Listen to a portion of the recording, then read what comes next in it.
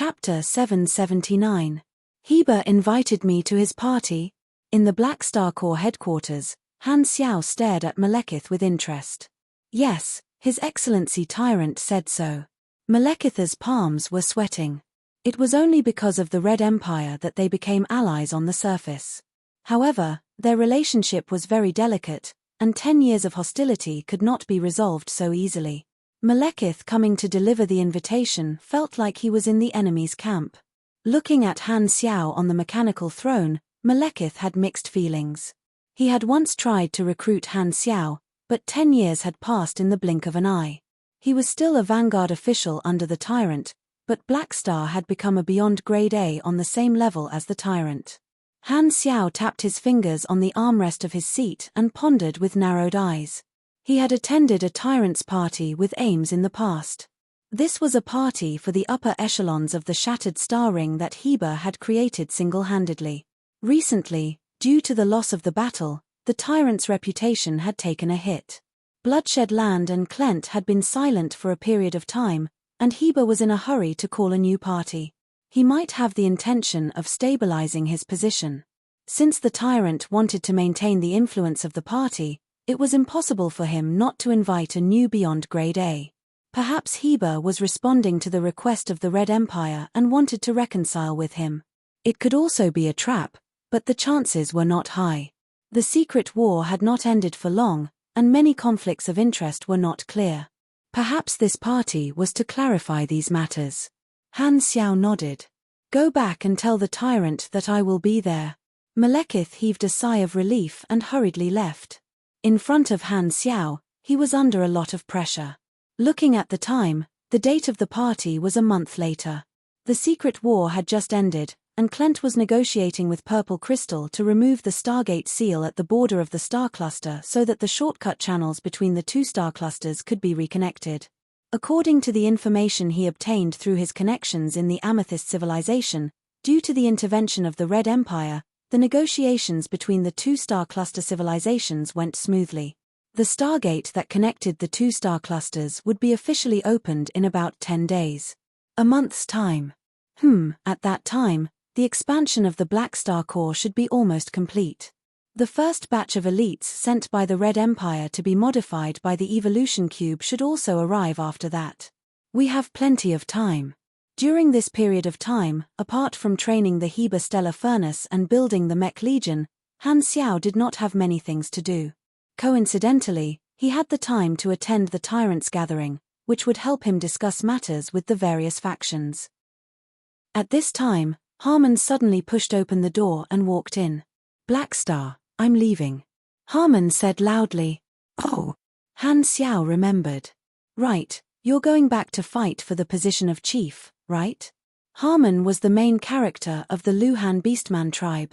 The Luhan Beastman tribe was a galactic civilization, but they retained their warlike, barbaric, and warlike traditions. Their ruling method was a tribal alliance system, and every tribe controlled a few colonial planets. Such a system had a special origin. The Luhan Beastmen were not natives but wanderers who had fled from other star systems many years ago.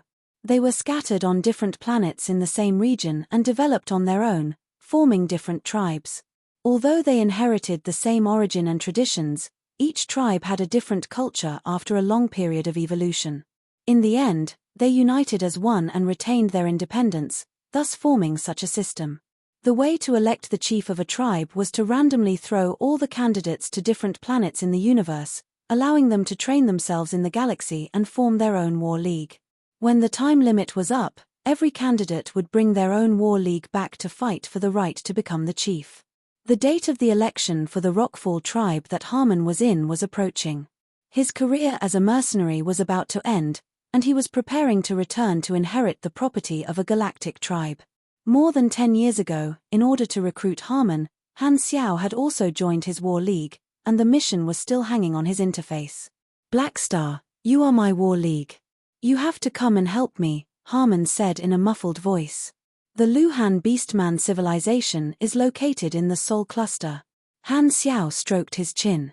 It's on the way to the Tyrant's party. All right, I'll bring some people with you. This was an ancient tradition of the Luhan Beastman tribe. He had already agreed, and Han Xiao was not going to go back on his words. After Harmon left, Han Xiao took out his communicator and sent a message to the Dragon Emperor. Ames, the tyrant is preparing to hold a party. Have you received the invitation? Come to my place, we'll go together. Very quickly, Ames replied. Okay. A few days later, Ames took a spaceship to the Black Star Corps headquarters. The two of them were now allies and were old acquaintances. There was no need for formalities when they met, and it was as easy as paying a visit. This time, Han Xiao only brought his Black Star guards and left the headquarters in a spaceship. Moving together was Harmon and his War League, as well as a portion of the players who had accepted the mission from the War League. All of them headed toward the Sol cluster where the Bloodshed Land was located. There were 2 beyond grade as and a large number of high-level calamity grades in the spaceship. The lineup was extremely luxurious. Arriving at the border of the star cluster, the Stargate that had been closed for 10 years due to the secret war reopened. Countless spaceships formed a long line and entered the Stargate one after another, crossing the desolate universe belt. During the war, most of the civilians of the 2 star clusters were unable to travel to the other's territory, and transportation was restricted. After entering the Sol cluster, Han Xiao changed his direction and headed straight for the Luhan Beastman civilization's territory. At the same time, on the Luhan Blood Planet. This was a grey, desolate planet that had a special position in the Luhan Beastman tradition.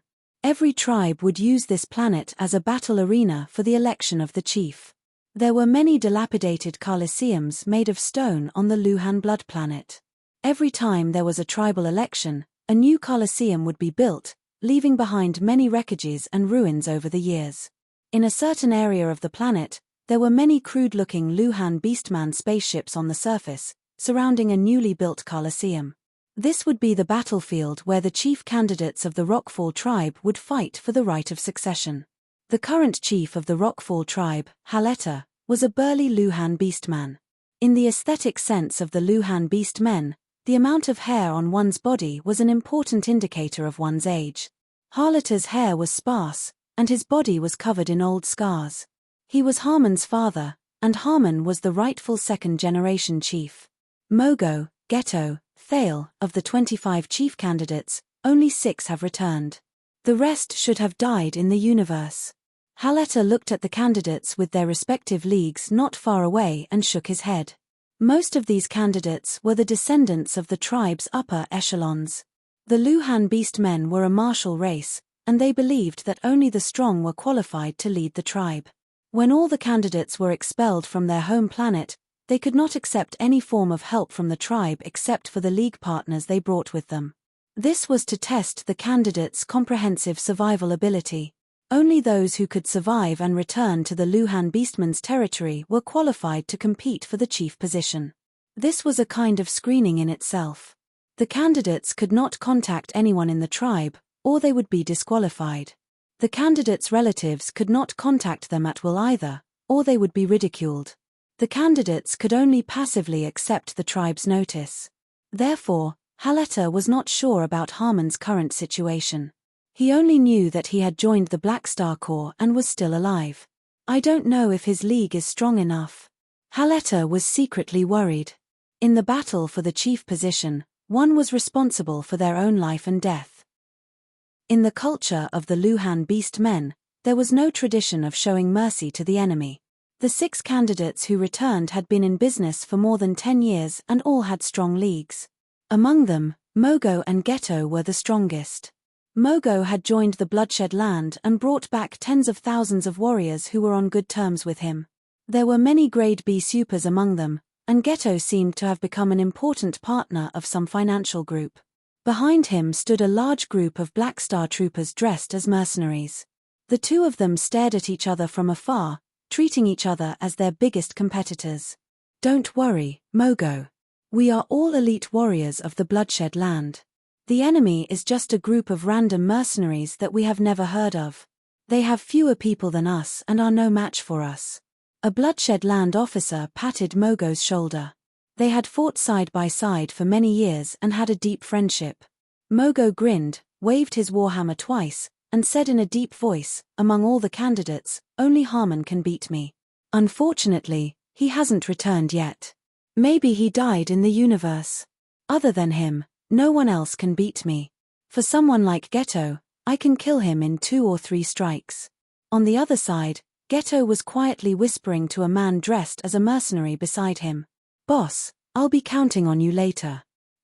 With me around, you'll definitely be able to become the chief." This person sneered. His name was Riel, and his real identity was actually the leader of a certain rogue organization in the Sol Cluster. Ghetto had joined this rogue organization, and there was a rule in the election for the chief position. If the candidate took the wrong path, they would be disqualified.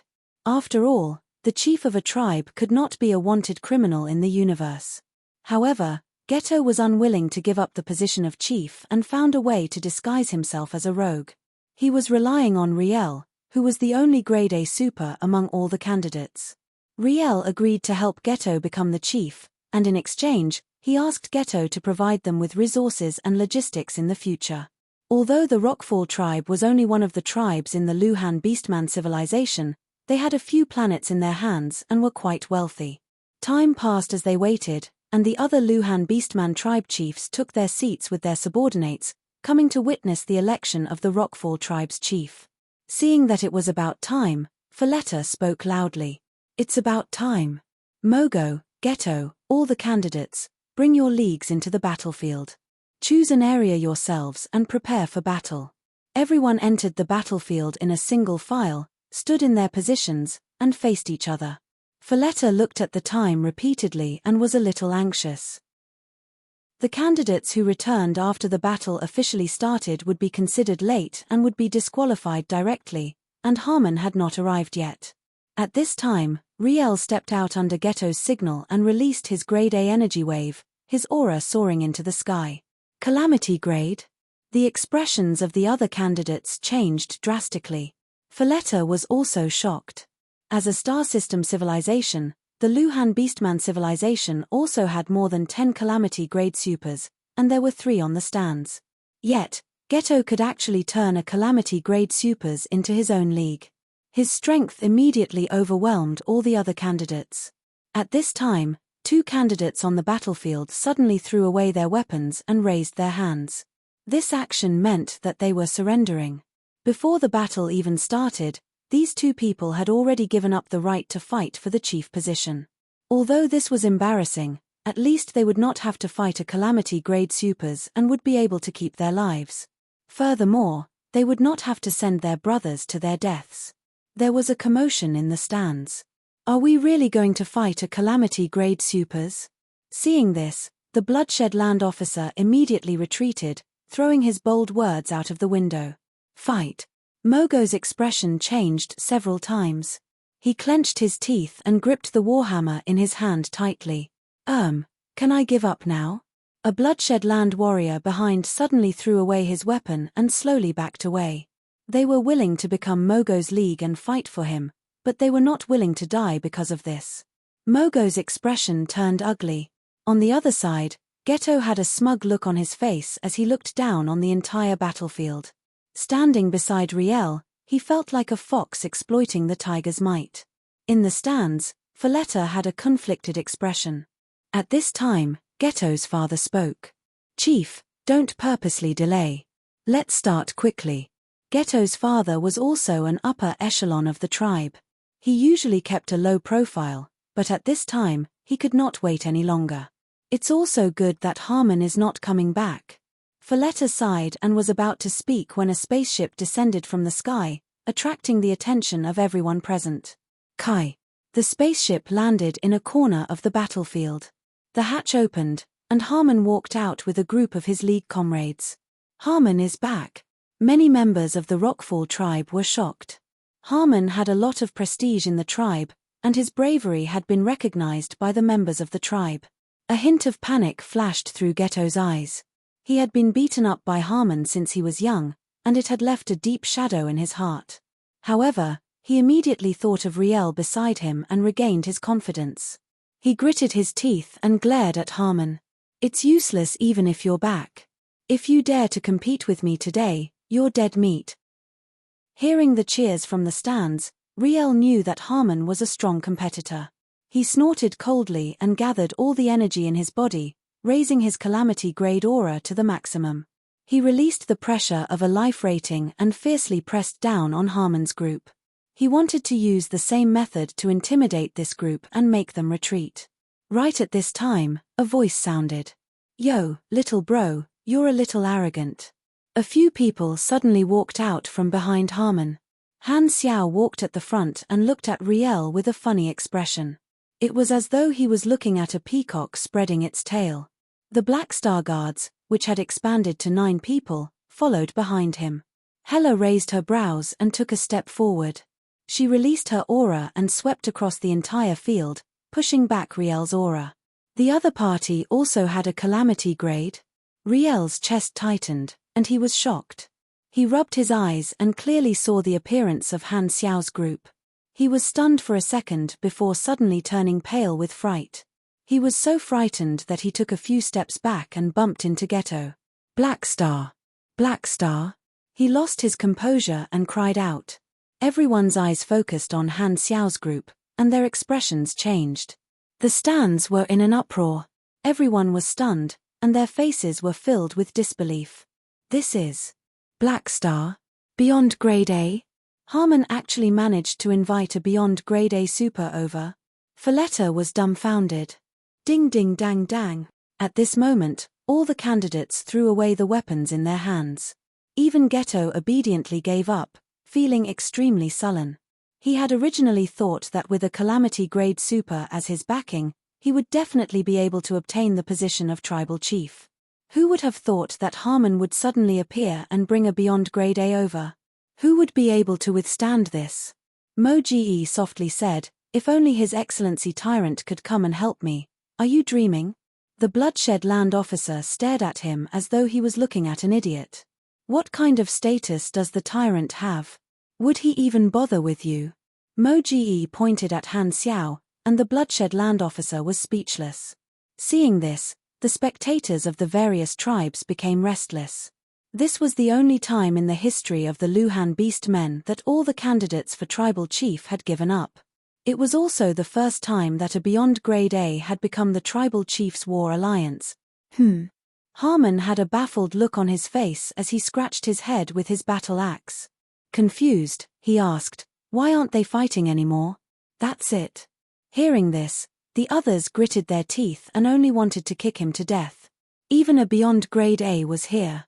With such a huge difference in strength, what was there to fight? "Are you trying to send us to our deaths?" "That's it." The mission completion notification popped up on the interface, and the players who had followed over were taken aback. They did not do anything but watch the cutscene for a while, and the mission was completed. "We thought that there would be a tough battle." Seeing everyone staring at him, Han Xiao helplessly shook his head. With his current position, many low-level missions could be completed by just showing his face. Helping Harmon obtain the position of Tribal Chief was really something that happened along the way. Chapter 780. Boom. 2 huge wooden wine cups collided, and amber-colored wine spilled out along the sides of the cups.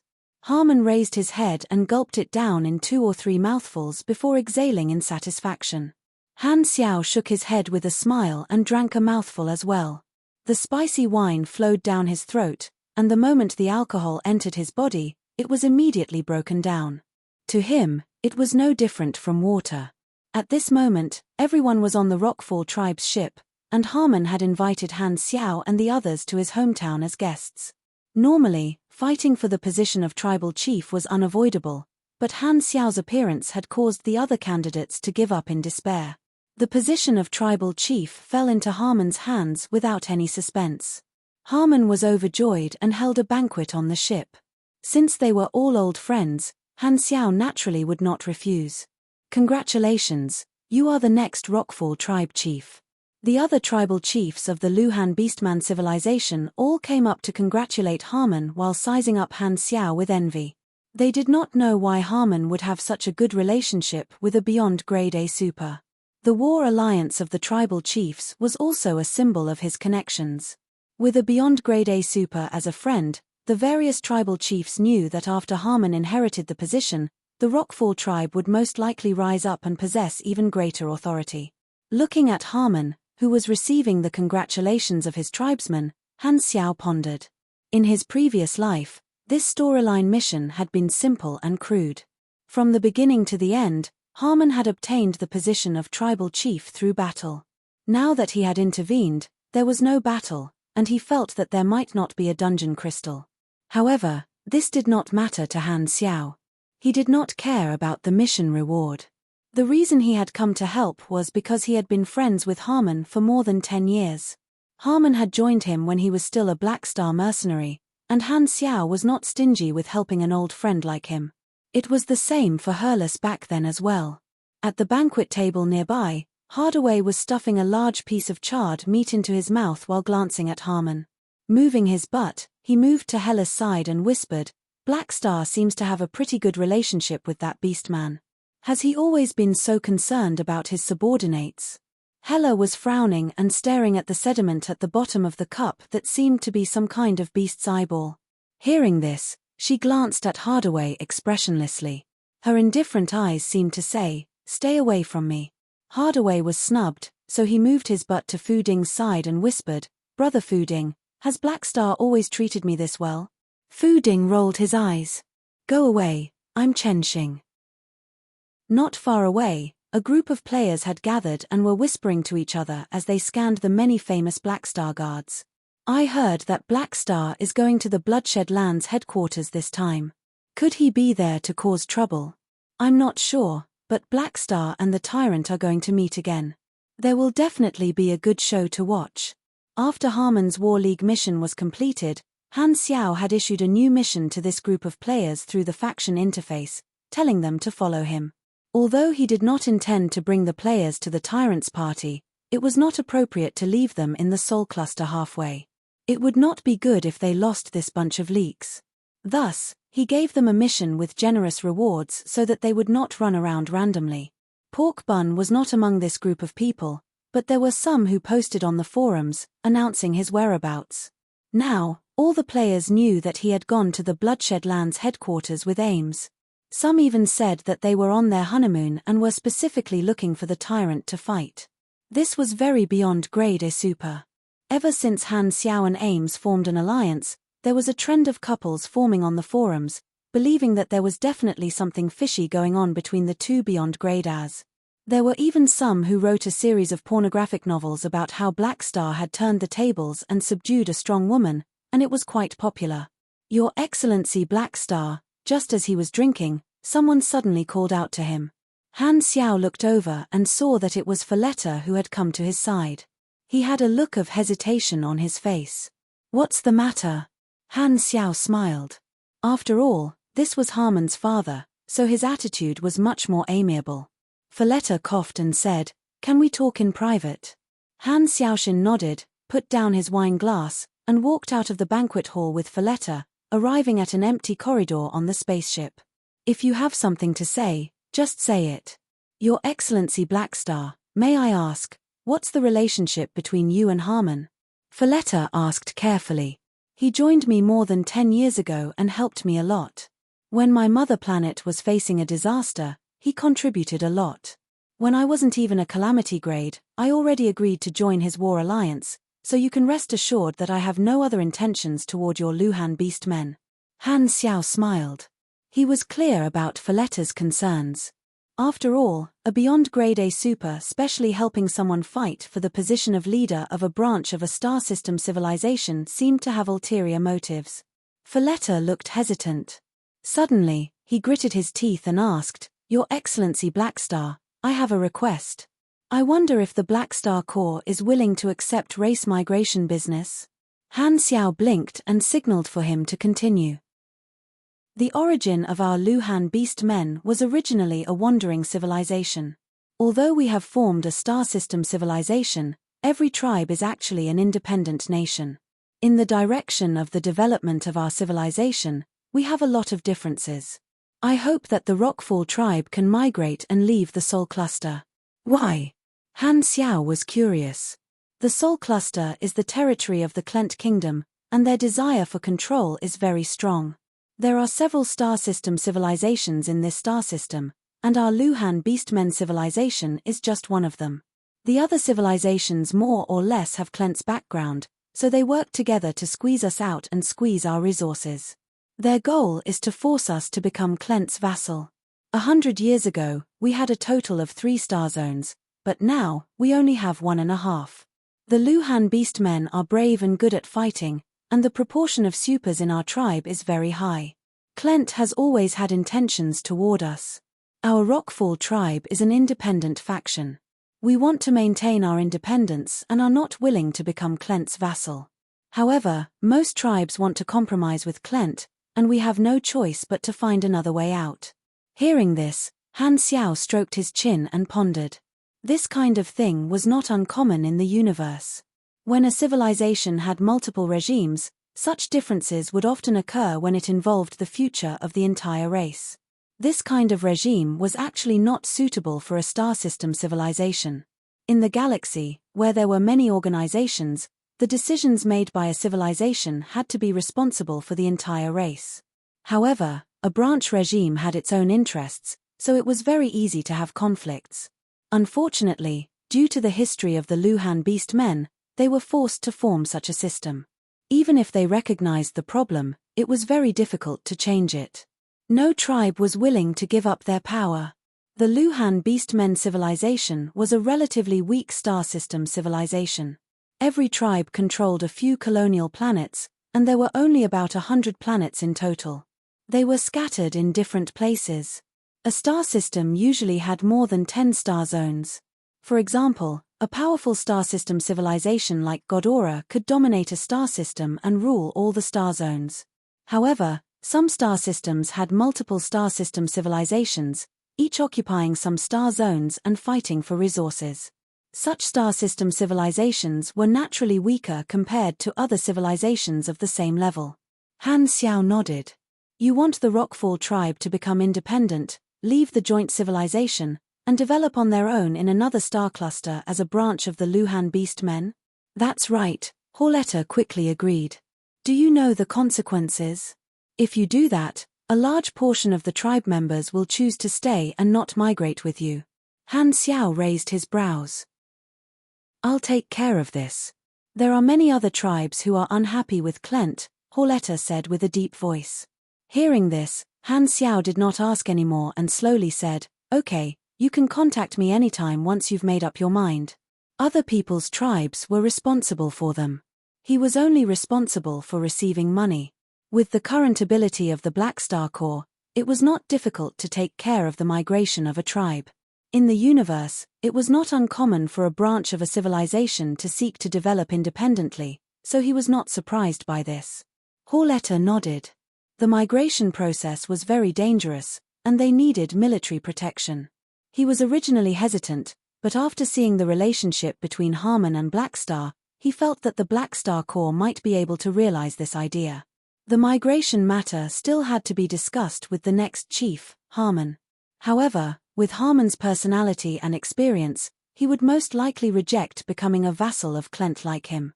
The group took a spaceship to the planet of the Rockfall tribe and stayed as guests for 3 days. Han Xiao then said goodbye to Harmon and continued to head toward Bloodshed Land with the others. Harmon had returned to be the chief, but if the Rockfall tribe really wanted to migrate, there would still be opportunities to interact with them in the future. 10 days later, a thin line of blue light streaked across the pitch-black space, jumping at high speed. The blue stream of light only stopped when planet Heber appeared in their vision, revealing the appearance of a spaceship and slowly flying toward planet Heber.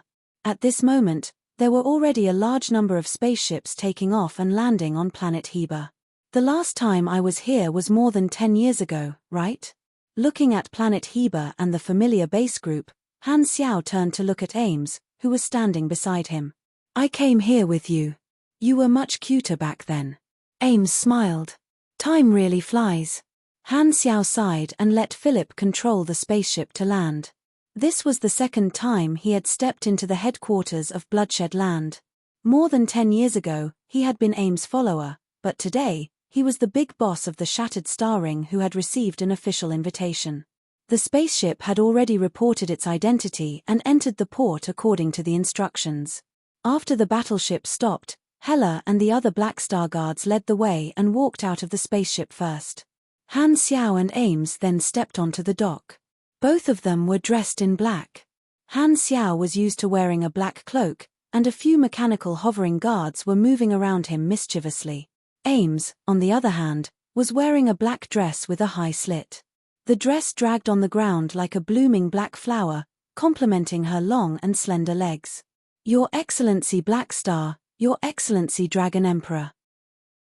Vanguard official Captain Rothus was waiting at the dock and greeted the two of them stiffly. "Yo, isn't this my old rival?" Han Xiao chuckled. "I still remember you clamoring to kill me during the war. Why aren't you so arrogant now?" Rothus gritted his teeth and glared at Han Xiao, but he did not dare to reply. The tyrant had invited Black Star and the others this time with the intention of reconciling. These Bloodshed Land officers were actually unhappy. However, this was Heber's order, and they could not disobey. They could only swallow their anger. "Please. Follow me." Rothus squeezed these words out of his gritted teeth. He turned around and led the way, determined not to reply to Han Xiao. Seeing this, Han Xiao could not be bothered to tease him. He walked side by side with Ames and followed Rothus to the guest castle. He had attended the tyrant's party the last time and was clear about the process. He would probably stay in the guest castle for a few days to communicate with the representatives of the other organizations and expand his network while waiting for all the guests to arrive. The players behind them were curious and looked around. This was the first time they had come to the Bloodshed Land headquarters, and they were curious about the intentions of Han Xiao and the others. The tyrant's party was an event for the upper echelons, and the players did not know about it at all. They arrived at the guest castle without any trouble. There were already many representatives of the various organizations inside. When they saw Han Xiao and Ames, they could not help but be shocked. The atmosphere was strange. Many of them had eager expressions, as if they wanted to rush up and show off their butts. Han Xiao, who had the evolution cube, was now a hot commodity in the eyes of the various organizations. Everyone wanted to get close to him. Han Xiao did not walk in immediately and asked, "Does the tyrant not plan to see us now?" "I don't know. Don't ask me." Rothus' face was green. He turned around and was about to leave when he suddenly stopped. He looked at Hardaway, who was spacing out, and said in an unfriendly tone, "You're a member of the Black Star Corps now?" Hardaway came back to his senses and nodded. "Yes, I'm a Black Star Guard now. The treatment is not bad. Do you want to join?" When Fosters heard this, he felt like he was being mocked and was furious. Hardaway had once cooperated with the Bloodshed Land, but because Jode made use of him, the cooperation ended. He then joined Han Xiao like a father. However, in Rothus' eyes, this kind of behavior was like abandoning the dark for the light. He was already angry, and he wanted to vent it out. With a cold expression, he shouted, "As the vanguard official of the Bloodshed Land, I challenge the Black Star Corps Black Star Guards. Who dares to fight with me?" Hearing this, Han Xiao and Ames' eyes suddenly became strange. They looked at each other and saw that they had a tacit understanding from each other's eyes. "Han Xiao, have we seen this before?" "Ames, isn't this the scene when you challenged that traitor Carol?" Han Xiao smiled helplessly. In the past, he had taught the traitors of Floating Dragon a lesson for Ames, but now, it was the officers of Bloodshed Land who were indignant and wanted to challenge his Black Star Guards to take him down a notch. Rothus loyally supported the tyrant. Although it would not be as exaggerated as the tyrant being humiliated, Heber had failed, and Rothus wanted to get back at him. Thus, he targeted Han Xiao's officers. Although Han Xiao was an invited guest, their relationship was so delicate that he was not willing to please an enemy who had killed hundreds of high-level combatants of the Bloodshed Land. Even a Beyond Grade A would not be able to cover up a challenge. Furthermore, more than 10 years ago, the Bloodshed Land did not stop Han Xiao from challenging Carol. His voice was like thunder, instantly attracting the interest of the representatives of the various organizations in the hall. Hela narrowed her eyes, took a step forward, and said, "Cut the crap. Where do we fight? Who are you?" The captain of the Black Star Guards under Black Star, Hela, killing intent flashed past Rotha's eyes. Just as he was about to speak, a shadow suddenly covered his head, and a deep voice came from behind him. "Come back." Everyone looked up, and their expressions changed. The one who had come was the tyrant, Heber. Hearing that Heber had stopped his challenge, Rotha's expression turned ugly. He turned around and left, quickly disappearing from their sight. Seeing this, Hela also retracted her aura and took a few steps back. Han Xiao narrowed his eyes and looked up at Heber, who was like a small mountain. Heber also lowered his head and looked at him, expressionless. The atmosphere in the hall seemed to have become heavy. Other than Ames, everyone in the hall had difficulty breathing. The atmosphere became more and more tense. At this time, Heber suddenly spoke, breaking the tense atmosphere. "Black Star, Dragon Emperor, come with me. The 5 of us beyond grade as have a good chat." Then, he turned around and walked into his palace. "It seems like we have to come to a conclusion on how the two parties should interact in the future." Han Xiao's eyes flashed, and he did not hesitate. He instructed Hela and the others to rest in the guest room while he followed Heber into the palace. "All 5 of us are here." Ames smiled faintly and followed into the palace. Genius memorized this site's address in 1 second. Mobile version of reading website, M. Chapter 781. The 2 of them walked into Heber's palace and came to a huge circular hall. There were 5 floating thrones, and Heber sat on one of them. 2 of the other 4 thrones were already occupied. They were Cisco and Austin. "He, as expected, we meet again very soon," Austin greeted with a smile. "Old man." Han Xiao cursed in his mind and looked at Cisco on the other side. Cisco almost never attended the tyrant's party. Now that he was invited, he was quite surprised. Maybe it's because the evolution cube is gone and he doesn't have to stay at home, so Cisco is not staying at home? Han Xiaoxin thought. "Black Star." Cisco nodded with a calm expression. No emotions could be seen in his 7 eyes, as though Han Xiao was not the enemy who had stolen his treasure. Han Xiao could not figure out Cisco's intentions, so he did not say anything and only nodded in response. Although they had conflicts of interest and grudges, they were all beyond grade as of the Shattered Star Ring. In such an occasion, they would not fight as soon as they saw each other. Ames floated up and sat on the empty seat. The 4 of them all looked at Han Xiao, waiting for him. Han Xiao smiled, flew up, and landed on the last empty seat, which was also the 5th new throne. At this moment, he had officially entered this small circle. The 5 of them sat facing each other. This was the new structure of the peak combatants of the Shattered Star Ring. "Since everyone is here, let's have a good talk." Heber spoke with a deep voice and turned to look at Han Xiao. "First, the problem between you and me. There are only 2 choices in front of us. One is to continue opposing each other, and the other is to temporarily reconcile." I'm listening." Han Xiao did not comment. "Since you have also joined the Red Empire, we have no choice but to become allies. We must stand on the same side. This is what the Empire wants, and it is also what I want." Heber slowly said, "During the 10 years of the Secret War, you killed many of my subordinates, and many of your soldiers also died at my hands. The grudge between us runs deep, and you definitely won't be willing to back down. Neither will I. Why don't we put aside our dispute for now and settle our past grudges later? You mean, after we complete the exploration of the flickering world, we will slowly settle this debt?" Han Xiao raised his brows. Both sides had deep hatred for each other. Too many of their comrades had died in each other's hands in the past 10 years. It wasn't something that could be reconciled just like that. No matter which side it was, this was no longer just a matter of the leader's will. If they forced an alliance, the subordinates of both sides would find it difficult to accept, which would be detrimental to the cohesion of the faction. Heber nodded before shaking his head. "We don't need to work together. The flickering world is huge, so we can stop fighting and live in peace. We can explore our own areas and not interfere with each other. This way, we can fulfill the Red Empire's request without forcing each other." Han Xiao stroked his chin. This suggestion was rather reasonable. To the Red Empire, as long as the two sides did not drag each other down, they would be able to accept it. Even the dynasty could not force a beyond grade A to let go of old grudges and make peace with the enemy. He rolled his eyes and roughly understood what the tyrant meant.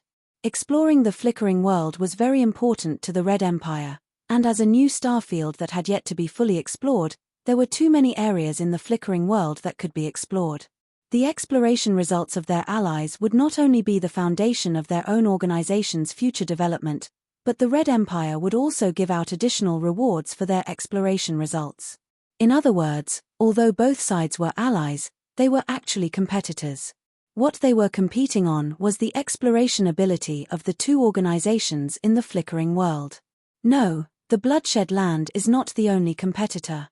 The Red Empire will gather its allies from the various starfields to explore together. By then, there will be more organizations competing for resources. Han Xiaoxin's heart skipped a beat. Instead of being shocked, he was overjoyed. This was because he had too much of an advantage in this area. To all explorers, the flickering world was an unfamiliar and unexplored area that required luck to explore. However, in his eyes, the map of the flickering world was almost crystal clear. He knew the resources contained in each area like the back of his hand. The other competitors would not be able to compete with him. Han Xiao nodded. All right, I agree to this plan. We'll settle our grudges in the future. Let's stop fighting for now and mind our own business. When exploring the flickering world, we'll rely on our own abilities. Let's not drag each other down. The flickering world was the greatest benefit. At this juncture, there was no need to drag each other down. The tyrant thought the same, and the other party's suggestion was exactly what he wanted.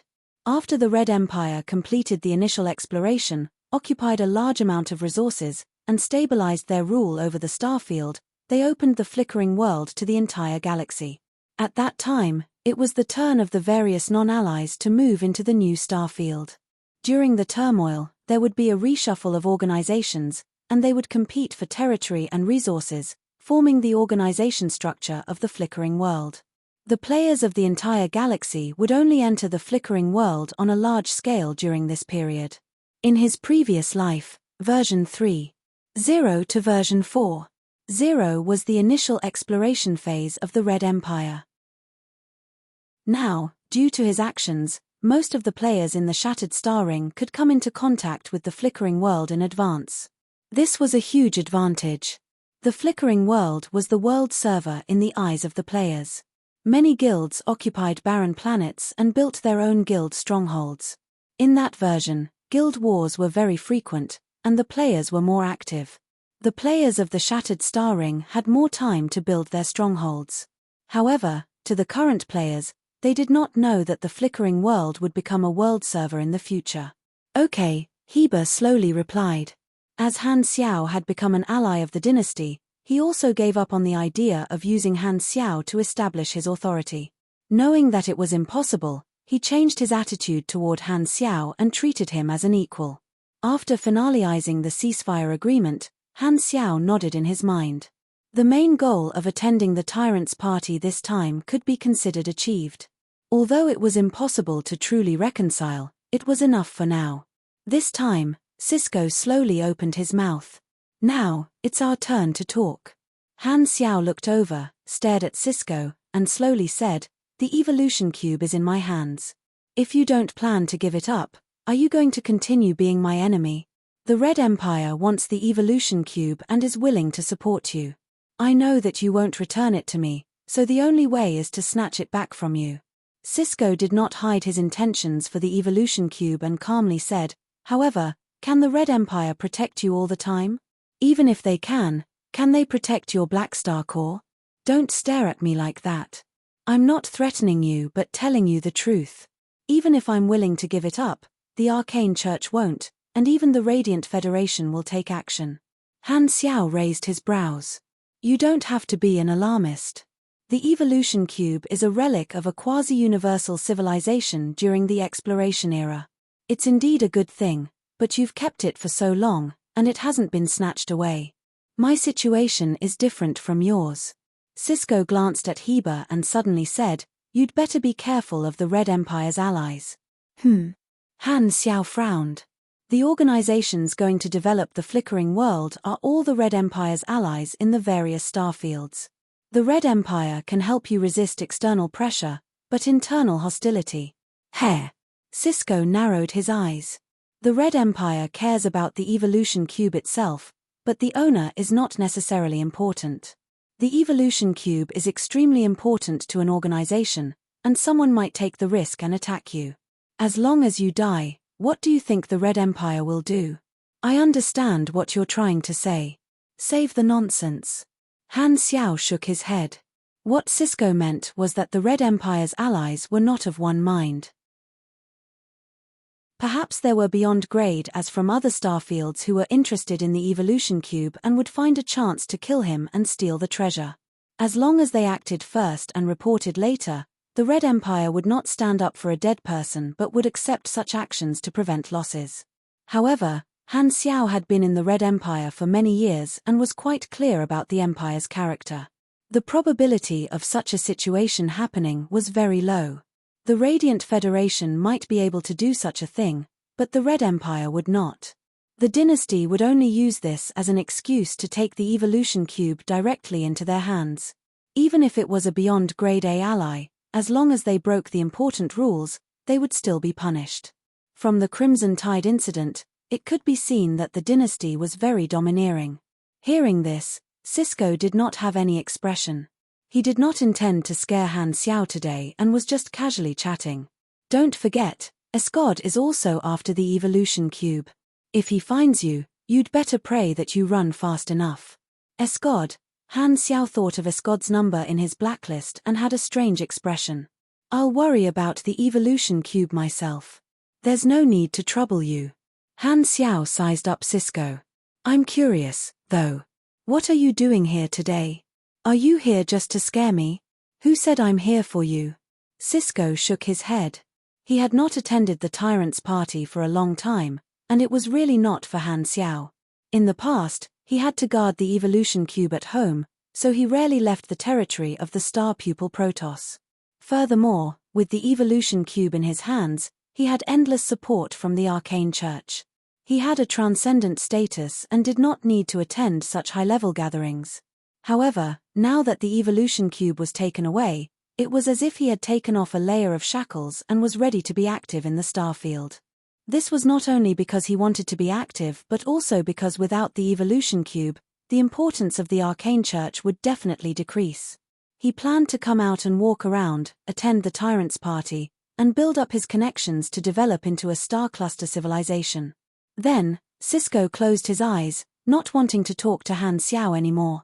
Then, Han Xiao turned to look at Austin. Seeing that the disheveled old man was staring at him with bright eyes, he said in annoyance, "Do you have something to say to me too?" Austin stretched out his slender finger and pointed at the evolution cube hanging around Han Xiao's neck. He chuckled and said, "Let's make a deal. Let me use it once, and I'll agree to one of your requests." Hee. Han Xiao did not smile at all. Previously, when he was in trouble, this guy did not help him. After the storm was over, this guy jumped out to make a deal, thinking that with his character, there would be plenty of opportunities to exchange for the right to use the evolution cube in the future. You old man, your predictions are really F*King accurate. Han Xiao had a helpless expression. He had used the evolution cube to get close to a neutral beyond grade A, and it was worth it no matter how he looked at it. There was no reason for him to reject any request. Han Xiao snorted, pointed at Cisco, and said, "Then join hands with us and beat this guy to death." Cisco was not moved and continued to rest with his eyes closed. "Stop fooling around. You know I won't agree to this request." Austin shook his head with a bitter smile. His tone was bewitching, like a goldfish trying to trick a little girl. "Let's change it to something else. How about you take my palace of hidden spells to play with? I can lend it to you for a few months." "Lend it to me? You should give it to me. Hey, we're acquaintances. Don't be too greedy. This won't do, that won't do. Then, what can you help me with?" Austin thought about it and shrugged. "I don't know, but you definitely won't lose out. Veins popped up on Han Xiao's forehead. Nonsense, there's no cost to letting you use the evolution cube once. Of course, I won't lose out, but you will. An idea suddenly popped up in his head. How about you help me deal with Escod? Let's talk about killing Cisco instead. Cisco's eyelids could not help but twitch. The two of them talked for a long time, and even Ames started to yawn. Only then did Han Xiao and Austin reach an agreement. A beyond grade A mage would often be able to obtain some extremely rare materials when traveling through multiple dimensions. Austin would provide him with some genetic items from high-level void creatures every year for free. Secondly, the hidden red robe-abbey and the Black Star Core were semi-allies. Every year, the hidden red robe-abbey would send high-level mags to the army to train some mags and teach them some rare spells. Lastly, Austin would have to do something within his capabilities that did not go against his principles, and the final interpretation of the principles would be Austin's. Han Xiao could not do anything to him. The two of them had a good relationship, and Austin had even helped him a few times. Naturally, he was not willing to become enemies with Austin because of the evolution cube. Right. Han Xiao suddenly thought of something and threw an observer's mark at Austin. What are you doing? Austin was baffled and casually crushed the observer's mark. As a beyond grade A mage, it was easy for him to decipher the usage of void energy. Even if Han Xiao was a beyond grade A, it would be the same. After all, he was a mage who specialized in controlling multidimensional energy. Han Xiao did not give up and threw another observer's mark. Austin stared and crushed it again. The two of them stared at each other and repeated this process more than 10 times. In the end, Austin gave up resisting and let the observer's mark remain on his head. Only then did Han Xiao nod his head in satisfaction, feeling much happier. I'm going to put a big eye on your head in front of you today. Heber suddenly felt a headache coming on and regretted putting the two of them together. The atmosphere was originally so tense. Why was it suddenly not so serious? Seeing that Han Xiao and Austin had reached an agreement, Heber was stunned for a moment. Among the 5 of them, it seemed like he was the only one who did not have the chance to use the evolution cube. Heber looked at the evolution cube and then at Han Xiao's face. His eyes twitched. Without even guessing, he knew that Black Star would definitely not agree to lend him the evolution cube. Suppressing the desire in his heart, Heber adjusted his mood and slowly said, Black Star and I will stay here alone. The 3 of you can leave first. Looks like your discussion went very smoothly. Black Star, I'll go out first. Ames stood up and stretched. She did not really care about what was being discussed here, and it looked like she was just there to help. However, as Han Xiao's ally, she had the intention of supporting Han Xiao by coming along. Among the 5 of them present, only she and Han Xiao were close allies. Although the other 3 did not mention this, they all knew about it.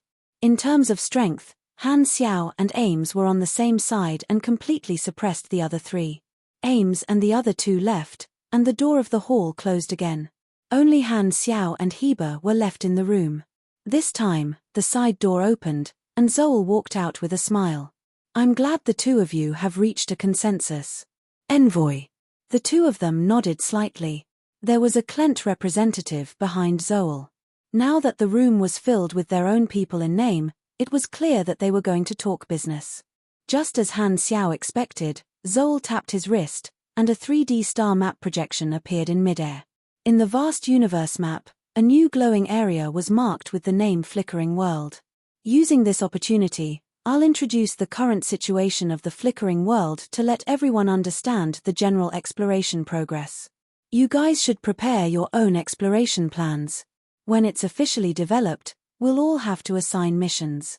It seems like this is to give us time to think about our own exploration areas. Han Xiao's eyes sparkled. Chapter 782. The 3D star map showed the area of the Flickering World. In the black unexplored universe, there was a bright area. This was the rich star cluster that the detectors of the 3 universal civilizations had discovered in the desolate universe belt outside the shattered star ring. It was named the Dawn Star Cluster, and it was the starting point for the exploration of the Flickering World. The Dawn Star Cluster was the first area that the detectors had explored, and it was also the only star cluster that officially belonged to the flickering world. As the bridgehead for the development of a new star field, it was marked in green. Further out was the grey unexplored area, which was extremely vast. At first glance, the only dawn star cluster that was lit up was like a lonely island in the middle of a vast ocean. Developing a new star field was a huge project that could not be completed overnight. After all, the actual development was different from astronomical observation. The Red Empire spent more than 10 years to obtain the Dawn star cluster from the Radiant Federation and defined it as the starting point of the new star field. Due to the conflict between the two parties, the development had been stagnant. However, the astronomical observation of the three universal civilizations was not idle. After more than 10 years of observation, they had roughly defined the territory of the flickering world and completed the initial map. In the star map given by the Red Empire, the flickering world was roughly divided into 19 star clusters of various sizes. The Dawn star cluster only took up 3% of the entire star field, and the rest were all unexplored areas. Desolate universes were divided into sizes. A star field would usually include many small and medium desolate universe belts, and only super-large desolate universe belts were defined as the borders of a star field. The flickering world was not an exception. It was estimated that there were more than 7,000 small and medium desolate universe belts scattered between star zones and star systems. Therefore, to the Dynasty exploration team, the selection of an area was very important. If the direction of exploration was filled with desolate universe belts, the profits and benefits would be pitifully low. The Dynasty has decided to first explore the 3 star clusters adjacent to the Dawn star cluster. Zoel zoomed in on the star map and showed it to them. They are the Reno star cluster, the Garu star cluster, and the Crown star cluster. Han Xiao, Heber, and the Klent representative all focused on the star map. This was a preliminary star map for astronomical observation. Due to the complicated universe environment, there would be some errors, but the general distribution of the planets would not be wrong. Among the 3 star clusters, the Garu star cluster was the largest. It had many desolate universe belts, while the other 2 were average. There were 2 types of desolate universe belts. One type was where the planets were sparse and spaced far apart from each other, or where there was a lack of stellar systems and certain high-energy celestial bodies. It was a barren area that could be discovered through astronomical observation. The other type was where the planets in the area were generally barren of resources. This type was more obscure than the former. It looked like a normal area, but in fact, it required field exploration to determine that it was a desolate universe belt. At this time, although the star map had a rough distribution, the information of every planet was in an unknown state. This was a semi-finished star map. The Red Empire's development was to complete the detailed information of every planet in the star map through field exploration, correct astronomical errors, and occupy the rich planets in advance. That was the job of the exploration team. Even if it was an obvious barren universe belt, they had to explore it. There were countless planets in a star field. Even if the Empire only planned to explore 3 star clusters, it would still be a huge project. Reno star cluster. Heber looked at it for a while and made his choice. The Bloodshed Land and the Klent Kingdom advanced and retreated together, exploring the same area together. Black Star, what about you? Zoel turned around. Han Xiao stroked his chin. I'll choose the Garu star cluster. Garu, huh? This area has the fewest people. Sure. Zoel nodded. Han Xiaoshin smiled. He and Heber had agreed to explore separately and not interfere with each other. Furthermore, he knew that among the 3 star clusters, the Garu star cluster had the most potential benefits. It seemed like the Garu star cluster had more desolate universe belts than the other 2 star clusters, but in reality, the other 2 star clusters also had quite a number of desolate universe belts. In the desolate universe belt of the Garu star cluster, there were even some ruins of galactic civilizations that had great archaeological value. In terms of resources, the Garu star cluster was slightly larger and had many stellar systems. It also had more habitable and resource-rich planets. In terms of species, the Garu star cluster had more intelligent civilizations, and most of them were still at the surface civilization stage. It was more convenient to explore.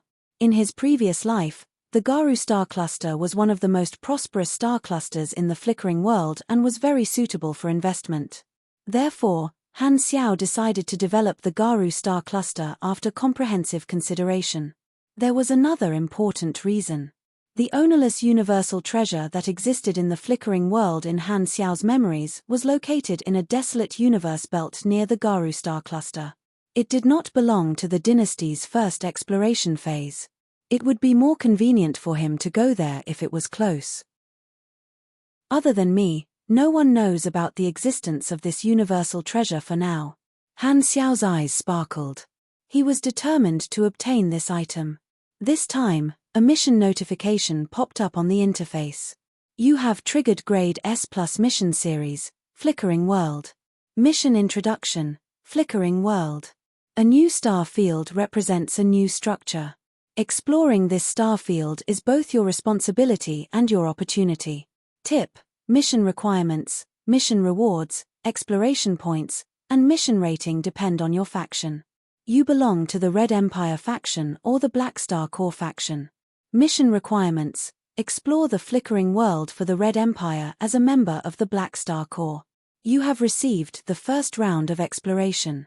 Current exploration area: Garu Star Cluster. Personal exploration points, 0 total exploration points, 0 current rating. Era marks: mission rewards depend on mission rating, and mission rating depends on total exploration points. Exploration points come from the results of exploration, such as completing a planet's field exploration, perfecting planet information, correcting star map errors, successfully setting up an area observation buoy, discovering civilization ruins, discovering planet history, coming into contact with intelligent species, operating strongholds, discovering habitable planets and resource planets, discovering rare resources, and so on. Flickering World Main Storyline Mission. Han Xiao was excited. This main storyline mission was very large in scale, and the mechanism was very complicated. It was a combination of chain missions and faction series missions, and its difficulty was S+. First of all, the details of this mission would change depending on the faction. Not all players were members of the Red Empire. After the flickering world was opened, the players of the various star fields represented different organizations, and their exploration areas were different. The reward system was also different. For example, the Red Empire's exploration area was larger, which meant that the difficulty was higher. For example, the exploration points were divided into individual and total exploration points.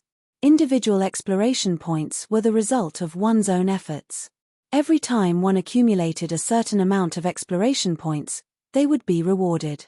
The Red Empire's exploration point standard was higher than the other factions, but the rewards were also more generous.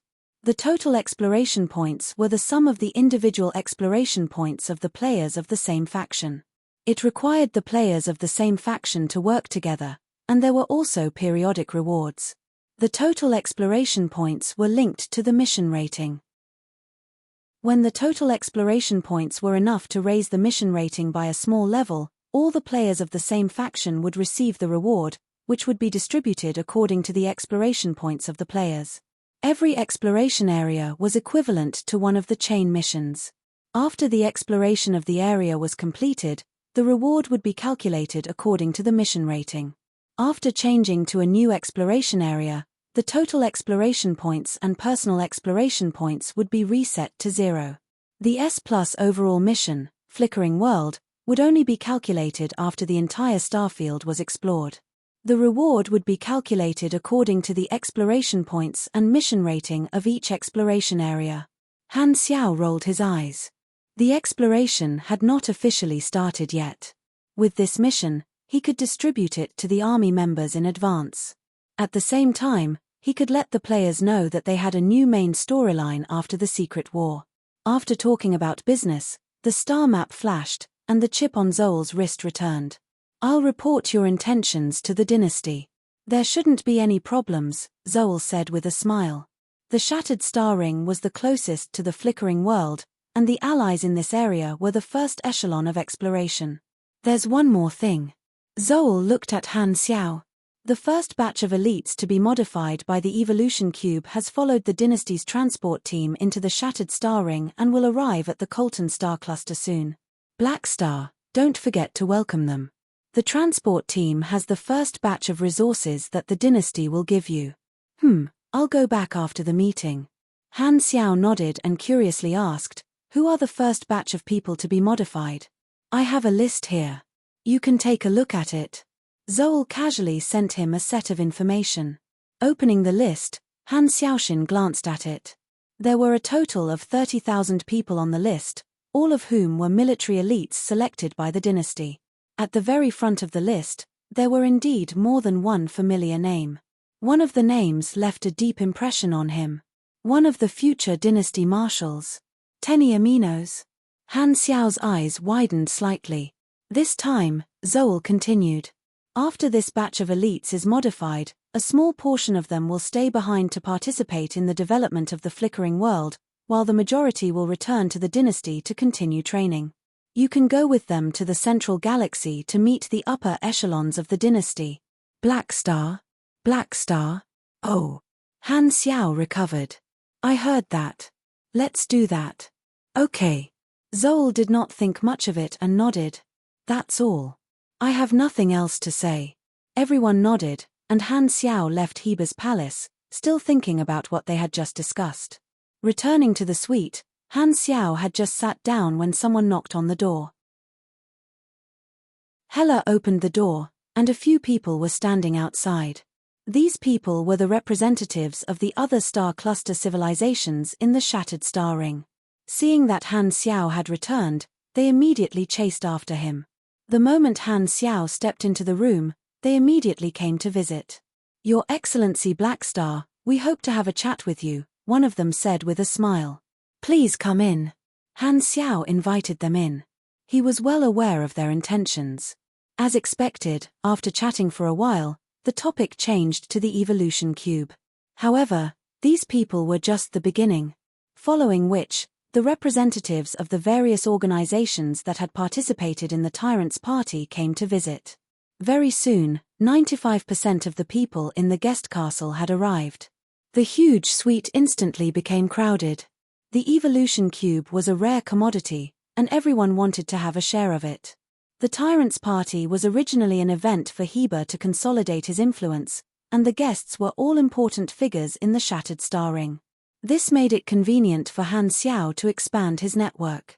Taking advantage of this opportunity, Han Xiao also formally discussed cooperation with the various organizations. Regarding the evolution cube, the Red Empire did not restrict my use of it. If you want to borrow it, it's not impossible, as long as you can satisfy my conditions. Han Xiao's tone was filled with a smile. All the important figures in the room quietened down and listened quietly. Only Han Xiao's voice was left in the room. Ames watched this scene from outside the crowd. Her eyes were fixed on Han Xiao, who was talking among the crowd, and a strange smile appeared in her eyes. You're really suitable for managing an organization. Genius remembered this address in 1 second. Mobile version of reading website. Chapter 783.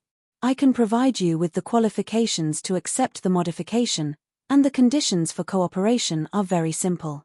Han Xiao looked around at the people present, raised his finger, and slowly said, the first is of course money. You have to pay a sum of aners every year in exchange for a fixed quota to accept the modification of the evolution cube. This is the basic borrowing fee, and it doesn't have to be money. Minerals, materials, fuel, and other resources can all be converted into money. How much does it cost every year? A star cluster civilization representative asked. That depends on your needs.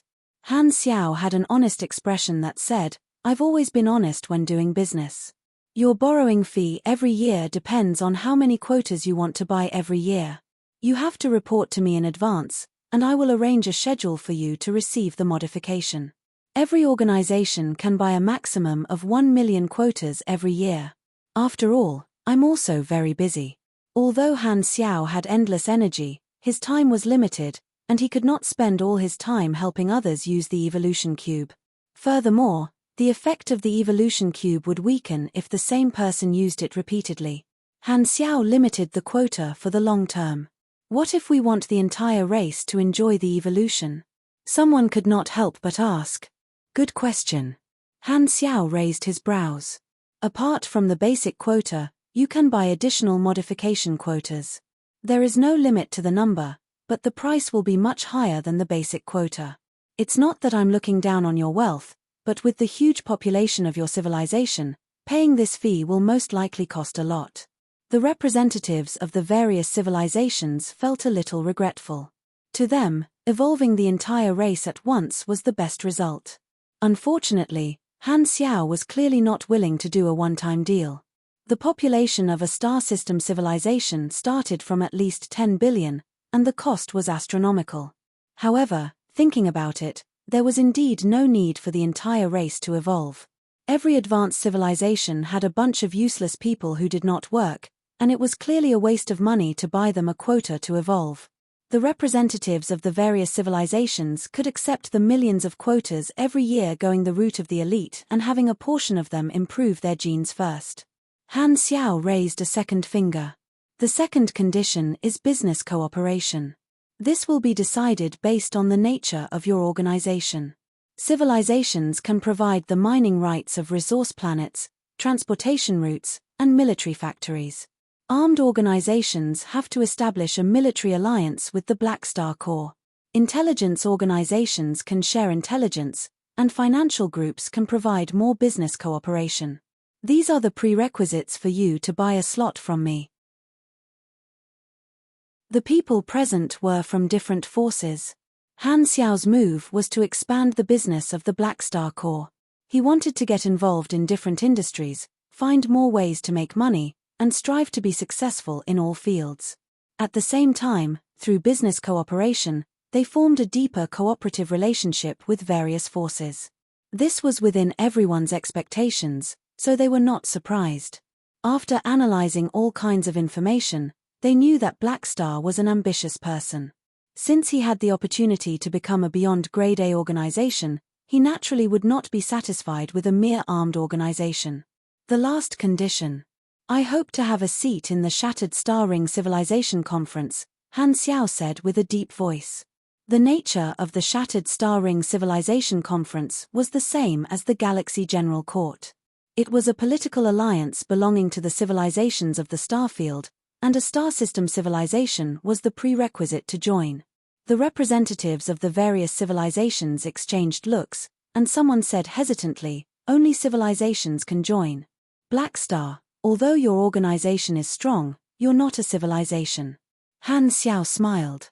Don't worry, I know this rule. I'm prepared to join in the name of my mother planet. Blue Star? Everyone looked at each other. If I remember correctly, your mother planet civilization has not reached the star system level yet. It's not enough to join, Han Xiao shrugged. That's why I raised this condition. Only by obtaining a seat in the civilization conference could he obtain political influence on the surface, which was the so-called official status. This way, even if the Blue Star had not reached the star system level, they would be able to enjoy the protection of the peace treaty. He would also be able to benefit from this. Not only would his personal status be higher, but his Black Star Corps would also be able to transform into a semi-official army. The members of the army would be able to obtain all sorts of legal protection, which was equivalent to a protective talisman. Simply put, as long as this matter was completed, if other players were to casually attack the members of the Black Star Corps, they would become the red names of the many organizations in the Order faction. At the same time, they would lose a lot of favorability with many organizations. Hearing this, the representatives of the various civilizations were helpless. This matter was beyond their authority, and they all said that they could not make the decision and would have to ask the upper echelons before they could give a reply. However, Han Xiao was not worried. The Shattered Star Ring Civilization Conference was controlled by the star cluster civilizations in the star field. Now that these star cluster civilizations wanted to cooperate with him, it was not difficult for them to make an exception and include him. To them, all they had to do was find a reason. During the Secret War period, many star cluster civilizations were not willing to see the Black Star grow and secretly did many things. However, what was done could not be undone, so they could only lower their heads and seek cooperation. The shattered star ring had been affected by the Crimson Tide for 10 years, and the structure of the shattered star ring had undergone subtle changes. At this juncture, it was the best opportunity to make use of this opportunity. After the initial cooperation intent was finalized, the guests bid farewell and left. They were only expressing their stance today. The specific details of the cooperation would need to be discussed by the affairs department of both parties. This would be the job of Sylvia and Philip. Han Xiao tapped on the table and pondered. In his plan, this was a crucial step in the expansion of the Black Star Core. With the evolution cube as the catalyst, he would form a partnership of interests with the Black Star Core at the center, turning the army into a hub for cooperation between the organization. Not only would he enjoy the cooperation, but he would also connect the channels of the various organizations, forming a huge interest network. In order to achieve this, his own organization had to be strong enough, and the Black Star Corps, as a beyond Grade A organization, had this qualification. Making use of this opportunity, the Black Star Corps could rapidly grow and maintain this interest network for a long time. He could indirectly turn the shattered star ring into the headquarters of the Black Star Corps and obtain a steady stream of resources. Currently, the evolution cube was the key to attracting cooperation, but as long as he managed it well in the long term and let the various organizations see the benefits of working together, they would continue to cooperate even without the evolution cube. Just like how Heber had made the Tyrant's Party a publicly recognized party for the upper echelons, Han Xiao's goal was to make the Black Star Corps a publicly recognized hub for cooperation and interests in the Shattered Star Ring. After 3 days, all the guests finally arrived. Early in the morning, Heber invited everyone to the palace and officially started the party. The hall was decorated like a banquet. The musicians played their instruments, and the representatives of the various organizations formed small circles in 2s and 3s, whispering to each other. Han Xiao and the others also occupied a corner and were surrounded by many people. The players who followed them were also brought in. They looked around curiously and used their detection skills on the people around them. Everywhere they looked, everyone was a big shot. A few beyond grade as were also chatting with people in the hall. These players had heard about the Tyrant's Party in the past few days. Now that they saw so many organization representatives, the importance of this party skyrocketed in their hearts. All the guests present added up to the ruling class of the Shattered Star Ring. It turned out that Black Star was also at this level. Such high-level activities were usually not accessible to the players. These people posted about the Tyrant's Party on the forums, and only then did the players know of such a party and began discussing it excitedly. So Black Star is interacting with people of this level now. He's a faction leader. It's inevitable. All 5 beyond grade as are here. Haha, won't they fight? Isn't Bloodshed Land our enemy? Why is Black Star there? This time, Heber walked out from the crowd. Everyone stopped talking and looked at Heber. In the past decade or so, many things have happened in the Shattered Star Ring. Fortunately, I can still see so many familiar faces today. Heber slowly said, "Before the party begins, I would like to announce something." As he spoke, he turned to look at Han Xiao and said with a deep voice, "After a private discussion, Black Star and I have come to an agreement. We have decided to temporarily stop the war and participate in the Red Empire's development of the flickering world. Everyone here is a witness." Everyone turned to look at him, and Han Xiao nodded. Flickering world? Many players muttered to themselves. This piece of information immediately attracted their attention. Han Xiaoxin smiled. He knew that Heber would definitely announce this during the party. He immediately released the prepared mission on the faction interface. At the same time, the interface of the many players changed. In the list of missions that could be accepted, the Grade S+ main storyline mission of Flickering World was placed at the top. Oh my, a new main storyline mission. What the F***CK, Grade S+ difficulty? This is even higher than the Secret War. This should be our next main storyline in version 3.0. Developing the Flickering World, it seems like this is the next large-scale operation of the Black Star Corps. The army players were overjoyed, and many of them accepted the mission. Such a difficult main storyline was obviously a huge event. Originally, after the Secret War ended, many players had entered a period of aimless free exploration. Now, they had a new goal. Due to the recent series of events, the players at this stage had a strong sense of belonging to the army. In their eyes, the storyline of the Black Star Corps was equivalent to the main storyline. The players did not know much about the details of the flickering world, and there were countless posts on the forums discussing it. Han Xiao glanced at them and was quite satisfied with the effect of this wave of hype. However, the army players did not know that the flickering world was not only the storyline of version 3.0 that connected to the Secret War but also the main storyline of the next version. The cooperation that needed to be discussed had already been discussed a few days ago, and the formal gathering was just a formality for Han Xiao. Since Heber had announced a ceasefire, he naturally would not allow his subordinates to cause trouble. With his restrictions, Rothus did not come looking for trouble, and everything was peaceful. Participating in the tyrant's party this time, he had basically completed his goal. Han Xiao was quite satisfied with the result. After the gathering ended, he did not stay any longer. After using the evolution cube on Austin once, he left with Ames, Hyla, and the other officers. He left as soon as he said he was leaving, not taking a single cloud with him. Who? The spaceship left planet Heber. Han Xiao turned on his communicator and dialed Bennett's number. Over the past few days, the representatives of those civilizations had reported his request for cooperation to the upper echelons, and the upper echelons had already replied and agreed to these conditions. Han Xiao used the name of Blue Star to obtain a seat in the Shattered Star Ring Civilization Conference, so there was basically no problem with this. Only then did he contact Bennett. Very soon, the call went through.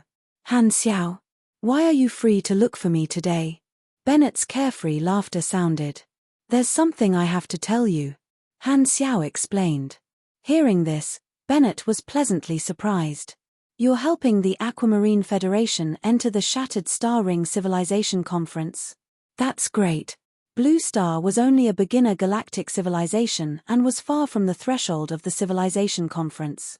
Being able to enter the Civilization Conference was undoubtedly a once-in-a-lifetime opportunity. I'll be the representative of the civilization. You have no objections, right? Han Xiao said. The seat of the Civilization Conference belonged to the entire civilization, and normally, the representative of the civilization would be the government. However, although Han Xiao had a close relationship with the Aquamarine Federation, they were still two different forces. If he did this, even if this seat belonged to the Blue Star government, they would only be able to express their opinions through Han Xiao. Bennett did not hesitate at all. This is an opportunity that you fought for us. Furthermore, you're the guardian of Blue Star. Giving this seat to you is actually beneficial to us. You'll have more say than us. He had thought it through very clearly. Even if Blue Star were to develop for many years, they would not be able to reach the achievements of the Black Star Corps. He was not willing to see the Blue Star civilization make the wrong choice in the future. Thus, he was paving the way in advance and trying to bind the Blue Star government to the Black Star Corps. Han Xiao smiled and chatted for a while before hanging up. After thinking about it, he decided to use the evolution cube on a large scale for Blue Star when he returned. Since he had obtained the Blue Star government seat, the better Blue Star developed, the greater his benefits would be. That's right, I should go and take a look at the Black Spirit race. I can let them use the evolution cube as well. Han Xiaoxin's heart skipped a beat. This race worshipped him as a totem, so they could be considered half of his people. Chapter 784. Somewhere in the Shattered Star Ring, dense streams of hyperdrive light streaked across the quiet and dark universe. Within the hyperspace movement formation was a huge fleet made up of many Crimson Dynasty heavy-armored ships that looked like giant steel beasts. The heavy industrial-style hull was filled with various shipboard mechanical components. It was awe-inspiring and awe-inspiring. This was the industrial logistics team that the Red Empire had sent to the Shattered Star Ring. Other than the transportation of resources, They were also responsible for industrial construction and had the ability to set up production lines and military factories. The usual method was to use the Red Empire's base expansion pack to quickly form a stronghold and increase the number of soldiers. This industrial logistics team had two main goals. One was to provide logistics for the Shattered Star Ring's garrison and strengthen the garrison's armed forces. The other was to head to the Flickering World's Dawnstar cluster and build the dynasty's exploration team's main base there. As for transporting a batch of resources for the Black Star Corps, it was just a small matter. The three universal civilizations had many fast military routes that crossed starfields. They used super-large stargates to connect starfields or set up small and medium-sized stargates in desolate universe belts for continuous jumps. This logistics team spent a lot of time gathering manpower, but the journey was not long. They set off from the central galaxy and arrived at the Shattered Star Ring very quickly. At this moment, on the route of the logistics team, a small reconnaissance fleet was exploring. There were only 12 light reconnaissance spaceships. Below the radar of the reconnaissance main ship, a middle-aged man with a determined face stood with his hands behind his back and looked up at the image. Tenny Aminos, the 001-4855 outstanding graduate of the dynasty's Journey Advanced Military Academy. His average score for 62 courses, including strategy, tactics, and actual combat, was first in his batch. After graduation, he entered the dynasty's military and was recruited by the military to participate in many military operations. He had experienced more than 1,000 galactic battles and had a record of 170 independent commands. He had made many contributions and been promoted several times. Currently, he belonged to the dynasty's 33rd Army and was a colonel. He was an important figure in the dynasty's military and was one of the elites who had been modified by the evolution cube. He was the one who had requested to be in charge of the reconnaissance work of the transport team. He did not like to be pampered and could not stay idle at the back. Tenny looked very energetic and dignified. His aura was like a burning flame, masculine and strong. His back was straight like a flag that was erected. A semicircular alloy ring that wrapped around the back of his head was pinned to his ears. This was an advanced multifunctional analyzer built by the Empire. It had the functions of communication, detection, analysis, strategic view, and so on. He was wearing the Red Empire's high-ranking military officer uniform. It was black with red and gold embellishments. In the middle of his chest was the Empire's national emblem. The Crimson Dynasty's high-ranking military officer uniforms were all made of nano cloth. They were light, tough, and had extremely high defense. They also had functions such as stress shields, deflector shields, kinetic energy accumulation, light reflection, advanced life support, environmental adaptation, and so on. They were extremely useful in both combat and daily life. Colonel Tenny, the radar intercepted a distress signal at coordinates T406. 22, it's on our route. According to the over-the-horizon observation, an interstellar travel team was attacked by a galactic pirate group. The enemy has 30 battleships, and the spaceships are low-level models. His personal adjutant, Corps Bus, saluted and reported the situation loudly. Issue a regional broadcast and warn them to leave our path immediately. Tenny spoke very quickly. The broadcast has been issued, but the enemy did not respond. Corps Bus looked at the detection screen and said loudly, the enemy has increased their attack, trying to finish off the interstellar travel team as soon as possible. You report the situation to the main force. The rest of you, change to battle formation. Level 2 alert. Load the over-the-horizon towing shooting tactic and roaming tactic. Tenny ordered calmly. His mission was to scout the road and remove any unstable factors. As an elite officer of the dynasty, he did not like to cause unnecessary trouble. The call for help from the interstellar travel team was not within his consideration. It was only because this group of people happened to be blocking the hyperdrive route of the main force that he ordered the fleet to chase them away. The 12 reconnaissance battleships formed a fan and headed toward the galactic pirates. As soon as they entered the over-the-horizon shooting range, they started firing. This group of galactic pirates was attacked and tried to fight back, but they could barely hit the reconnaissance fleet. Under Tenny's command, The reconnaissance fleet controlled the maximum shooting range. After blowing up a few enemy battleships easily, Tenny changed tactics and ordered the reconnaissance fleet to circle around and surround them. Although the total number was less than half of the enemy's, Tenny was always able to form an advantage in numbers. Under his tactical command, it was like this group of galactic pirates was surrounded and slowly eaten up. Tenny was used to fighting in large armies. Small group battles were not his forte, but he was still good at it. His tactical style was as steady as a mountain, and he was not in a hurry. It was like an adult playing with a child. No matter what these galactic pirates did, they were easily resolved by him. Even if the reconnaissance fleet did not release any bubbles, space stabilizers, these galactic pirates would not be able to find a chance to escape through hyperdrive. They were beaten up so badly that they did not know where they were. The difference in tactical ability was like heaven and earth, and there was also a huge difference in the performance of the spaceship. This battle did not last long, and this group of galactic pirates was wiped out without any surprise. Tenny's losses were basically zero, and he only used a portion of the energy to maintain the shield. Inform the main force that the problem is solved. Tenny's tone was calm. He was used to large-scale galactic wars, and the battle just now was not even a warm-up for him. He did it casually and was very calm. Colonel, the spaceship of this interstellar travel team is severely damaged and cannot support long-distance travel. They are begging to board the ship. Corbus Adjutant's voice was like thunder. Rejected.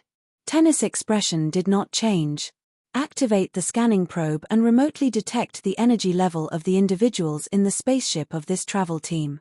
If there are no abnormalities, release a small cabin for them to use as a carrier. Tenny had experience with this. There were too many cases in history where the distress signal was used as a trap. He was used to being wary of traps and scanning to see if there were any high-level combatants hiding. Even if there were no problems, he would not let outsiders board his battleship. Instead, he would use an empty small cabin to throw these stranded passengers to the nearest colonial planet. He would not waste time escorting them. Corbus suddenly received a message. Colonel, someone in this group of passengers wishes to speak to you. His identity is in the database. He's the leader of a small financial group in the Shattered Star Ring. He said that he knows Black Star. How did he know that we're looking for Black Star? It sounds like a lousy trap. Tenny raised his brows. This might be easy to explain. Corbus looked at the information, shook his head, and said, the news of our dynasty forming an alliance with Black Star has spread very widely in the Shattered Star Ring.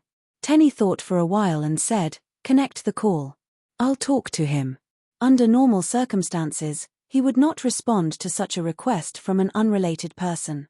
However, since the other party mentioned Black Star, it happened to be a topic that he had been very curious about recently. Black Star was the dynasty's new ally, and Tenny knew that he was going to Black Star to accept the modification of the evolution cube. Regardless of friend or foe, before dealing with others, he would first understand the target through intelligence. This came from his military habit. He had already read all the information about Black Star on paper and needed more information about Han Xiao. Beep. The call went through, and this financial group leader had an excited and nervous look on his face. After being attacked by the galactic pirates, he originally thought that he was going to be unlucky. He did not expect to be saved by the Red Empire and see the opportunity to contact a universal civilization. In order to attract attention, he decided to try and mention Black Star's name. How do you know Black Star? More than 10 years ago, I once hired Black Star's mercenary group and came into close contact with Black Star. This is all recorded, this person replied hurriedly. Okay, tell me from the beginning. Tenny narrowed his eyes.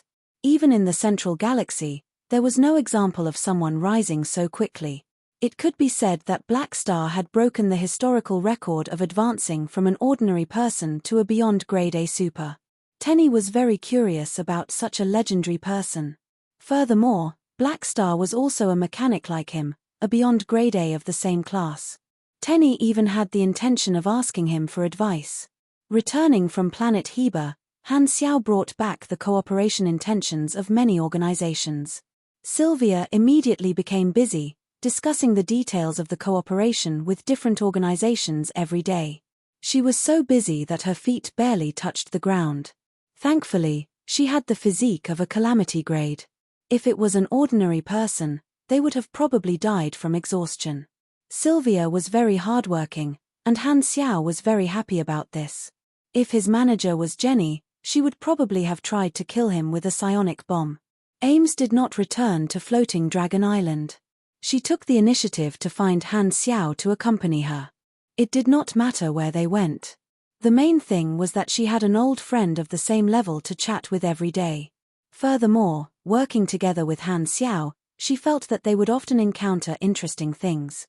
The dynasty's elites were still on the way, so Han Xiao decided to complete the evolution of Blue Star and the Black Spirit race first. Blue Star needed time to gather the people, so he left this matter to Bennett. Han Xiao went to the Black Spirit race first. The Black Spirit race had a mental connection network, so it was easier to gather them. Planet Black Spirit. Ever since the Black Spirit race gained a foothold on this uninhabited planet, the name of this planet had officially changed on the star map. Who? The spaceship broke through the atmosphere and slowly descended. The grayish-green surface gradually enlarged in his vision. The radar showed signs of life. Han Xiao piloted the spaceship and headed toward the Germinal tribe's territory. There were no clouds in the sky.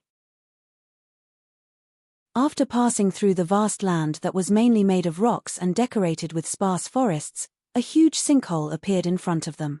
This was a large, open-air nest. Densely packed holes were distributed on the walls of the nest, extending in all directions. This was originally an underground nest, but the Black Spirit race had removed the soil above their heads and exposed it. Han Xiao had once borrowed a portion of the Black Spirit race to mine resource planets. The Black Spirit race had been influenced by the various cultures in the galaxy and had started to learn about wisdom and civilization. Because the mental network had a highly unified group consciousness, the spread of knowledge was extremely efficient. In the past decade or so, the Black Spirit race had tried to abandon their beastly habits and learned how to use tools to build nests on the ground. There were some messy piles of rocks in this open-air nest, which were actually the embryonic form of a building. The Black Spirit race had gradually walked up to the surface from underground. This could actually be considered the embryonic form of a city. In the center of the nest stood a huge prophecy stone totem, carved into a strange shape. Han Xiao squinted his eyes and carefully looked at it for a long time before confirming that this sculpture with a shell, spikes all over its body, and sharp fangs in its mouth was carved into him. Han Xiao did not know whether to laugh or cry. After adding so many artistic touches, he could still recognize who it was. The Black Spirit race's stone carving skills were really uncanny. But this aesthetic sense, the spaceship floated above the nest.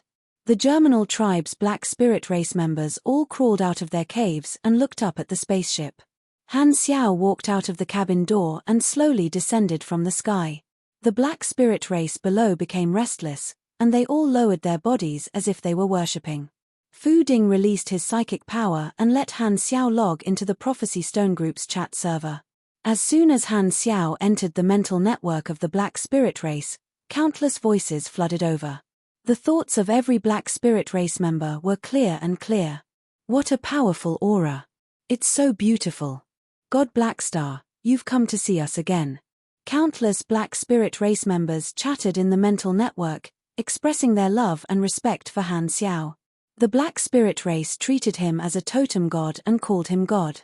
His reputation had always been at reverence. The Germinal tribe's leader's voice sounded, full of worship. Respected God Blackstar, what do you need us to do? This time, it's to help you evolve. Han Xiao explained the function of the evolution cube. The Black Spirit race members were pleasantly surprised. They all chanted strange prayers, thinking that this was the good news of their god. This news was spread through the mental network almost instantly to all the Black Spirit race members in the nest. They all moved and surrounded Han Xiao in circles. Their forelimbs were on the ground, and their lower abdomens were raised in a respectful manner. Their gathering speed was extremely fast. What a highly efficient race. Han Xiao could not help but sigh. He had always felt that the Black Spirit race's civilization potential was abnormal. They were born with a mental network to coordinate group movements, and it was extremely convenient for them to move together. Furthermore, the mental network allowed them to share knowledge and wisdom. It was almost easy for them to spread knowledge. Perhaps an hour of communication with the Black Spirit race would be equivalent to decades or even centuries of communication with other races. Genius remembered this address in 1 second. Mobile version of reading website. Chapter 785. The small silver-white cube floated above the totem, spinning and spitting out black cloud-like energy. It gave off a déjà vu of a magic weapon. The evolution energy spread throughout the nest, enveloping the Black Spirit race one by one. All of a sudden, the nest was filled with black cocoons, and rustling sounds could be heard. It sounded like their shells were cracking and undergoing a second growth. Han Xiao's fingertips flashed with mechanical force, and the small silver cube closed with a click. It obediently returned to his hand, and he put it back on his neck. All we have to do now is wait. I wonder what the Black Spirit race will evolve into. Han Xiao nodded in his mind. Advanced civilizations more or less had secret technology that others could not decipher. The evolution cube was a relic of a quasi-universal civilization, and the technology contained within had been lost. When it was in Cisco's hands, even the arcane church did not understand the principles behind it. Han Xiao had only measured the various parameters of the evolution cube. The restrictions of this universal treasure were relatively fewer. The evolution cube would absorb multidimensional energy and dark energy to recharge itself. The way to use it on a large scale was to cover an area with the evolution energy and evolve all the creatures in the area. This kind of evolution energy belonged to the category of space wonders. It was safe and harmless, surpassing all genetic drugs and genetic hormones. It was as if countless years of natural evolution had been condensed into an individual. They didn't have to wait for long before a clear and crisp sound suddenly blended into the cacophony of rustling sounds. Catcher. One of the black cocoons cracked open, revealing the Black Spirit race inside. The Black Spirit race's original appearance was a strange, pitch-black insect. There was fur between its shells, and its mouthparts were like small awls used to drill through rocks. They did not have eyes, only 4 sensory tentacles that replaced their vision. They had 4 muscular legs and a shovel-shaped shell tail. They looked more like wild beasts and were very ferocious. Now, the appearance of the Black Spirit race had changed drastically. The ratio of the carapace to the muscles became even more harmonious, presenting a streamlined shape. It was much more pleasing to the eye. The fine hairs that grew between the gaps had all fallen off, becoming smooth and glossy. Not a single hair was left. It was much neater. The fangs in their mouths became neat, and of the 4 tentacles on their heads, the top 2 became longer and thicker, hanging behind their heads like hair. However, the bottom 2 disappeared and became indigo blue eyes the size of mung beans. The sensory tentacles were organs that were formed to adapt to life underground. The Black Spirit race had already started to adapt to the sunlight and tried to live on the surface. Originally, it would have taken many years for them to slowly evolve their eyes, but the evolution cube had greatly shortened this process. The Black Spirit race still mainly crawled, but the muscles on their hind legs had become thicker. It seemed that they could easily stand upright. Catcher, with the Black Spirit race being the first to complete their transformation, it seemed to have caused a chain reaction. Large patches of black cocoons shattered, and the brand new Black Spirit race looked around in confusion. The astonishment of the Black Spirit race was transmitted through the mental network layer by layer. In Han Xiao's ears, these inner thoughts sounded like a child's voice. What is this feeling? What a clear vision. Is this what vision is like? The sun is so bright. This was the first time they had normal vision. Countless Black Spirit race members felt that it was novel and adapted to their new organs.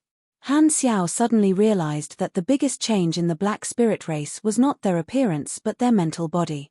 They were born with a mental connection, which meant that the Black Spirit race had extremely high mental talent. Now that this talent had been magnified, the Black Spirit race's brains had become more developed. At this time, a clear voice sounded in Han Xiaoxin's mind, which made him slightly stunned. This voice was not transmitted through the Prophecy Stone's chat server but directly through mental power. God Blackstar, we will always remember the good news you spread. Han Xiao looked over and saw that the Germinal tribe leader was one size larger than an ordinary Black Spirit race member. It was rather conspicuous, and its bean-sized eyes were staring at him. The mental message just now had been sent by it. You can use mental power now? Han Xiao was curious. The Prophecy Stone was the base of the Black Spirit race's mental network. Without this auxiliary tool, the Black Spirit race would not be able to communicate mentally. However, the Germinal tribe leader was able to complete the mental message without the help of the Prophecy Stone. I'm not sure either. I just suddenly felt that I could do it. I think I can still do this. The Germinal tribe leader shook its head, suddenly picked up a small piece of Prophecy Stone, and swallowed it into its stomach. Then, a circle of invisible energy spread out from its head. Fu Ding's expression changed slightly. What a special mental power.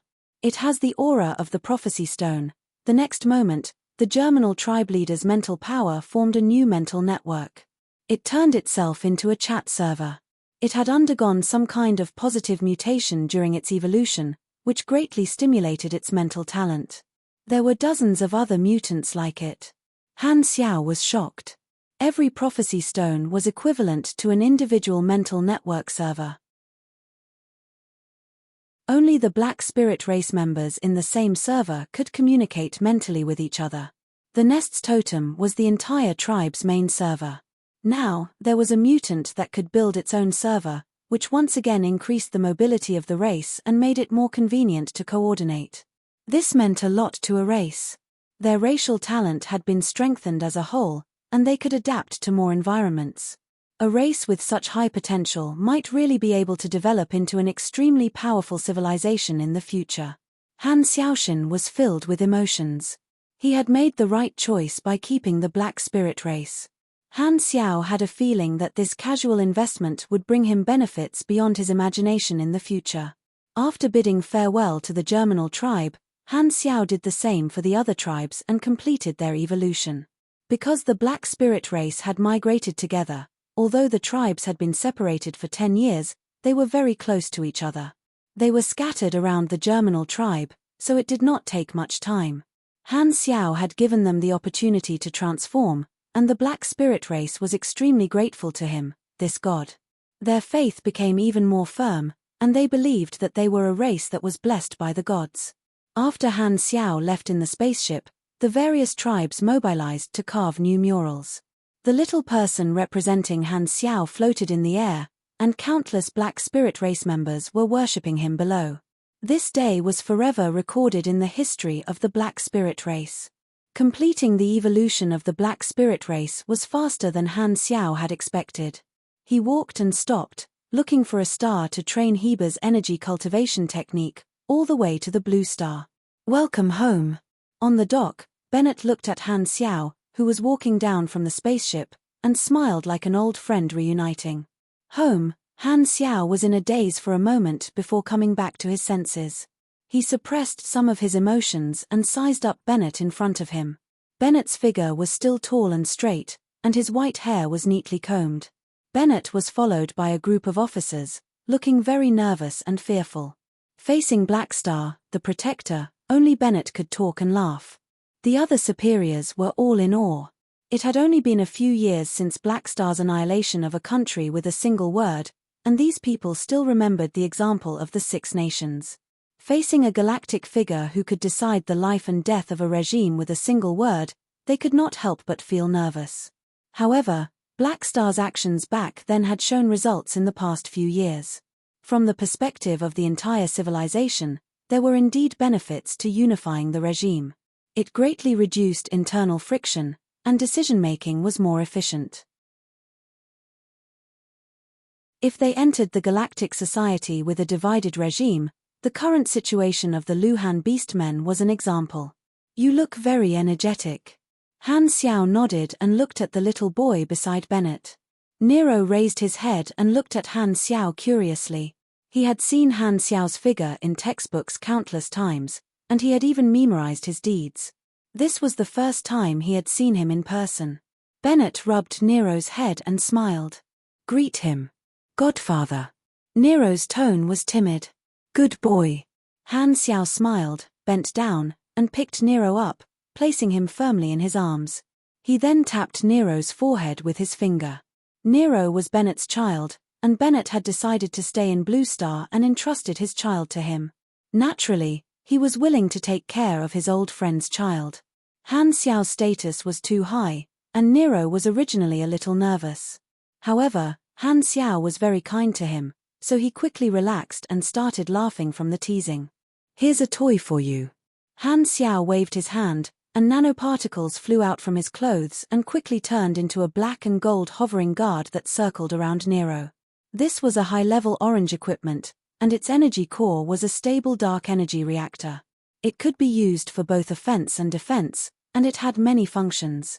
A blue and gold spark ignited on Han Xiao's palm and entered the hovering guard. At this moment, he gave this machine a permanent buff, Emperor's Gift, and Machinery Fusion, giving this machine the ability to grow. This hovering guard is a gift for you to protect yourself. You can give it a name. Han Xiao pinched his fingers and created a nano-sized neural connection device. He then pressed it and implanted it into the back of Nero's head. There was no pain. He then added, "It can move according to your thoughts. However, this thing is very powerful, so it's best not to use it on others, especially not to use it on your father." An orange equipment created by a Beyond Grade A Super was extremely powerful. Even without the mechanical force bonus, this hovering guard could easily deal with a Grade C Super. This type of machine did not have a level restriction, and to low-grade supers, this was equivalent to a divine weapon. He would not even sell it to the players. Nero tried to control the hovering guard, and with a thought, the hovering guard moved according to his thoughts. His eyes lit up as though he had discovered a new continent. "Thank you, Godfather." Nero was overjoyed and hugged Han Xiao's neck. "Go and play." Han Xiao laughed and placed Nero down. He then turned around and headed to the government building with Bennett. Along the way, Bennett began to report the situation. "I have issued a gathering order in the various cities, and the gathering work is almost done. I can't do anything about those who missed out." He explained the situation of the evolution cube to the people of Blue Star. Those who wanted to evolve would take the initiative to gather, which would save them a lot of time.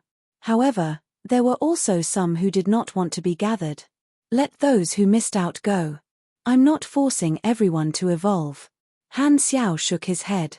By the way, I'll let you use it once later. Bennett bitterly smiled. I actually didn't want to use it, you're different. Han Xiao waved his hands and said, this involves the evolution of an entire civilization. If you don't personally experience it for the people, how can you be at ease? Bennett helplessly shook his head and did not refute. By the way, there's also Nero. Han Xiao paused. Let me bring him into the galaxy this time. I'll help him become a super. He's still too young. Bennett was stunned. The earlier he becomes a super, the better. Since you want Nero to roam the universe in the future, it's best to let him get used to life in the galaxy as soon as possible.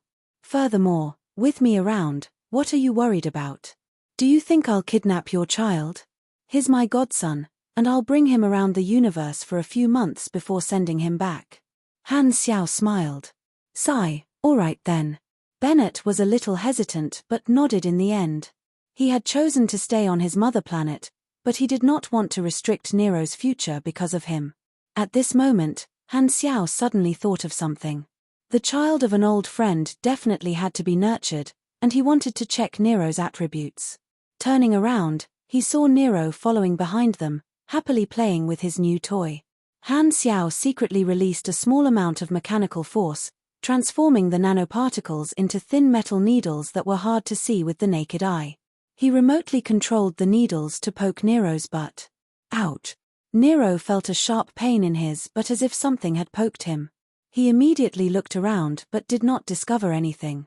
As he had triggered 1 point of damage, a combat notification popped up on his interface, and Nero's attributes were displayed before his eyes.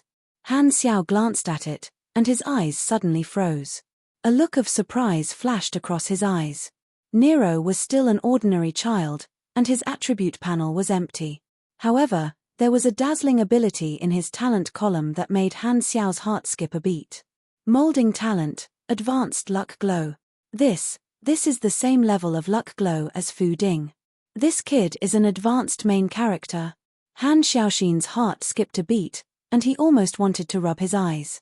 Bennett's life in his previous life was completely different, and there was no such character as Nero. This was also the first time he had seen him. Bennett had a low-grade luck glow, but his son had a high-grade luck glow? The probability was way too low. Could it be that this thing could be inherited? At this moment, a bold guess appeared in his mind. Could it be? Nero's advanced luck glow has something to do with me? Thinking about it carefully, Nero's father was the leader of the Aquamarine Federation, and his godfather was the famous Black Star. For him to be able to receive the personal grooming of a beyond grade A from a young age, wasn't that great luck? Han Xiao did not expect that his family's vegetable field would grow such high-quality leeks, and he was pleasantly surprised. Even the way he looked at Nero changed. Although Nero was only a little kid now, in Han Xiao's eyes, this kid had already become a treasure that exuded the aura of a European emperor. If it was said that he had only decided to take care of Nero previously because of his relationship with him, now, he truly wanted to nurture this potential stock. For such an advanced main character, his future achievements would at least be a calamity grade. What a pleasant surprise! Han Xiao became excited. Chapter 786.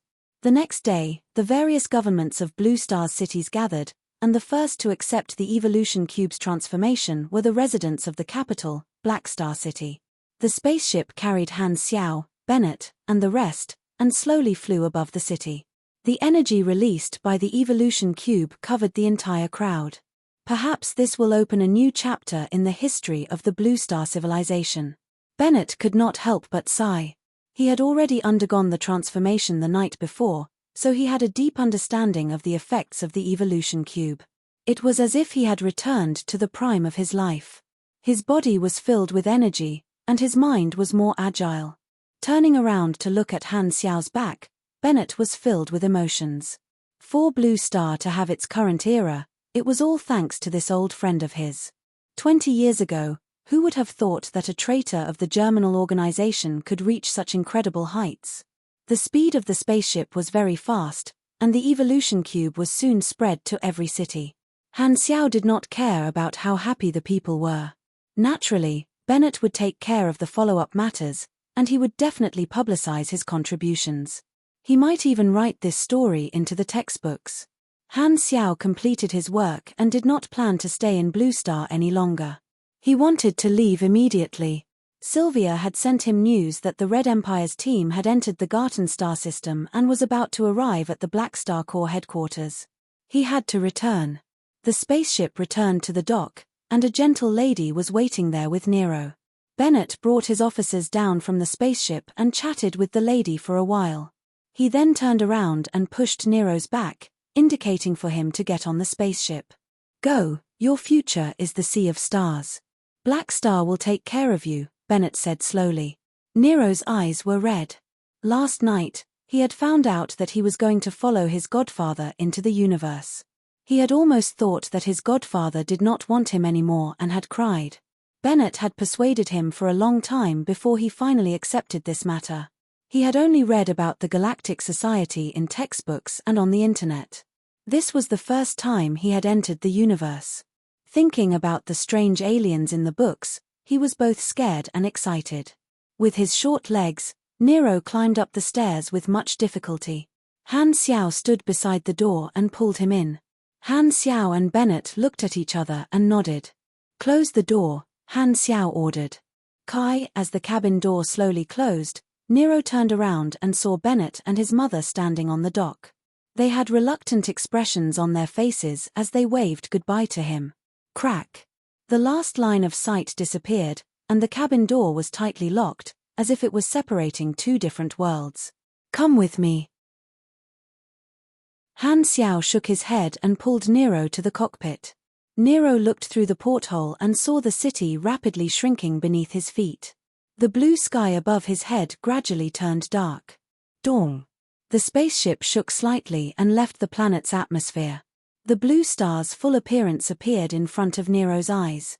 He was dumbfounded and looked at this scene in a daze. This experience was too shocking for a child like him. He grabbed onto Han Xiao's trousers tightly. This was the only support for his young heart. Han Xiao stood quietly by the side with a smile. After the spaceship entered hyperdrive, he pulled Nero out of the cockpit and introduced him to the various galactic knowledge while showing him around the spaceship. There are many things to take note of. You don't have to be nervous. With me here, most people in the universe will not be able to harm you. The two of them came to the hall. Ames, Hela, and the rest of the Black Star guards were chatting. When they saw Nero, they all had amiable expressions and took turns to tease him. Towards this obedient child, everyone was quite fond of him. Even Hyla had put away her unapproachable aura, and her sharp eyes seemed to have softened. This is Uncle Bennett's child. Aurora hugged Nero in her arms and couldn't bear to let him go. She was the youngest here in terms of age and seniority.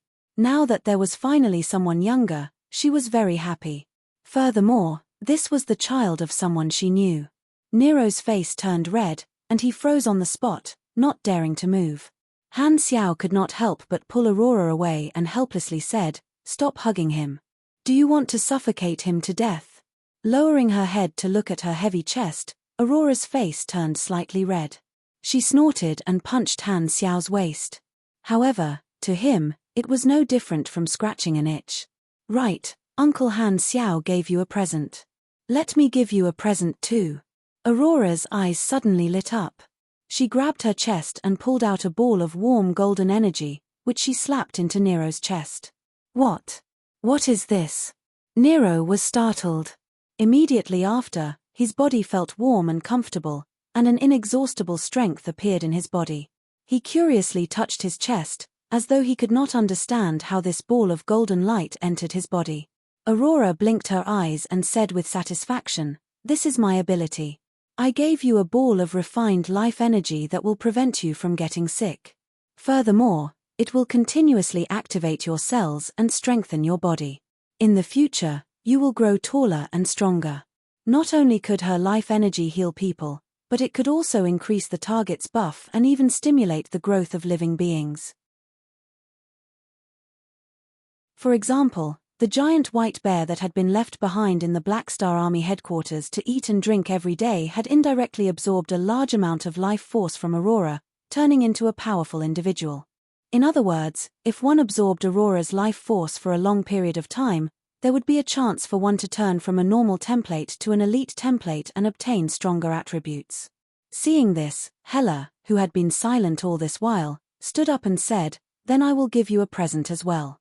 She rubbed her fingers and shot out a red energy ball, which hit the back of Nero's hand. Ah!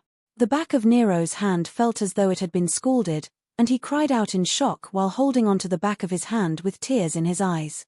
He lowered his head and saw a bright red pattern on the back of his hand that extended all the way to his elbow like a tattoo.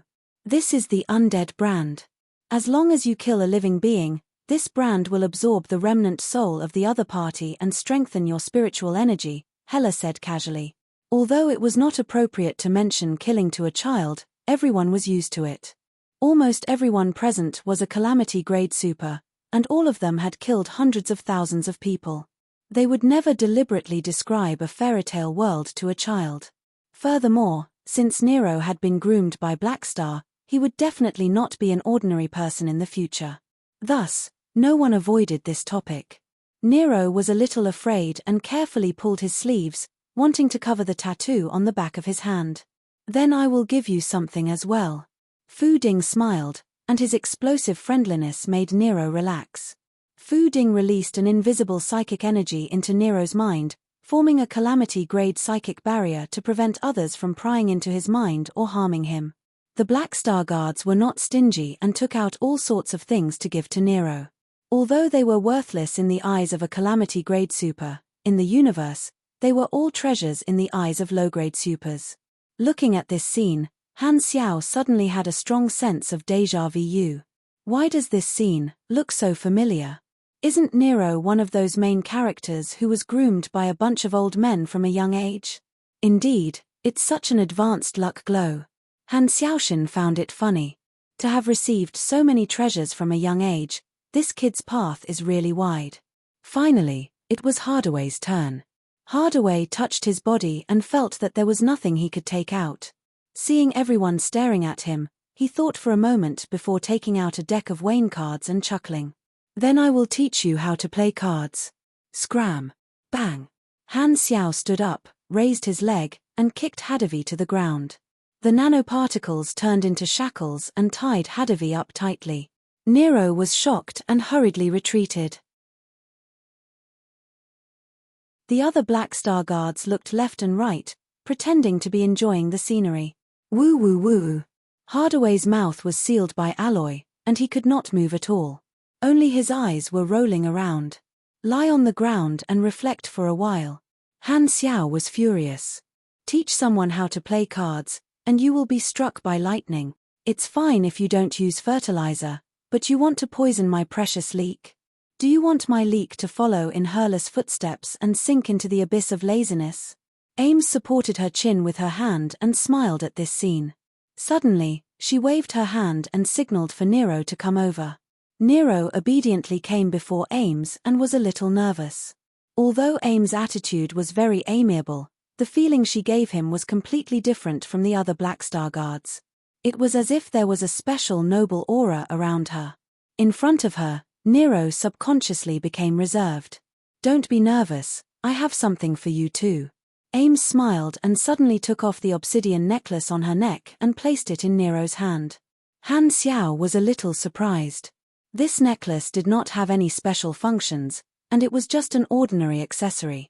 However, Ames often wore it, so he did not know what was the story behind it. Take good care of it, Ames instructed with a smile. She did not seem to have any intention of explaining herself as she glanced at Han Xiao.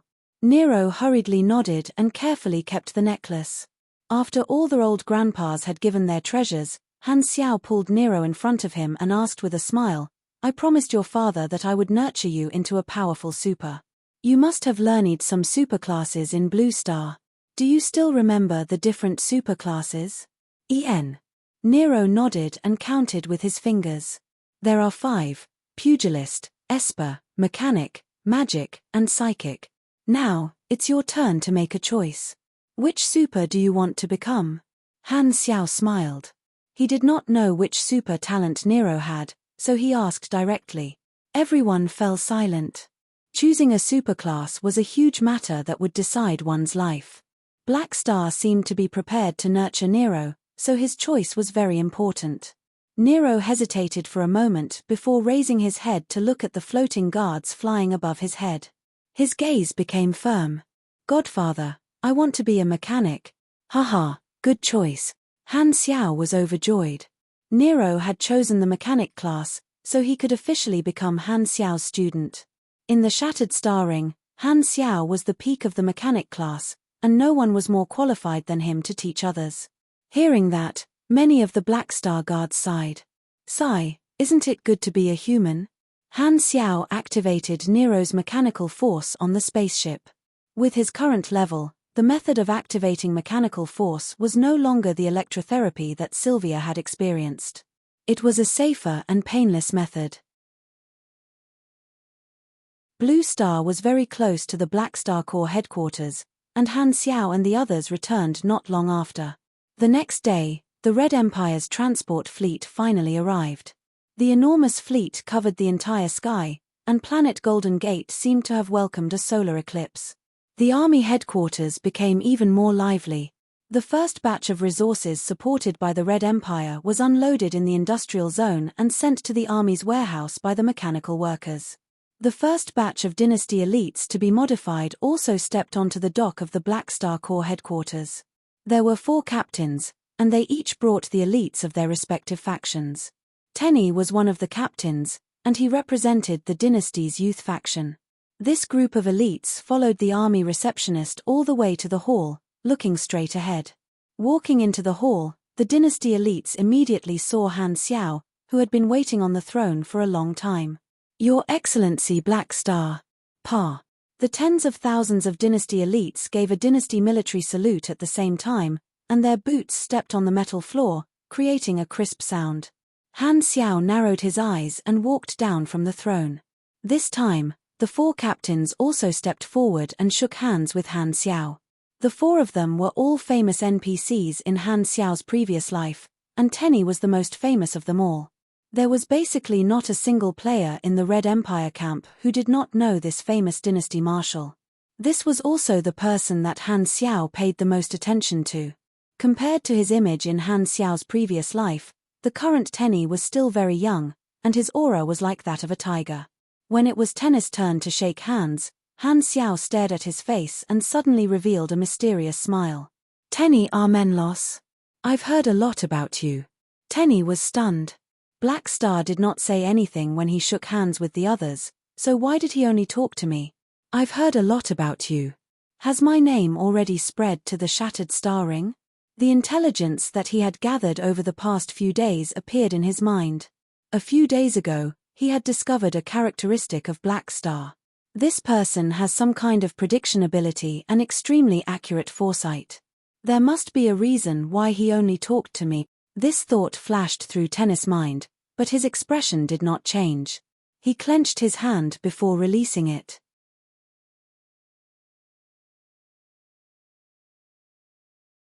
Chapter 787. The dynasty's elite soldiers did things swiftly and decisively. The four of them briefly introduced themselves, did not request to rest, and immediately applied to undergo the modification. Hearing this, Han Xiao did not reject. He would have plenty of time to communicate after the modification was completed. Buzz, with a flash of blue-gold mechanical force, the small silver cube hovered above his head. He entered the password to activate it, and the evolution energy spread out like a tide in the hall, enveloping tens of thousands of elites wearing the dynasty's standard military uniform. Putting away the evolution cube, Han Xiao looked at the black cocoons in the hall and nodded. Looking at Tenny's black cocoon, Han Xiao curled his lips and thought to himself, since you've delivered yourself to me, how can I not invest in you? He was quite familiar with the life history of this future dynasty commander. He was one of the famous NPCs of the dynasty in many versions. Later on, he led many large fleets of the dynasty independently and was known as the dynasty's Iron Heel. He had fought many legendary battles and had outstanding performances in many versions. The dynasty's players could choose to join him and become his soldiers or officers. There were plenty of war missions. Tenny was most famous for two things. The first was in the Calamity of the Supers version, where he led his fleet to surround and kill a Beyond Grade A who was causing trouble without the help of any expert. The second was in the invasion of the World Tree Civilization. In order to control the overall situation, he led his fleet to charge into hundreds of star systems and stopped the enemy from invading. He fought his way into the World Tree Civilization's hinterland like a hot knife through butter, buying a lot of time. In the end, his fleet was completely wiped out by the enemy, and he died on the battlefield with countless strong enemies. Tenny's strength was only at the Calamity grade, but he was a very powerful commander, strategist, and fleet commander. He was good at cooperating with large armies, and the dynasty's fleet could display shocking strength in his hands. To the dynasty, such a powerful military talent was even more important than a Beyond Grade A with individual strength. According to the trajectory of his life, Tenny Aminos would hold a high position in the dynasty in the future. Now that he had the opportunity to make friends with the dynasty's future military boss, Han Xiao naturally would not let it go. There were many factions within the dynasty. The first batch of dynasty elites to be modified were the elites chosen from the various factions. Most of the spots had been split up. The military youth faction that Tenny represented was a very powerful faction. He would become one of the representatives of the faction in the future, so it was worth making friends with him. Han Xiaoshan knew that even though he had become an ally of the Red Empire, this was only the beginning, and he could not rest easy. Even as an ally, he had to think of ways to increase his influence within the dynasty. After all, he was not the only Beyond Grade A in the dynasty. I've been operating in the shattered star ring for more than 20 years and can be considered a big shot. However, in the central galaxy, there are more beyond grade as than in the shattered star ring, and many of them are veterans who have been around for many years. My influence there is very limited, Han Xiao thought. A universal civilization had a huge population, countless strong people, and many allies. The interest network was very complicated. Although he had a high position in the dynasty, his right to speak was pitifully small. This was already taking into account the additional value of the evolution cube. The other three captains beside Tenny were also well-known figures. They did not have as many achievements as Tenny, but since they were leaks that were sent to his door, he decided to take them all in one go. Speaking of which, Han Xiao suddenly had an idea. I have the evolution cube, and the Red Empire will keep sending people over. Is this considered waiting? Waiting for leaks? The evolution lasted for half a day, and tens of thousands of dynasty elites broke out of their cocoons one after another. Tenny was the last to complete his evolution. He stretched out his hand and clenched his fist in front of him, familiarizing himself with the changes in his body. This feels great. Corbus was overjoyed. He originally did not have the qualifications to be chosen, but because he was tennis adjutant, he was given this opportunity. It's indeed very magical. It feels even better than the genetic adjustment of the Radiant Federation. Tenny nodded. The newborns of a universal civilization would usually go through free genetic adjustment when they were born to increase their potential. The genetic adjustment technology of the Radiant Federation was far superior to the other two civilizations. This was one of their specialties. The ratio of supers in the Radiant Federation was the highest in the entire galaxy. The Army Affairs officer, who had been waiting by the side, greeted them and said, "Friends from the Red Empire, the Army Commander ordered me to wait here for you to complete your evolution before bringing you to the Army's guest area to rest." Everyone nodded. Some of them were going to follow the dynasty's logistics team to explore the flickering world. The fleet was expected to rest in the Black Star Corps headquarters for a while, so they naturally had to wait. The other group of dynasty elites was only there to undergo evolution and would return to the central galaxy after it was done. Tenny was one of them, and Han Xiao happened to be planning to go with them. Zoel had already told them, so they had to stay in the army's headquarters and wait for Han Xiao to depart together. They arrived at the guest area and stayed there. Not long after, Han Xiao arrived. Tenny and a few other team leaders went out to welcome him. As soon as Han Xiao entered, he first asked them how they felt about their evolution. He then changed the topic to the dynasty's internal affairs and started chatting. The elites from the Red Empire were indeed different. Perhaps because they had seen many beyond grade as officers of a universal civilization, their attitude was very natural. They were not nervous or arrogant, sitting together and chatting. He was here to build a relationship with these future dynasty military bigwigs and increase their understanding of each other so that they could become good friends in the future. He had a deep understanding of the people present, so they chatted happily. However, Han Xiao noticed that only Tenny was the calmest. He had been observing him and seemed to be on guard. This was their first interaction, so Han Xiao did not talk too much. He stood up and left after familiarizing himself with each other. Making friends without benefits had to be done step by step. Attacking as soon as they met would easily backfire. After sending Black Star off, Tenny looked at his back and pondered. What is this guy trying to do? Tenny seems to be on guard against me. He doesn't seem to be easy to get along with. Returning to the army commander's office, Han Xiao tapped the table rhythmically with his fingers. It was indeed not easy to make friends with high-level talents. He had to cater to their interests. Han Xiao nodded. This was his advantage. He knew tennis hobbies like the back of his hand. This was all hidden information that the players in his previous life had unearthed after countless trials and errors.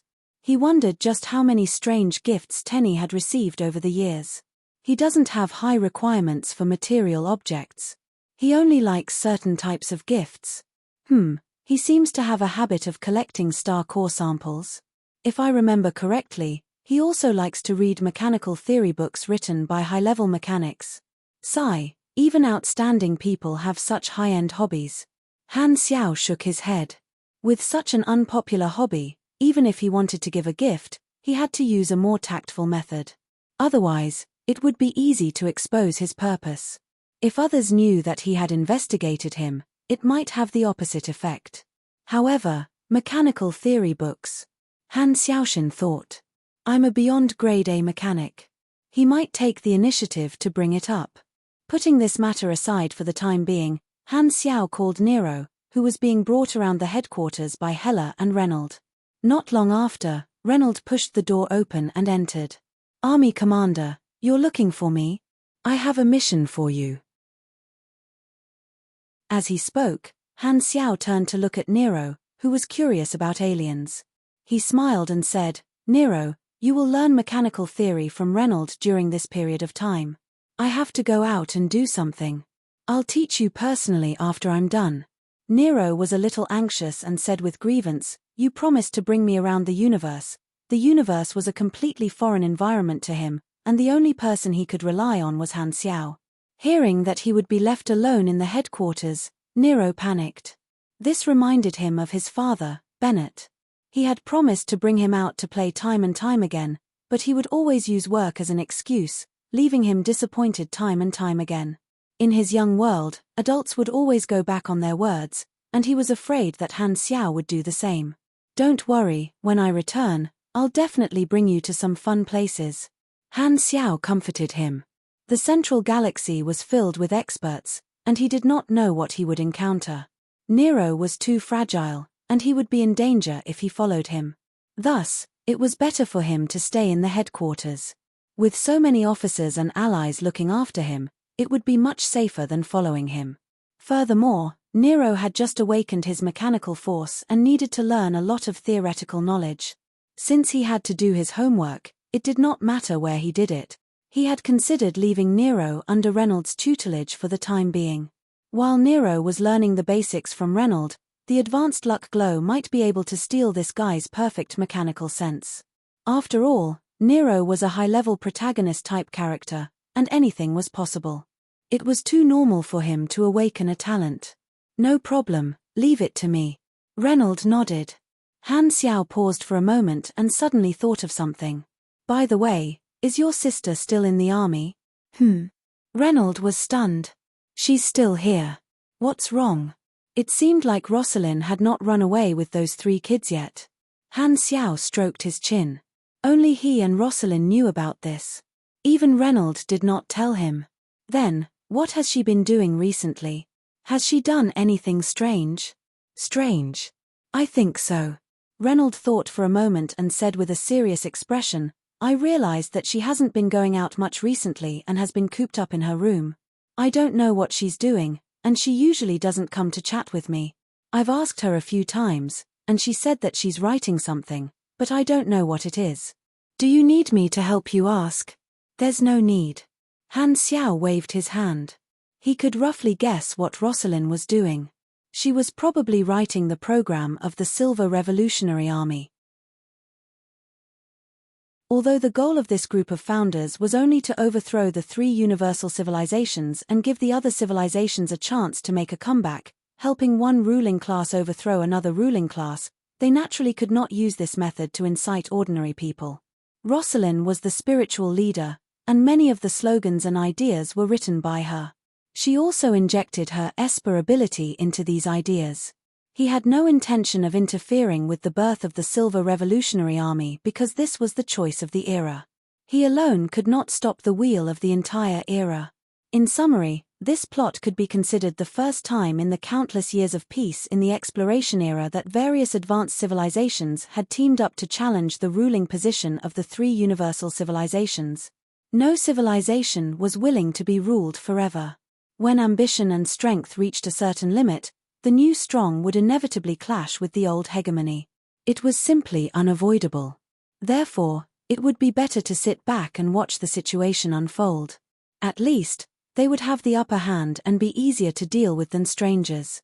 Han Xiao then carried the aggrieved Nero and placed him on his lap. He then called Sylvia and Hurlus over and asked, I'll be heading to the Central Galaxy in a few days. I will go to the Central Galaxy in a few days. Have you prepared the manpower, warships, and resources that I asked you to send? The three of them nodded. Very good. Han Xiao heaved a sigh of relief. This trip to the Central Galaxy was not for a vacation, he had many things to do. Speaking of which, this was the first time in his life that he was leaving the shattered star ring and heading to another starfield.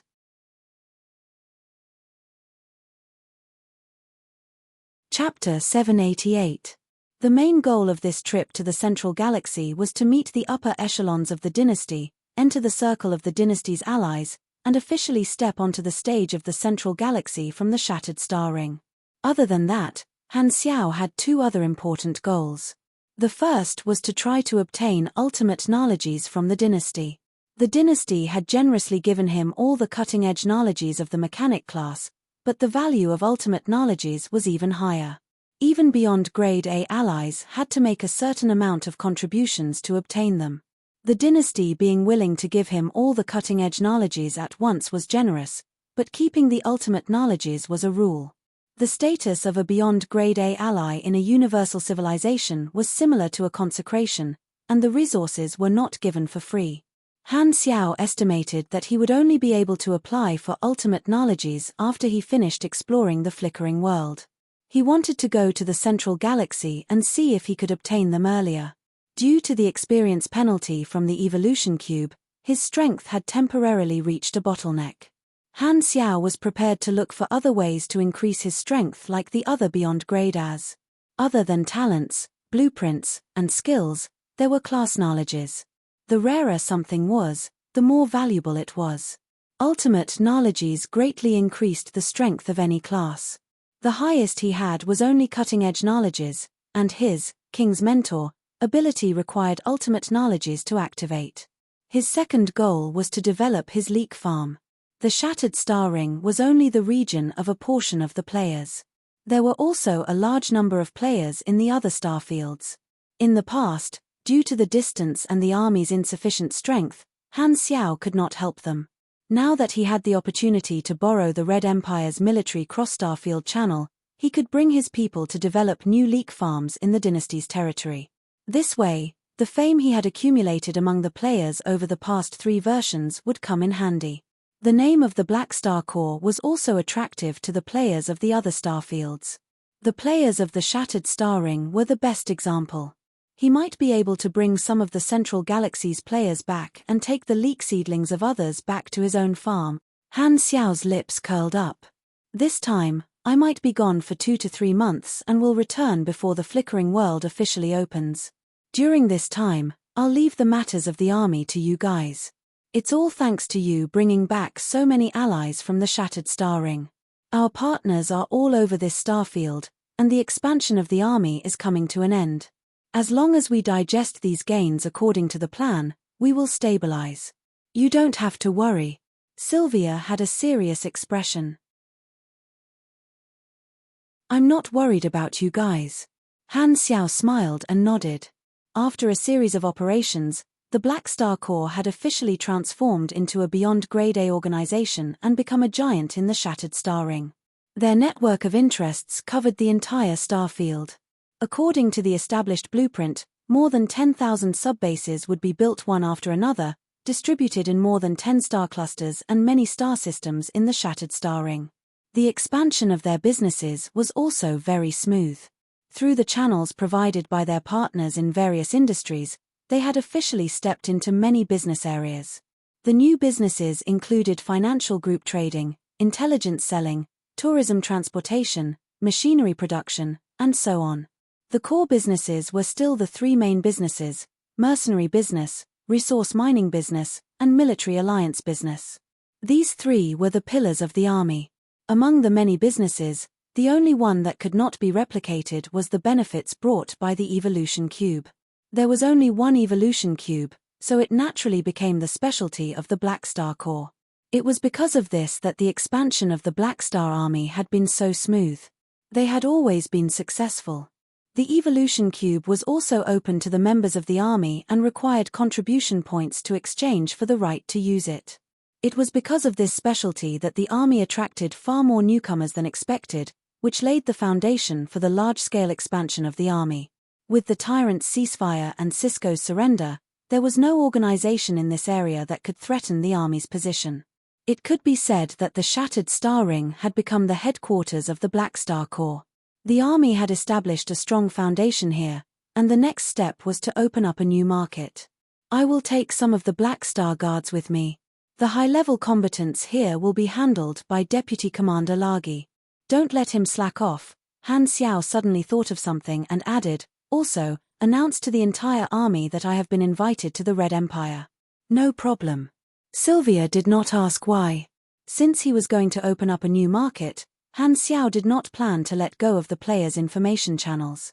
He could release the information through the forums to let the players in the Central Galaxy be mentally prepared. Anyway, the army players were like free spammers, so it would be a waste not to use them.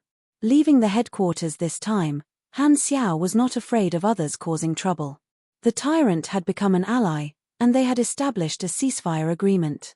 Causing trouble would not benefit him.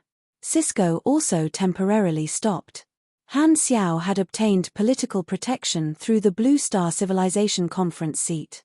If Sisko attacked the army while he was not around, it would be breaking the rules. Furthermore, Sisko had his own race to take care of, so he would not dare act rashly. Furthermore, the current situation was different from when he was with Sisko. The evolution cube was now with Han Xiao, and if he wanted it, he could only snatch it. Thus, attacking the Black Star Corps was meaningless. It was the same for Escod. As for enemies below the Beyond Grade A level, Han Xiao was even less worried. With so many Calamity Grade officers in the army, anyone who dared to cause trouble was simply looking for trouble. After resting for 2 days, the fleet heading to the Central Galaxy officially gathered. Today was the day they set off. The fleet consisted of 3,500 battleships, and the main ships were 3 satellite bases. Although the satellite bases were bulky, they were also equipped with hyperdrive devices. It was just that their warp speed was not high. Han Xiao did not mass-produce the Eternal Light flagship. As an ally of the Red Empire, using the Radiant Federation's flagship was too ostentatious. Han Xiao treated it as a secret weapon, secretly building it and storing it in the warehouse. He did not plan to use it publicly for the time being. Tenny and the other elites of the dynasty were invited by Han Xiao to board the same battleship. In the command room, all the members were in position, staring at Han Xiao's back, waiting for orders. In front of the huge porthole, Han Xiao and Ames stood side by side, looking at the sea of stars outside.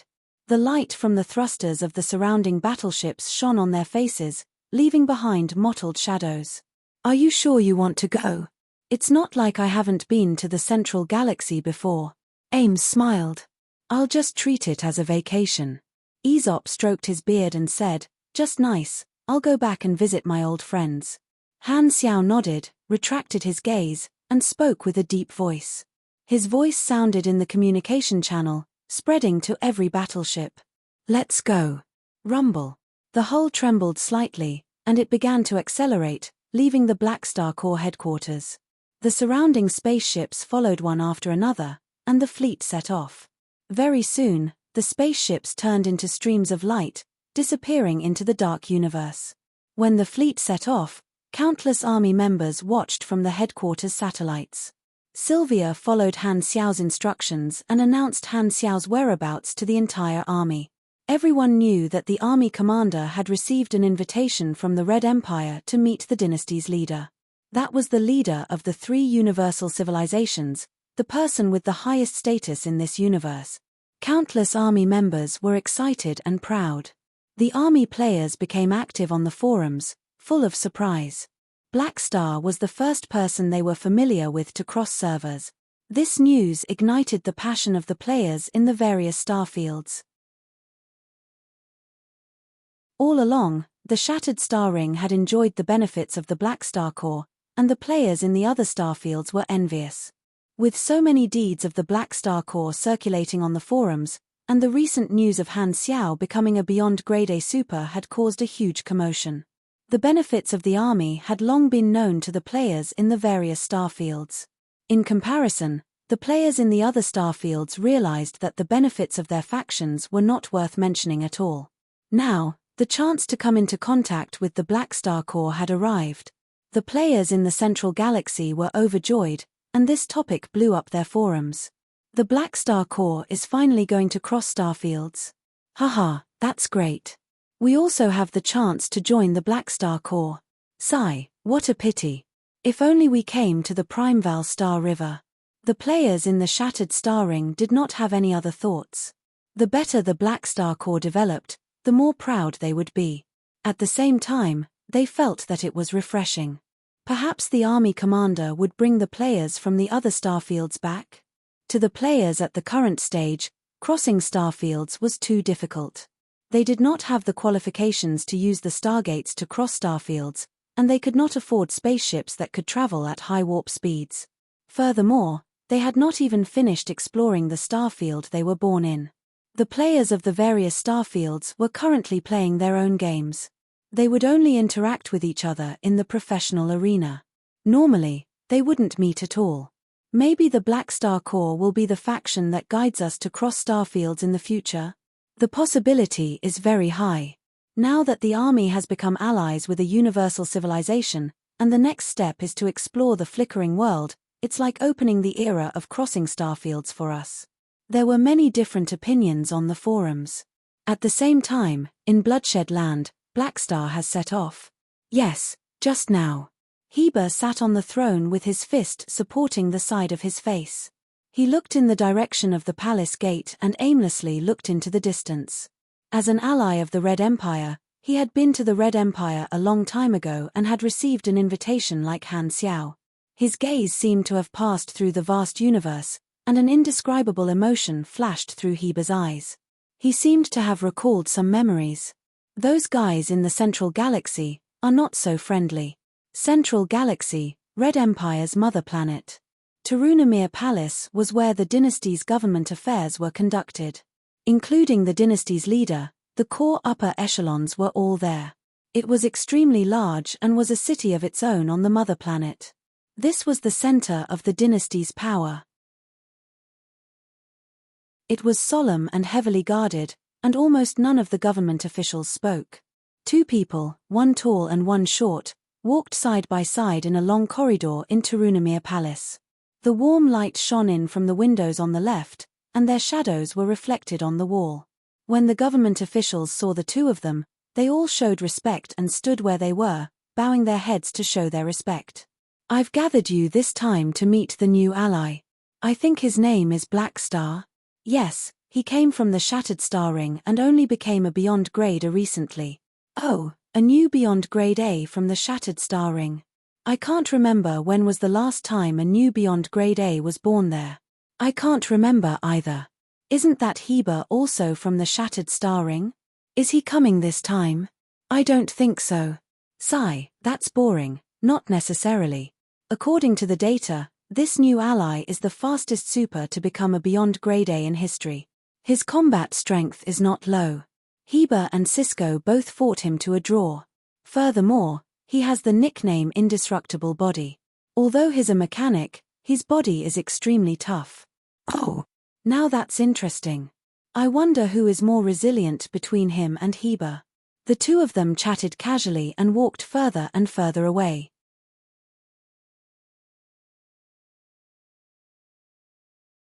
Chapter 789. The Central Galaxy and the Shattered Star Ring were separated by a few starfields, with a large number of desolate universe belts in between.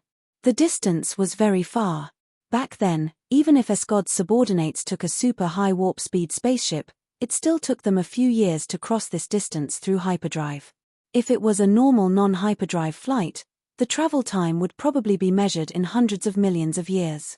The first stop of the fleet was the Interstarfield Stargate that the Red Empire had built in the Shattered Star Ring. The Interstarfield Stargate could greatly shorten the travel time, and it was the only stable and fast way to cross starfields. Naturally formed wormholes were not included in this. The longer the distance of the Stargate, the more difficult it would be to accurately locate it. The Interstarfield Stargate was a technological threshold that even star cluster civilizations could not achieve. The superstar cluster civilizations did have this technology, but the three universal civilizations had made a rule that no civilizations other than them were allowed to build interstellar field stargates. Therefore, the interstellar field stargates between starfields were all products of the three universal civilizations, controlled by them, and divided into civilian and military uses. Han Xiao and the others were planning to use the interstar field stargate, which was more convenient and faster. As the dynasty's high-level allies, they naturally had the authority. I've already informed the guards at the interstar field station. Once you report your identity, they will let you through and help you activate the interstar field stargate. When you arrive at the constellation corridor, there will be dynasty troops there to receive you, Zoe said. Zoel said through the communicator. The Central Galaxy was the collective name of the mother starfields of the three universal civilizations, forming the center of the universe.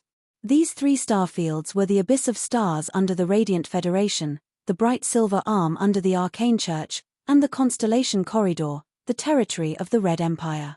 The Red Empire's interstar field station in the Shattered Star Ring was located in a star cluster at the edge of the Shattered Star Ring. From the Black Star Core headquarters, using the various star cluster level stargates and hyperdrive, it would take more than half a month to arrive. Han Xiao stayed in the fleet and communicated with Tenny and the other dynasty elites along the way. With his identity and status, coupled with the fact that they were on the same ship every day, most of them had formed a preliminary friendship with Han Xiao.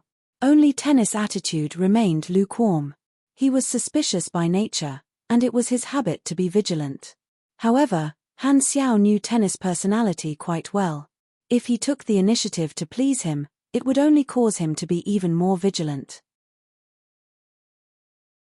Furthermore, it was unlikely that a Beyond Grade A would lower himself to please a dynasty colonel.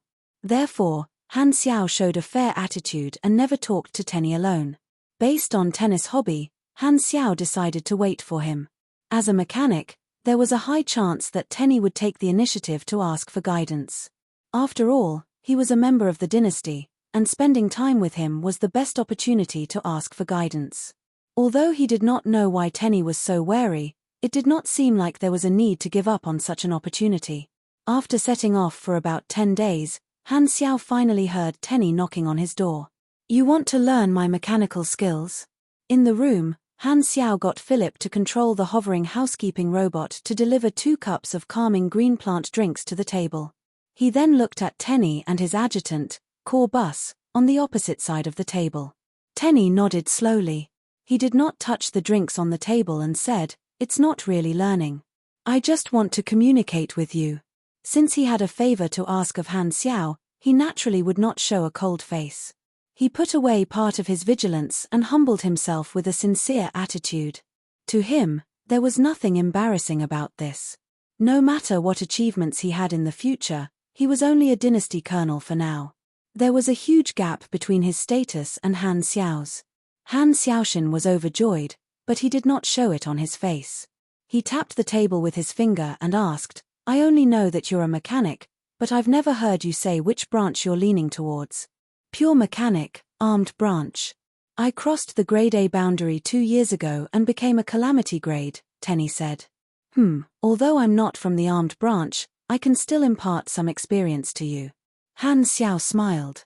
As a Beyond Grade A, he was qualified to teach others. "That's my request." Tenny nodded. Every Beyond Grade A mechanic had something they were good at. Some had a unique style, and some had unique skills. With Tenny's current level, it was very difficult for him to come into contact with a Beyond Grade A mechanic. Now that there was someone like Blackstar, he did not want to miss the opportunity to learn from him. When he first learned that he was going to be modified, he already had this idea. After observing Han Xiao for a while, he decided to put it into action. Han Xiao talked with him for a few hours, and Tenny felt that he had benefited a lot. "That's all for today." Han Xiao stopped talking, and a smile appeared on his face. He tapped his temple and said, "I just sent some theoretical information to your communicator. Some of it is my experience, and some of it is the technical theories I collected. Take a look." Hearing this, Tenny nodded and said, "Thank you." "You're welcome." Han Xiao waved his hand, held back his laughter, and said casually, "Anyway, there's nothing much on the way. If you have anything you want to ask, you can come and find me." "Okay." Tenny forced a smile, and his attitude became better. After all, he had taken advantage of Han Xiao's kindness. Han Xiao knew that he had to take the benefits in moderation, so he did not continue. Tenny bowed and left the room. His footsteps were much lighter. Looking at Tenny's back being separated by the door, Han Xiao shook his head and smiled. He was quite satisfied.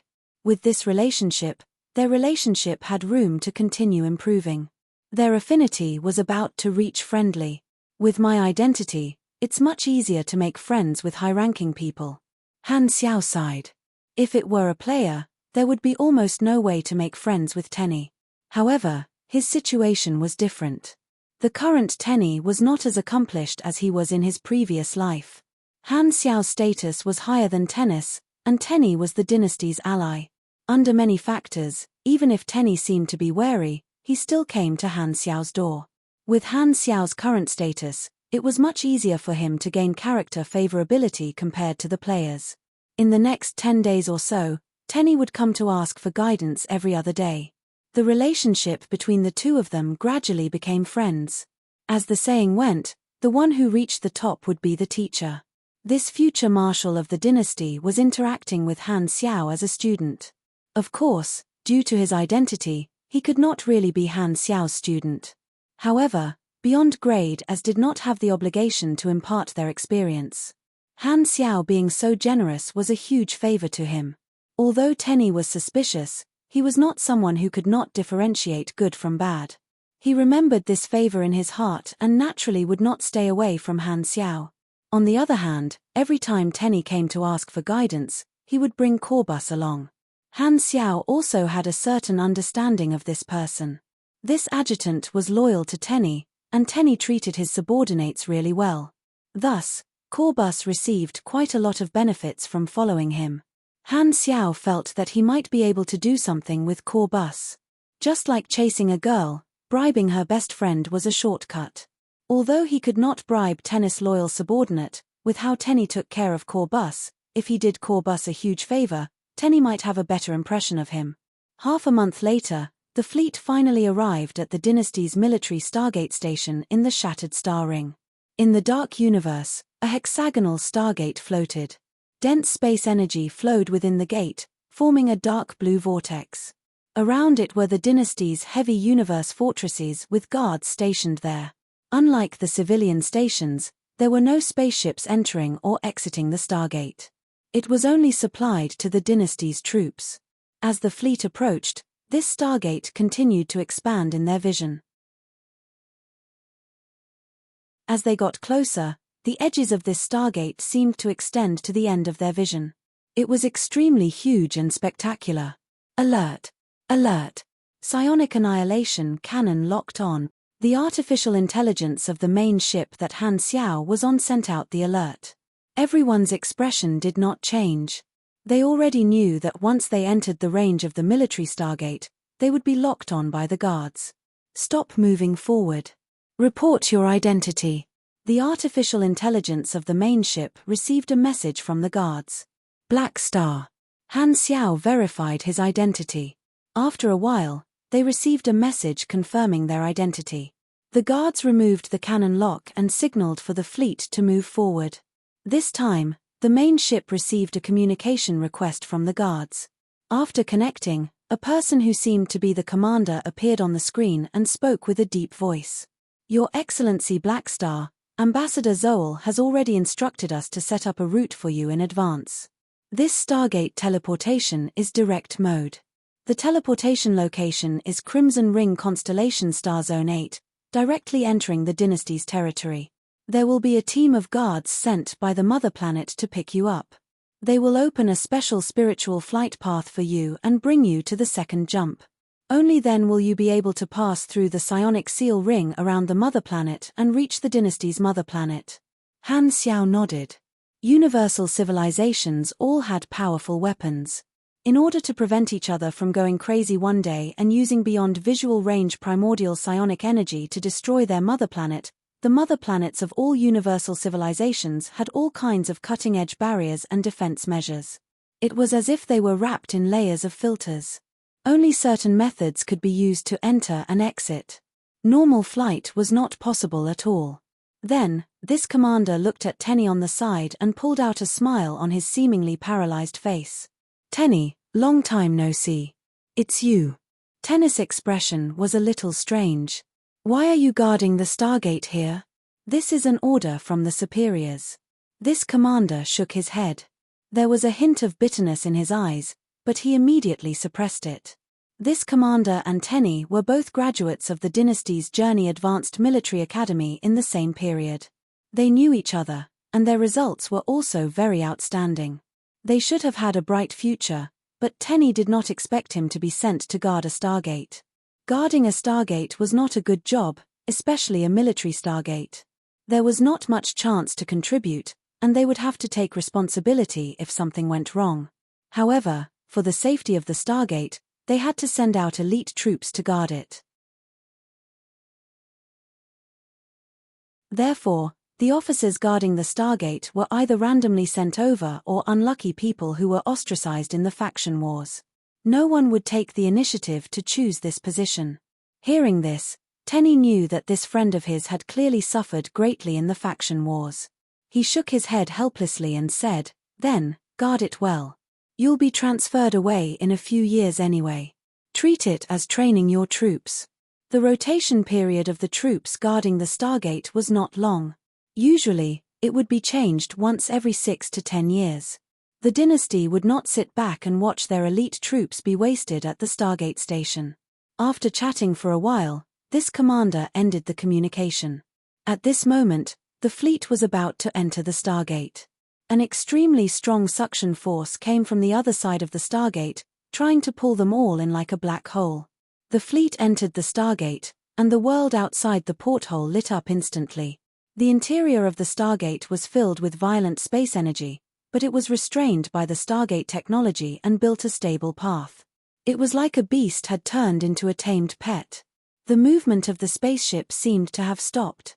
No one could feel any sense of speed. It was as if the fleet had stopped moving in the Stargate. However, it seemed like only an instant had passed. The spaceship suddenly shook, and the space energy around it disappeared like a receding tide. The scene outside the porthole became a pitch-black universe dotted with gem-like starlight again. The Stargate that was originally at the front was now at the back of the fleet. The distribution of the fortresses around it had also changed. The number of troops guarding this Stargate station was more than 10 times larger than before. A special fleet was waiting in front of everyone. The appearance of the spaceship was different. It seemed to be a very unpopular spaceship model. Beep beep. At this moment, every quantum network receiving terminal received a regional broadcast from this special fleet. "Welcome to the Central Galaxy, Your Excellency Black Star."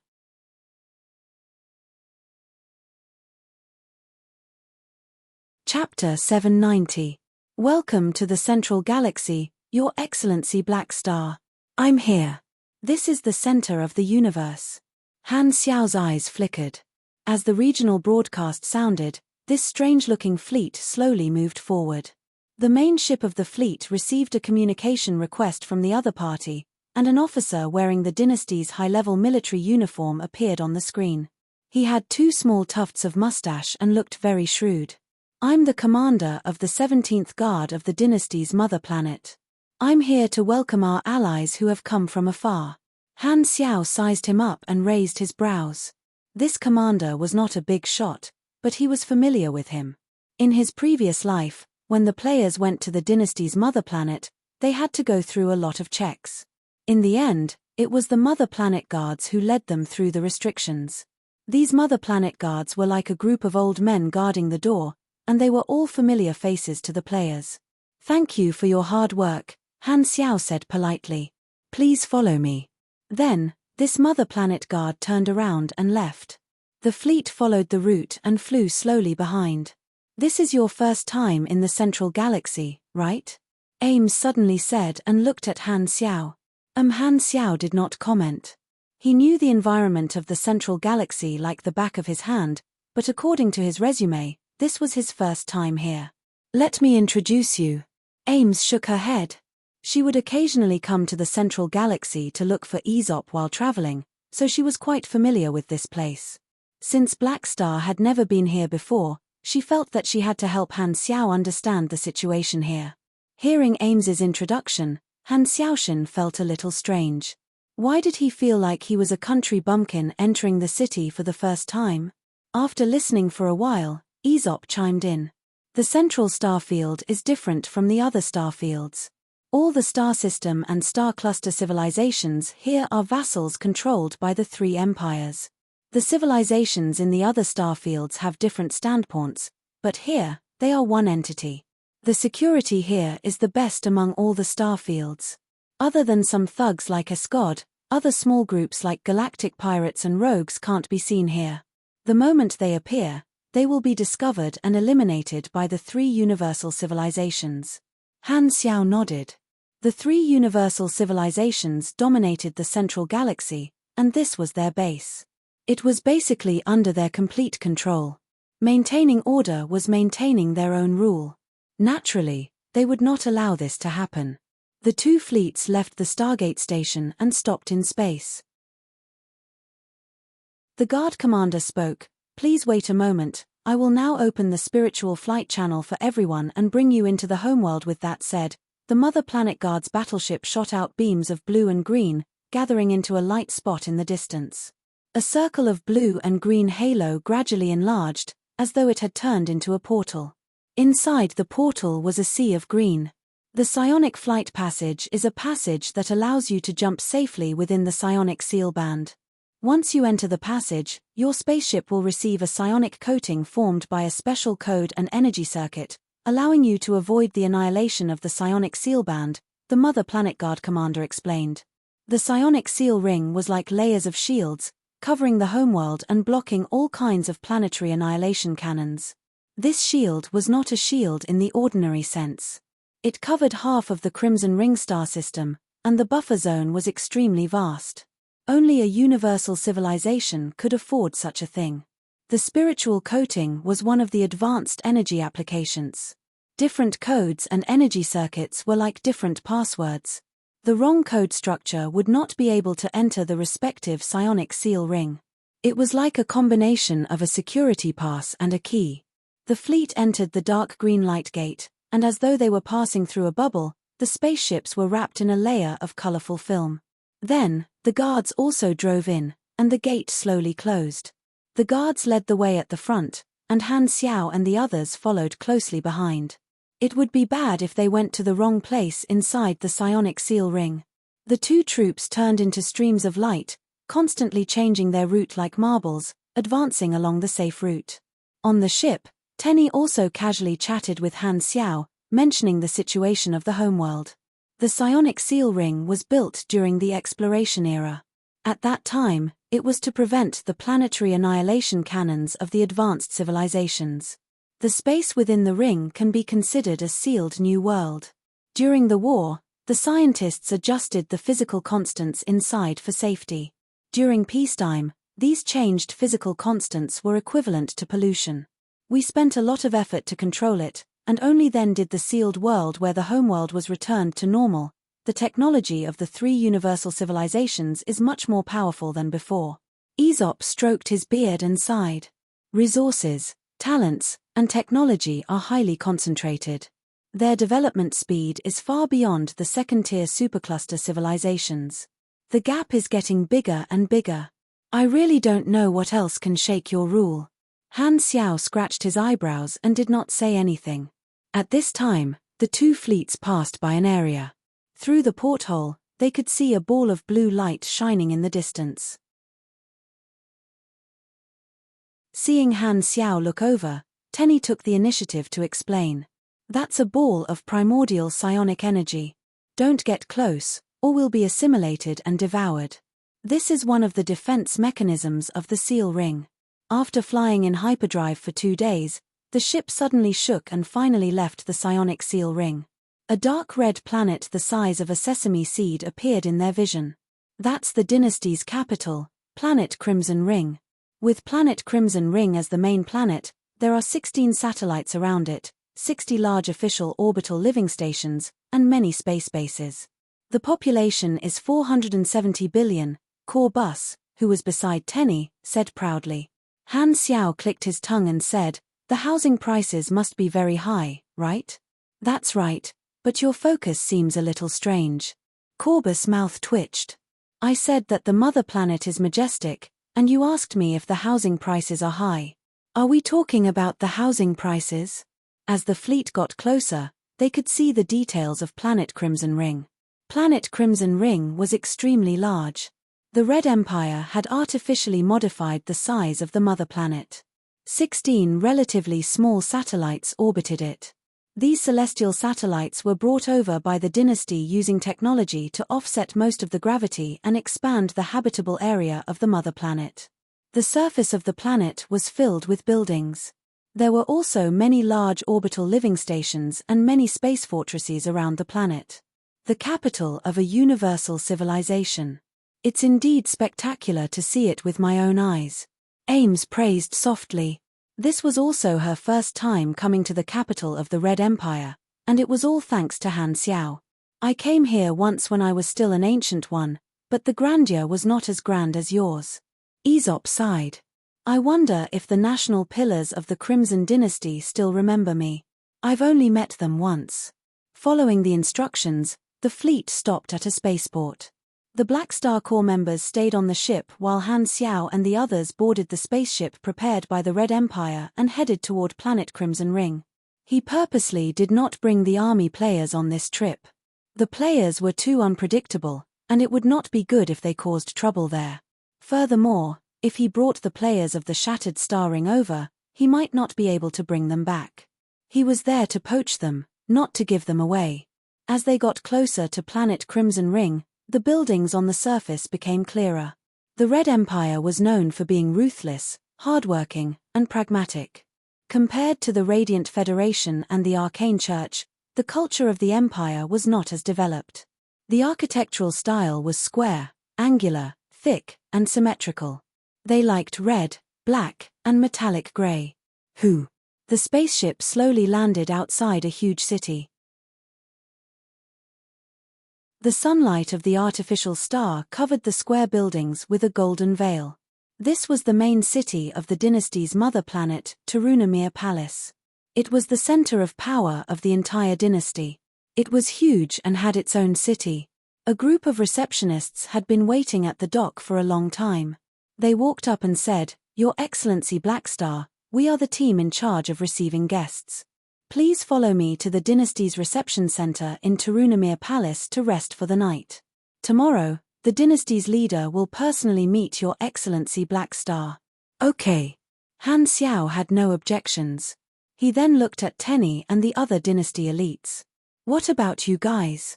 Tenny shook his head. "We're going to the military to report. We're not going the same way." Hearing this, Han Xiao nodded. He casually summoned an orange hovering guard array made by a Beyond Grade A and gave it to Tenny. "This is for you to protect yourself. I don't know when we'll see each other again. Let's contact each other more often." Tenny was stunned. He took the set of machinery, looked at Han Xiao deeply, and said, "Okay." Han Xiao did not neglect the other elite officers. He casually gave them some machinery as a sign of goodwill. He had plenty of machinery in his inventory. Mechanical weapons made by a Beyond Grade A Super were still quite valuable to a Calamity Grade mechanic. Watching Tenny and the others leave, Han Xiao secretly raised his brows. If not for the opportunity to accept the modification, he would not have had the chance to come into contact with these future dynasty bigshots. He had made some connections along the way, built a foundation, and gained quite a lot.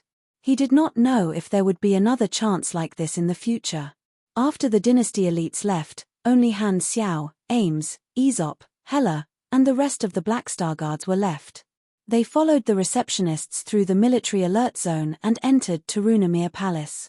However, the moment they stepped into the city, 7 energy waves suddenly burst out from the city. Boom. Han Xiao narrowed his eyes and stopped.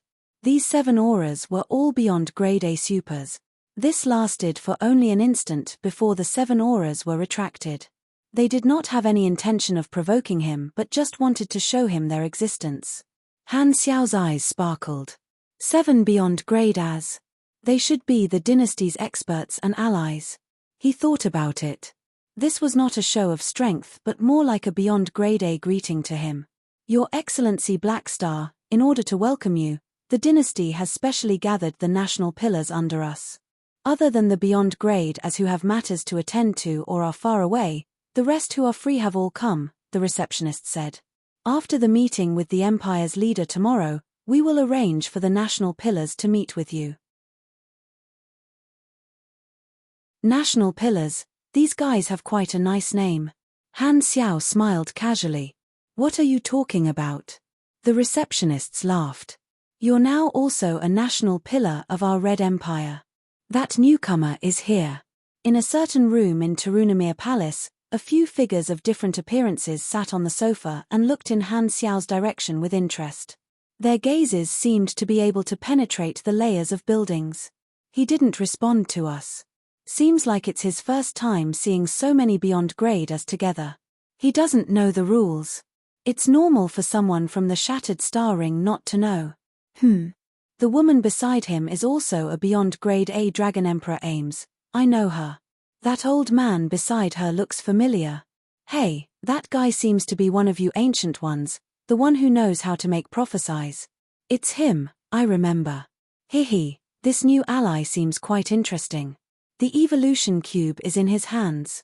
Don't go overboard tomorrow. I still want to borrow it.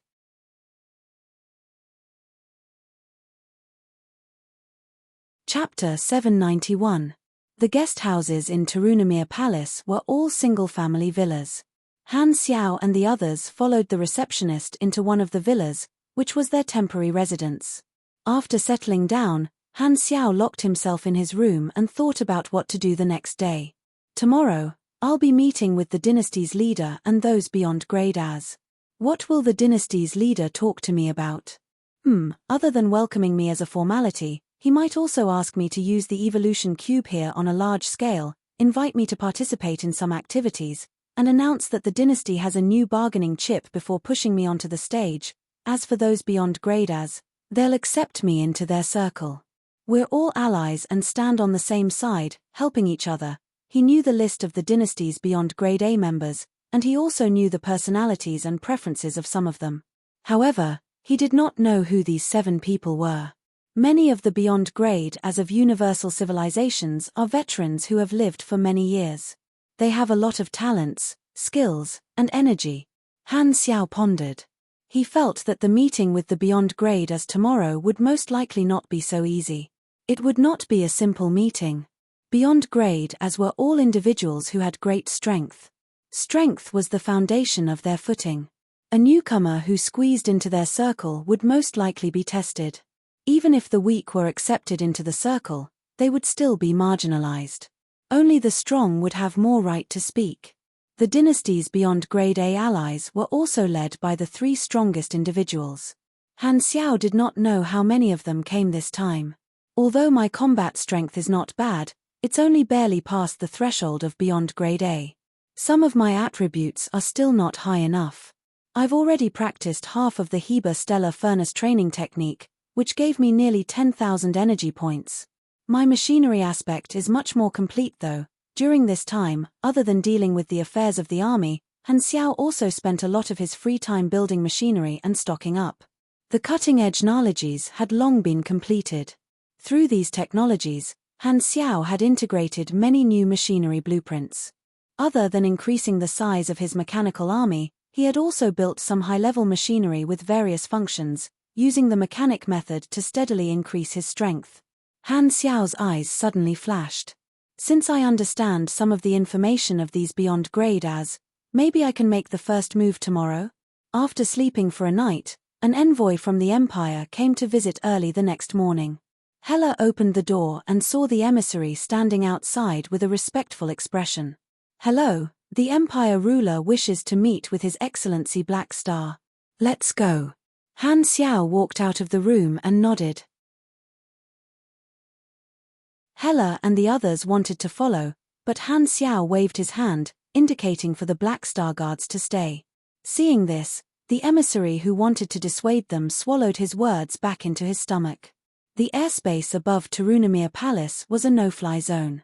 The two of them boarded the land-hovering vehicle that had been waiting for them at the entrance and headed straight to the city center. At the center of the city was the highest-level office area in the Empire. There was a huge and magnificent palace, which was also the main body of the Tarunamir Palace. The closer they got to the center, the tighter the security became. There were sentries everywhere, and all kinds of mechanical detection equipment covered this area. Teams of elite supers patrolled the area at all times. With just a glance, Han Xiao could sense the auras of no less than 10 calamity-grade supers, and this was only one of the directions. The security of the capital city was extremely strong. Not only did the universal civilizations control the central galaxy, but they also had a certain degree of control over the other starfields. They were rich in human resources, and there were all kinds of advanced super academies to nurture talents. The ratio of calamity-grade supers was the highest in the entire galaxy. With these two factors, the universal civilizations had countless experts under them. The vehicle stopped outside the palace, and Han Xiao followed the emissary in. After passing through many checkpoints, they took the internal hovering elevator all the way to the top floor. This floor was the office area of the dynasty's leaders. After passing through the sentry and secretary area, the emissary pushed open a door and gestured for Han Xiao to enter. Han Xiao nodded at him and walked in. The layout of the room entered his eyes. This was a spacious office with a rectangular structure. The walls were reddish-brown, and there were floor-to-ceiling windows on every side. The floor was covered with a red carpet, and there were green potted plants in the corner. They seemed to have been carefully taken care of, giving off a calming fragrance. 2 rows of bookshelves were pressed against the wall, and on the other side was a small round white stone table and a red sofa used for receiving guests. There was no furniture on the floor in the middle of the room, and there was a huge chandelier above. Further back, there was an office desk, and a figure was sitting behind the desk, and beside him stood a second person with his hands clasped behind his back. Han Xiao recognized the dynasty's leader at a glance. Her long white hair was tied up, and she had a pair of serious eyes. Her dignified aura made people forget whether she was beautiful or not.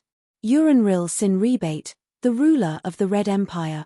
That's right, the current dynasty's leader was a woman. The Red Empire prided itself on iron and blood. It respected the strong, regardless of gender. The succession of the dynasty's leaders was based on a nurturing system, and it had nothing to do with blood relations.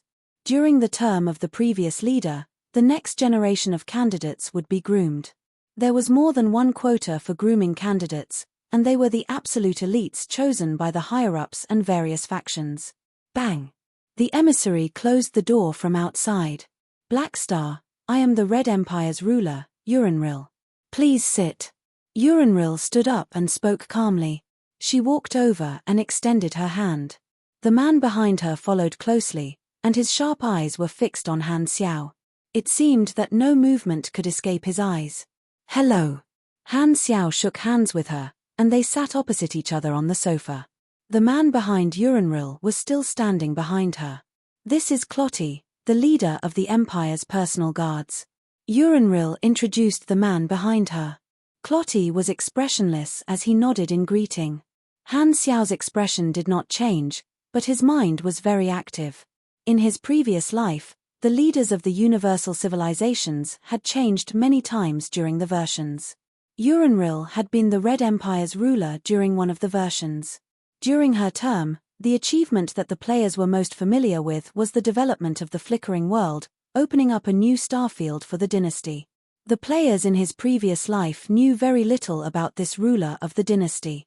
In her version, the players were mainly active in the flickering world and their own starfields. They did not have much contact with the upper echelons of the universal civilizations. To them, the leader of a universal civilization was just a few lines in the background introduction. And now, Uranril had appeared before him alive. This woman was one of the 3 people with the greatest authority in the universe. She could even be said to be the ruler of the universe. The meaning she represented had completely covered her beauty, ugliness, and gender. Clotty behind her was her bodyguard, a veteran beyond grade A nurtured by the dynasty. He was an Esper, and his ability was to control dark energy and dark matter. His nicknames were Dark Emperor, Ruler of Dark Matter, Lightless Light, Celestial Distorter, and so on. This person was one of the 3 strongest beyond grade as in the dynasty. First of all, on behalf of the Red Empire, I welcome you to join us. Urenril went straight to the point, staring into Han Xiao's eyes. It's my honor, Han Xiao said politely. Urenril slowly said, regarding the initial exploration of the flickering world, the dynasty needs the strength of you and Heber. According to our cooperation agreement, other than the support of the dynasty's resources, after the mission is completed, you will be given a territory in the flickering world and have the right to develop on your own. Han Xiao nodded. I understand. You're an ally of the dynasty. As long as you contribute to the dynasty will not be stingy with resources. The more responsibilities you're willing to take on, the more resources the dynasty will give you. Sometimes, the dynasty may issue a call to dispatch beyond grade A combatants, including you, to carry out certain missions.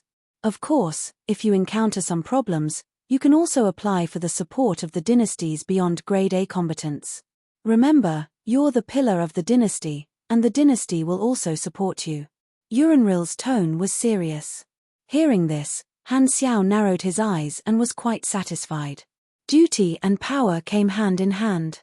He had joined the Red Empire and become their supercombatant. At the same time, he also had a strong backing. The many beyond grade A allies were not only the dynasty's resources, but he also had the right to borrow them. As the saying went, a cloud-piercing arrow could summon thousands of troops. As for the evolution cube in your hands, you can rest assured.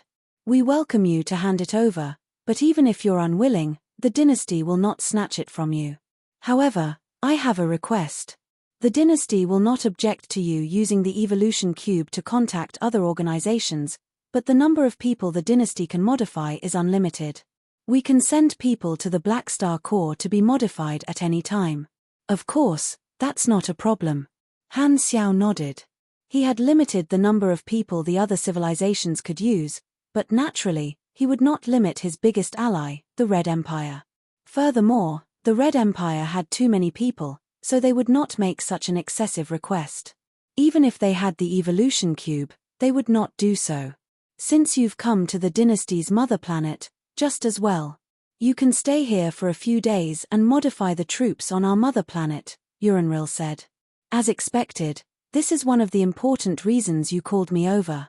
Han Xiaoshin was moved. Compared to sending elites to the Shattered Star Ring to be modified, it was obviously more convenient to call him over to the Red Empire.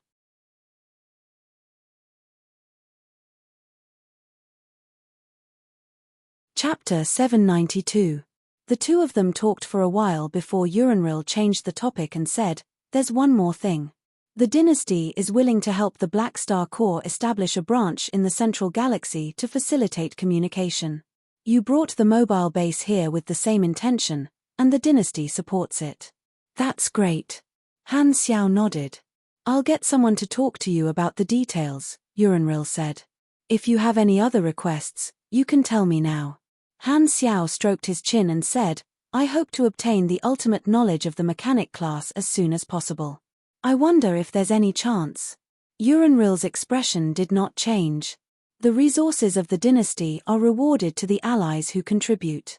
If you want to obtain them as soon as possible, I suggest you do some things for the dynasty. I'll get someone to sort out the matters that require manpower and inform you. Then, Urenril stood up, stretched out her hand, and gestured for him to leave. Han Xiao did not say anything else. He stood up, shook her hand, said goodbye, and left. The emissary had been waiting outside for a long time and led him out of the palace.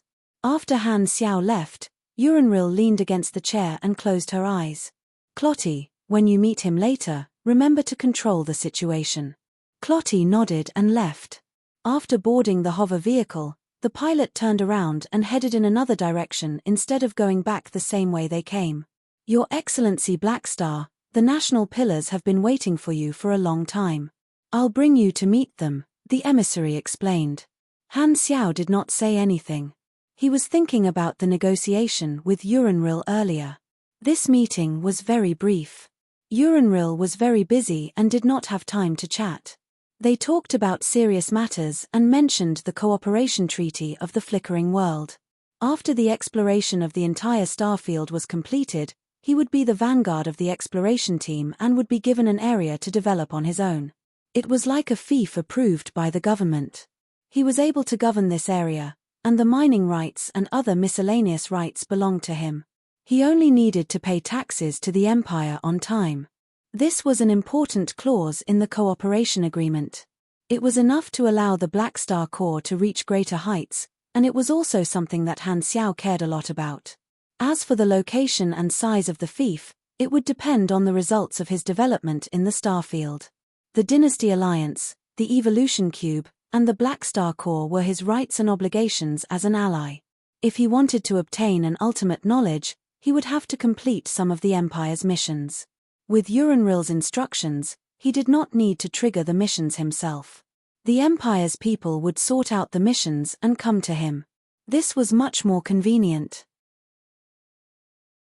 Uranril, the head of the Empire, she doesn't show her emotions, it's not easy to see through her, Han Xiao thought to himself. During the conversation earlier, the impression that Uranril had left on him was that she was full of dignity and the aura of a leader. Compared to an individual with flesh and blood, this dynasty head was more like a symbol, making people ignore her gender, beauty, and personality. Han Xiao had basically given up on the idea of gaining favorability with her.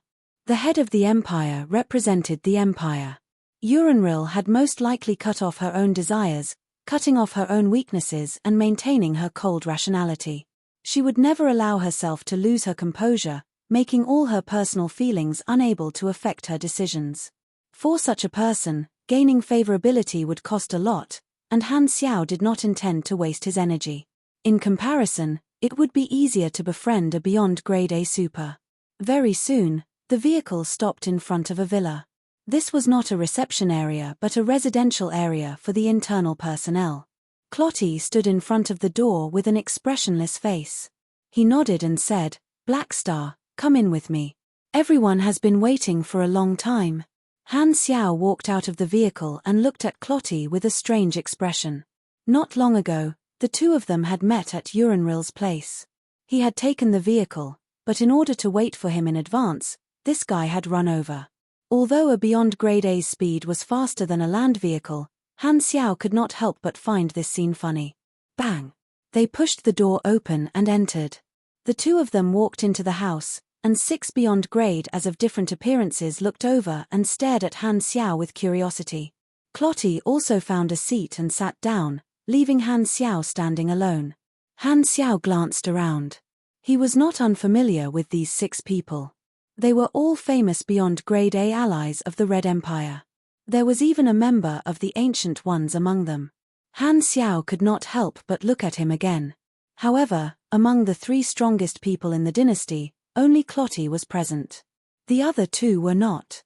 The 7 people present had different expressions. Some were eager, some were indifferent, and some were full of interest. These beyond grade as were from different dynasty factions, so their personal standpoints were actually different. "You're Blackstar of the Shattered Star Ring?" One of them sized him up. When his gaze swept past the evolution cube, there seemed to be a malicious glint in his eyes. "Who else do you think I am?" Han Xiao raised his brows. He did not hold back. Everyone was a beyond grade A, so he did not plan to keep a low profile here. Only by showing his edge would he be valued. For, 5 beyond grade as in the Shattered Star Ring. You and Heber have both joined the Red Empire. Which one of you is stronger? Another person asked with interest. If you're so curious, why don't you try it out yourself? Han Xiao shrugged. He did not want to stand and be questioned, so he casually found a seat and sat down. These beyond grade as did not know that although this was the first time they had met, Han Xiao knew their backgrounds and understood the current situation at a glance. Among the 7 of them, Clotty's identity was extraordinary. He appeared cold and calm. He represented the ruler's faction and did not interfere. A Beyond Grade A who sided with the dynasty's military faction was very interested in him and seemed to have the intention of roping him in. The other 5 more or less had the intention of probing him. Seeing Han Xiao showing off his edge this time, the few of them looked at each other and saw a hint of surprise in each other's eyes. In the past, the newcomers came with the intention of befriending them and thought that everyone would speak politely, while the veterans would make the meeting look like a joint interrogation. They would constantly ask provocative questions to provoke the other party, admiring the attitude of a Beyond Grade A who would hold back his anger and answer all the questions. Most of the people present had gone through this step and left behind a dark history. Therefore, this method became a tradition for them to accept newcomers. If they could not hold it in, they would use their fists to do the talking and decide their future status and speaking rights. They would only give face to those beyond grade as who had been famous for a long time and did not want to provoke them. Black Star, who had just advanced to the Beyond Grade A realm, was naturally not in this category. However, just as they started, before they could really start the provocation, Black Star retorted. Clearly, this newcomer did not intend to answer according to their wishes. Heber had probably taught him his experience. In their opinion, Han Xiao seemed to have known about their tradition long ago. In the Shattered Star Ring, there was Heber, who had left behind a dark history. Black Star most likely learned about the situation from him and wanted to use this method to prevent them from succeeding. Dream on. Everyone quietly looked at each other and had a plan. Hihi, the guy who spoke first said calmly, Black Star, you still don't know your position, right? Oh, Your Excellency Star Slasher, what do you mean? Han Xiao narrowed his eyes. Vairu, Beyond Grade A pugilist, Soldier Branch, nicknamed Star Slasher, Star Splitter, and so on. He came from the Primeval Star River and now had the dynasty behind him. He developed in the Central Galaxy and operated tens of thousands of galactic pugilist dojos. This is the Central Galaxy, the center of the universe. Do you think it's the Shattered Star Ring with only 5 Beyond Grade As? How dare you speak to us like this? Boom. Before he finished speaking, Vairu suddenly released his aura. The sharp aura split the villa into 2, and the thick aura pressed down on Han Xiao with a cold gaze. As if he was angry, he spoke word by word. A newcomer who just advanced to the Beyond Grade A realm, what right does he have to be arrogant in front of us? TSK Clotty was expressionless. He waved his hands and signaled for the patrols to stay away. Vairu restrained his energy and did not spread it to other places. He did not stop Vairu's actions either. Other than the Beyond Grade A who leaned toward the young faction, the others pretended to be unfriendly and stared at Han Xiao, pressuring him. Even if Heber had told him the rules in advance, they did not believe that Black Star was not afraid of offending all of them when a bunch of Beyond Grade A dynasty allies were targeting a newcomer. If Black Star was stubborn to the end, they would not mind teaching him a lesson. As for whether they would offend Black Star, who was not a Beyond Grade A organization, it did not matter who was fawning over whom. They would see if they would panic if they offended one or more Beyond Grade As. If they could find out that a Beyond Grade A was narrow-minded, they would consider their attitude toward each other in the future. The few of them secretly sized up Han Xiao's expression, trying to find a trace of panic or submission on his face. Han Xiao narrowed his eyes and suddenly chuckled. All right, let's make things simpler. We're all Beyond Grade As. If there's any conflict, let's settle it by fighting. Then, without waiting for the others to react, Han Xiao pointed at Vairu and said, How about you have a match with me? Hearing this, the few of them were shocked and interested. This newcomer actually took the initiative to challenge them to establish his dominance. How confident. Did he not know that they were all veterans who had fought for the dynasty for a very long time? They originally wanted to initiate a spar to provoke Black Star, but they did not expect this guy to take the initiative to do so. Okay. Vairu's eyes darkened. He had already displayed his strength, but Black Star still wanted to challenge him. Did this not mean that he thought he was a pushover and had a chance of winning? Not only did Black Star want to establish his dominance, but Vairu would not allow his position to be challenged either. Han Xiao's face was calm. He had already guessed that only by using his fists would he be able to gain the right to speak in the circle of beyond grade A allies, so he had long been mentally prepared. If he wanted to befriend a beyond grade A, he would first have to display strength that made others take him seriously. Only then would he have the right to communicate with them. This time, Clotty slowly spoke. Fight outside the psionic seal ring. Don't fight near the mother planet. Your Excellency ruler, Blackstar did not have a good time meeting the national pillars. He challenged His Excellency Clotty and decided to spar. Clotty and the other national pillars followed him. Hearing the report from her subordinate through the internal communicator, Urinril's expression did not change. She slowly said, Clotty will be in charge of this. You don't have to worry about it. Yes.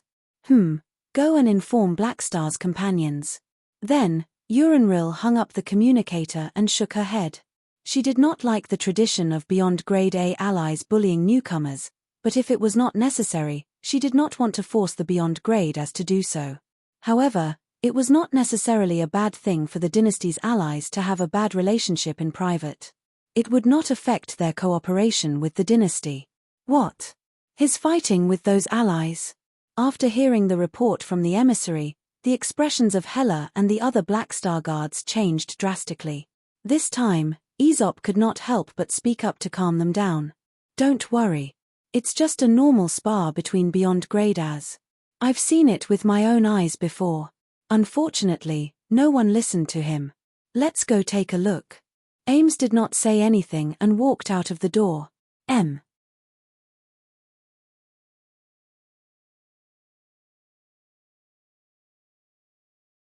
Chapter 793.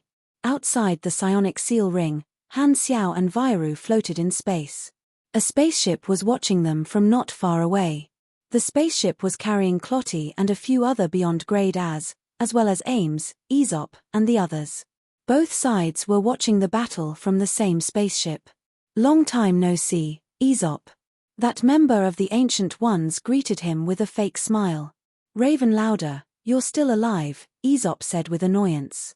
Ever since you were kicked out of the Ancient Ones, I haven't heard any news about you. So, you went to the most remote shattered star ring. Why? Can't you make it in the other star fields? Raven Lauder said with a teasing tone. You've lived for too long, and you're starting to forget things.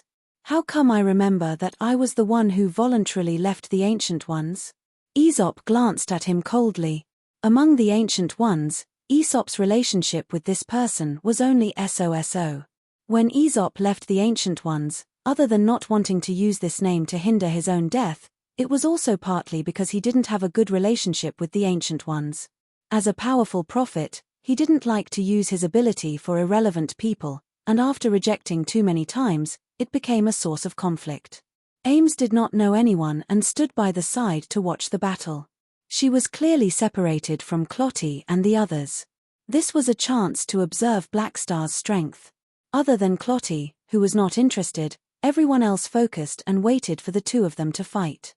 Everyone knew Vairu's strength. His combat strength had been tested countless times, and there was no doubt about it.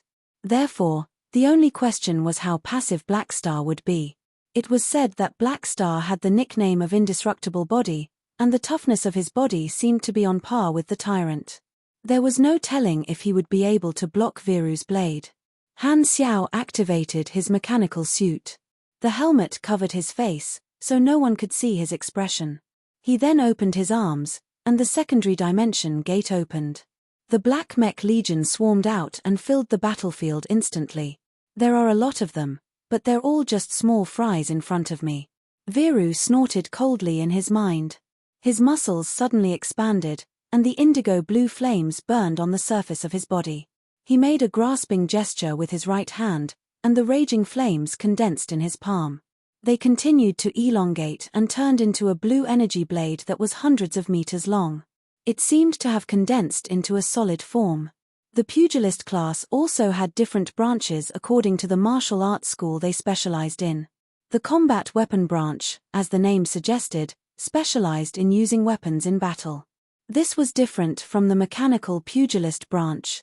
Mechanical pugilist completely relied on weapons in battle, using mechanical force to increase the power of their mechanical weapons.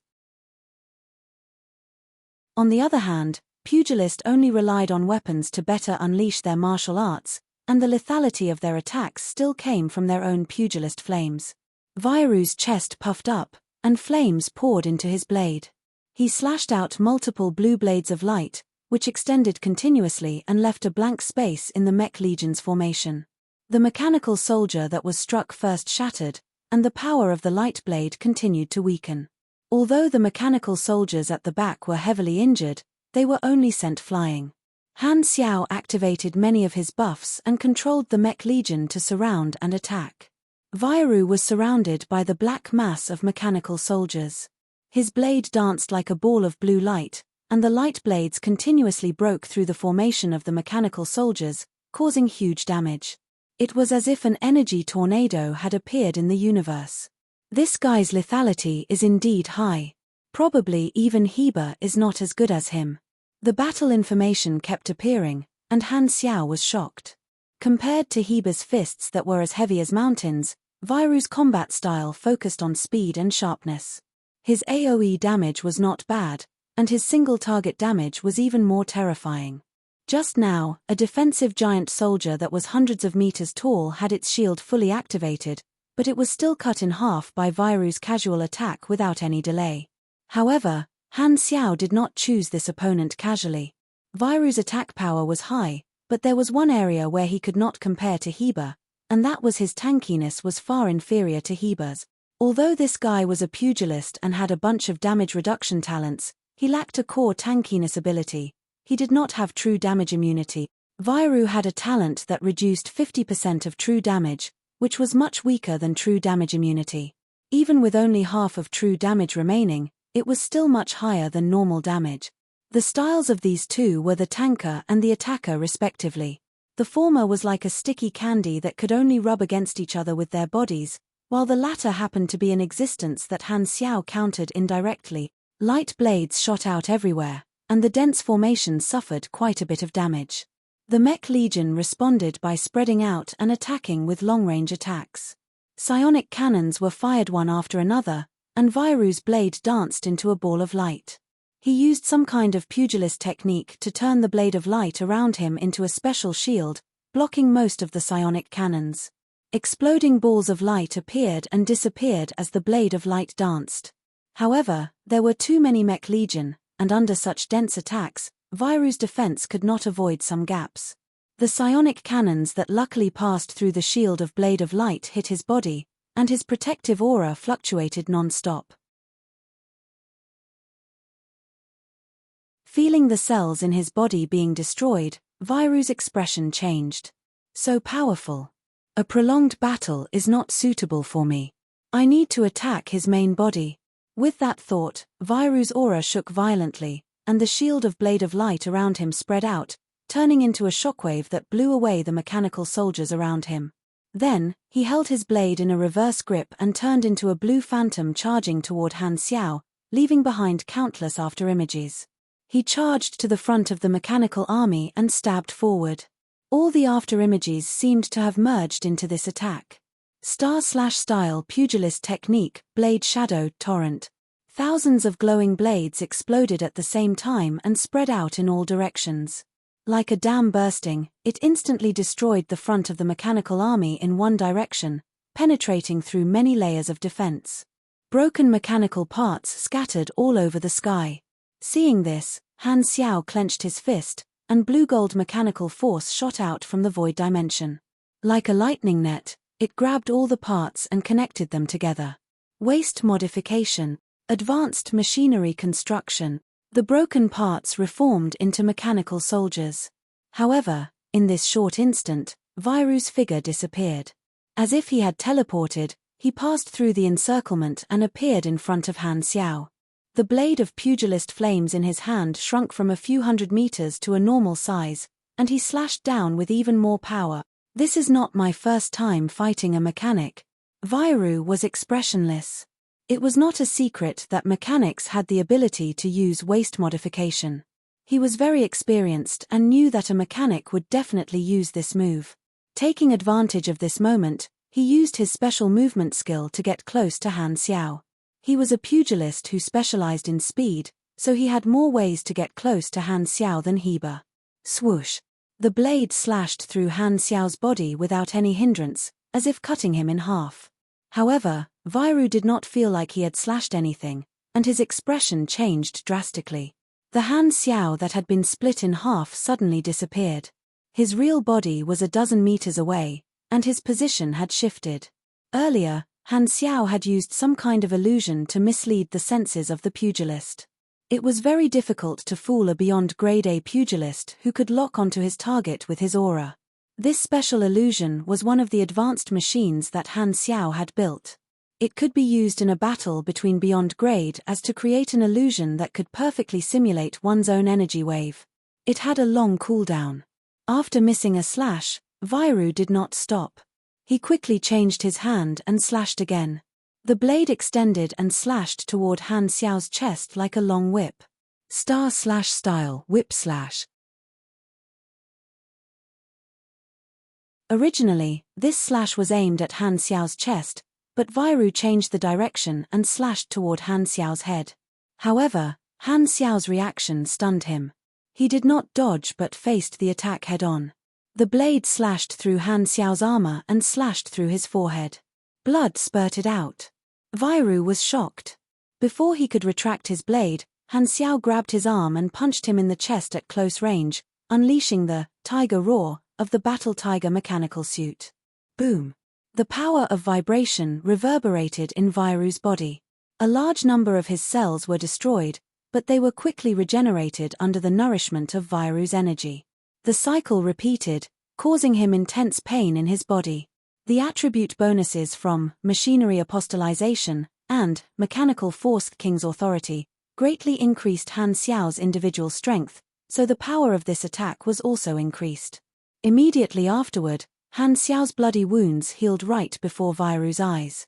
The nanoparticles of the mechanical suit also repaired the hole in the armor. This recovery speed.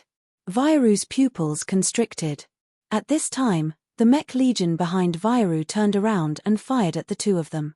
Vairu's expression froze. Just as he was about to retreat, two enhanced Oathkeepers appeared beside Han Xiao and charged forward.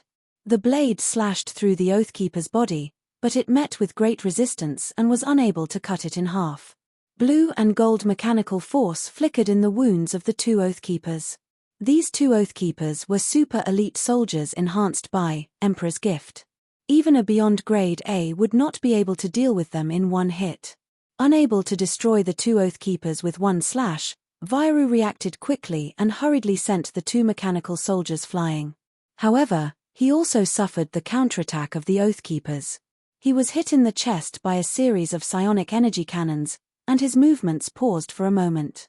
The psionic energy cannons behind him also fired, and Vairu was not willing to give up the opportunity to get close to Han Xiao. He turned his blade around and created a defensive light shield, which barely blocked the psionic energy cannons for a moment. He then continued to attack Han Xiao. The blade wrapped around the two of them and left their original positions, turning into a meteor and disappearing into the distance.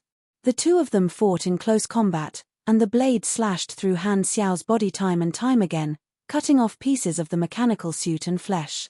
However, his recovery speed was visible to the naked eye, and his wounds healed completely within seconds. The more Vairu fought, the more shocked he became. He had heard of Han Xiao's indestructible body nickname before, but he did not expect it to be so terrifying after seeing it with his own eyes.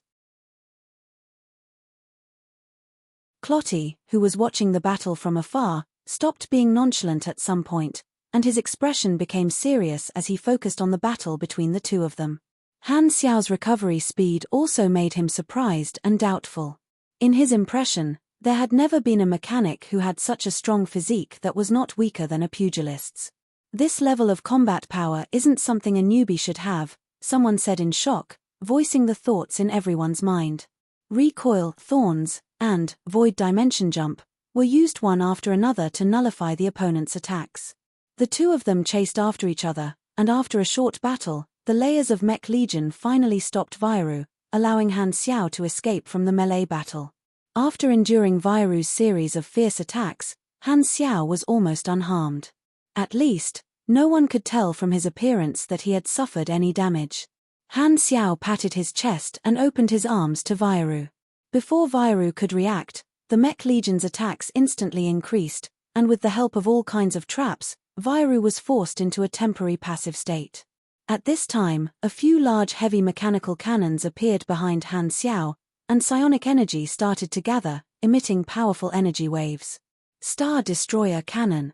Vairu's expression changed. To think that Han Xiao would bring out such a strategic weapon. This was way beyond the scope of a spar. Suddenly, hundreds of electromagnetic chains shot out from the Mech Legion's formation and wrapped around Vairu's limbs, binding him tightly. Vairu tried to break free but was shocked to find that he was unable to do so. It was as if these chains were elastic tentacles that knew how to deflect force.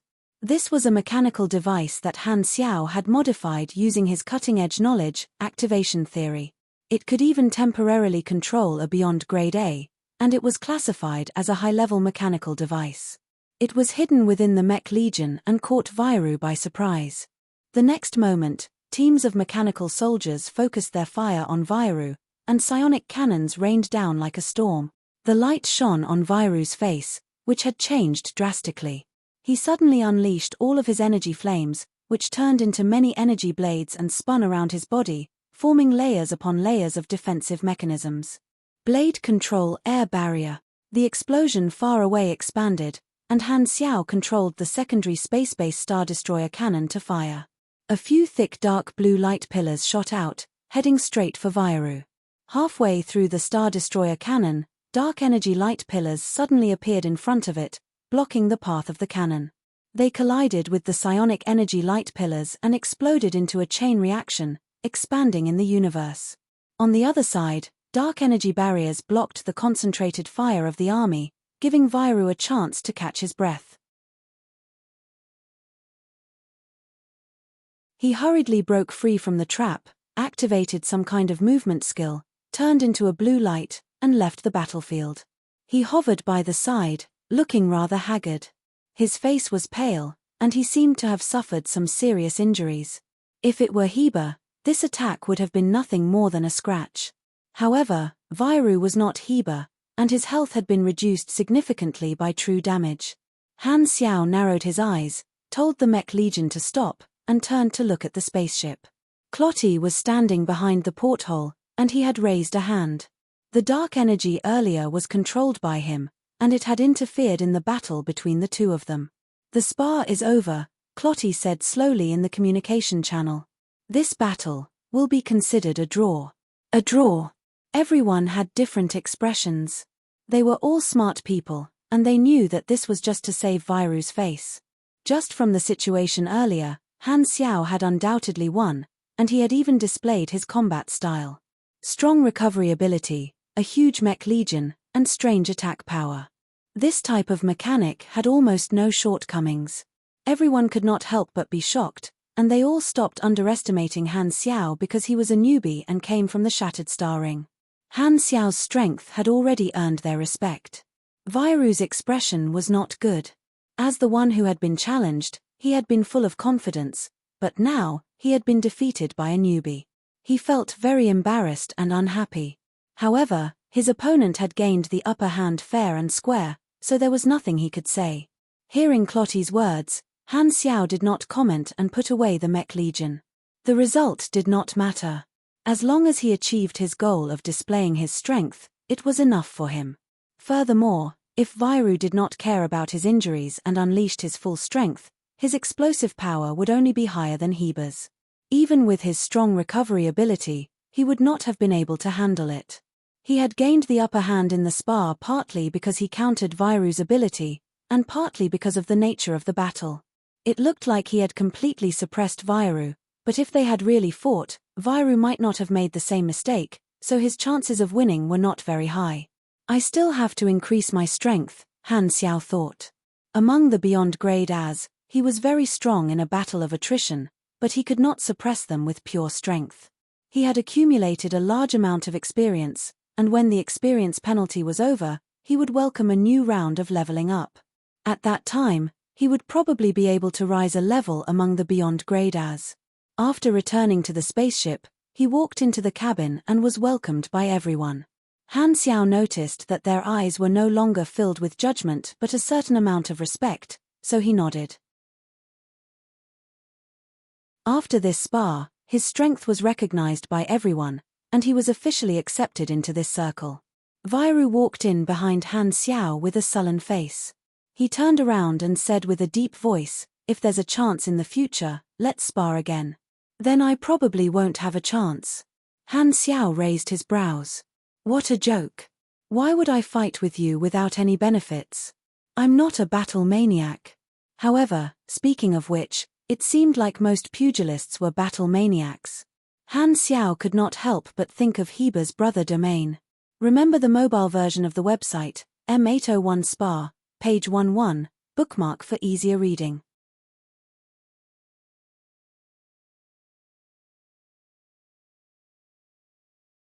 Chapter 794. The spaceship returned to the mother planet. On the spaceship, the few beyond grade A allies no longer put on airs and formally introduced themselves to Han Xiao. Han Xiao had long known their names, but he was just going through the motions. Some of them were directly related to the dynasty, some were people who had developed their forces in the central galaxy, and only 2 were big shots from other star fields. One was from the Sea of Star Spirits, and the other was from the Primeval Star River. The latter was the beyond grade A who leaned toward the military. Among this group of people, his attitude was the most friendly. This person was not too old. His name was Bioni, and his nickname was Incinerate or Origin Flame. His Esper ability was not to play with fire but to ignite all kinds of things on a microscopic level, even things that were not flammable. Furthermore, it was not only limited to matter but also energy. One of his more famous deeds was igniting an asteroid. Be it the trees, soil, or metal, everything was burned up, turning it into a charred planet. Han Xiao's interactions with the dynasty's elites had naturally been reported back to the dynasty. His care for Tenny was seen as a sign of friendship by the dynasty's young faction. Although Tenny had not reached the true upper echelons yet, within the young faction, he had already shown his abilities and was being groomed as a core member in the future. Otherwise, he would not have been included in the first batch of the modification team. Therefore, due to the faction, Han Xiao did not reject Bioni's intentions of befriending him. The 2 of them were quite agreeable. Apart from this person, another ally that Han Xiao was quite fond of was Raven Lauder from the Ancient Ones. He was neither cold nor warm to him, so Han Xiao did not intentionally befriend him. The Ancient Ones was a loose alliance. The members were all extraordinary people.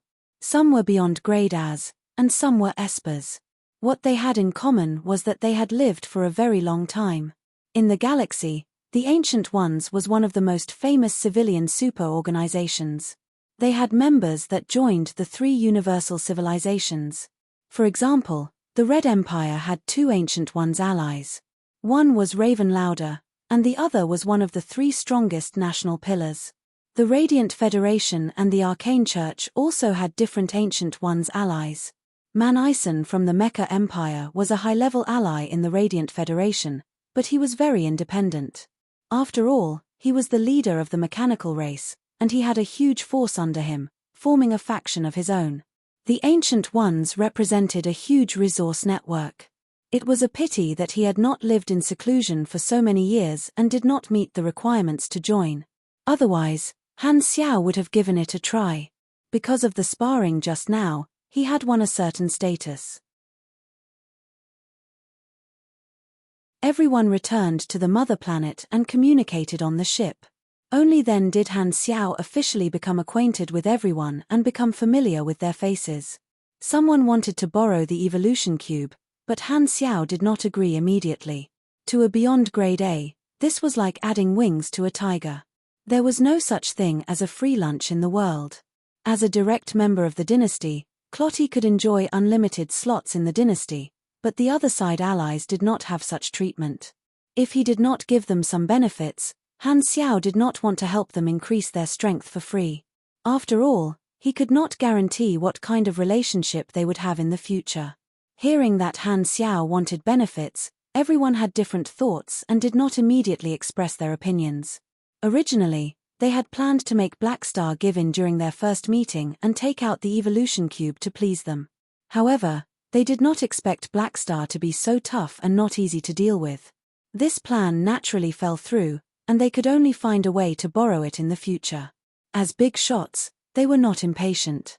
After saying goodbye to the group, Han Xiao and Ames returned to their residence. Hela and the others were relieved to see him return. This can be considered my official debut in the circle of high-level combatants of the three universal civilizations, stepping onto the stage of the Central Galaxy. Han Xiao thought.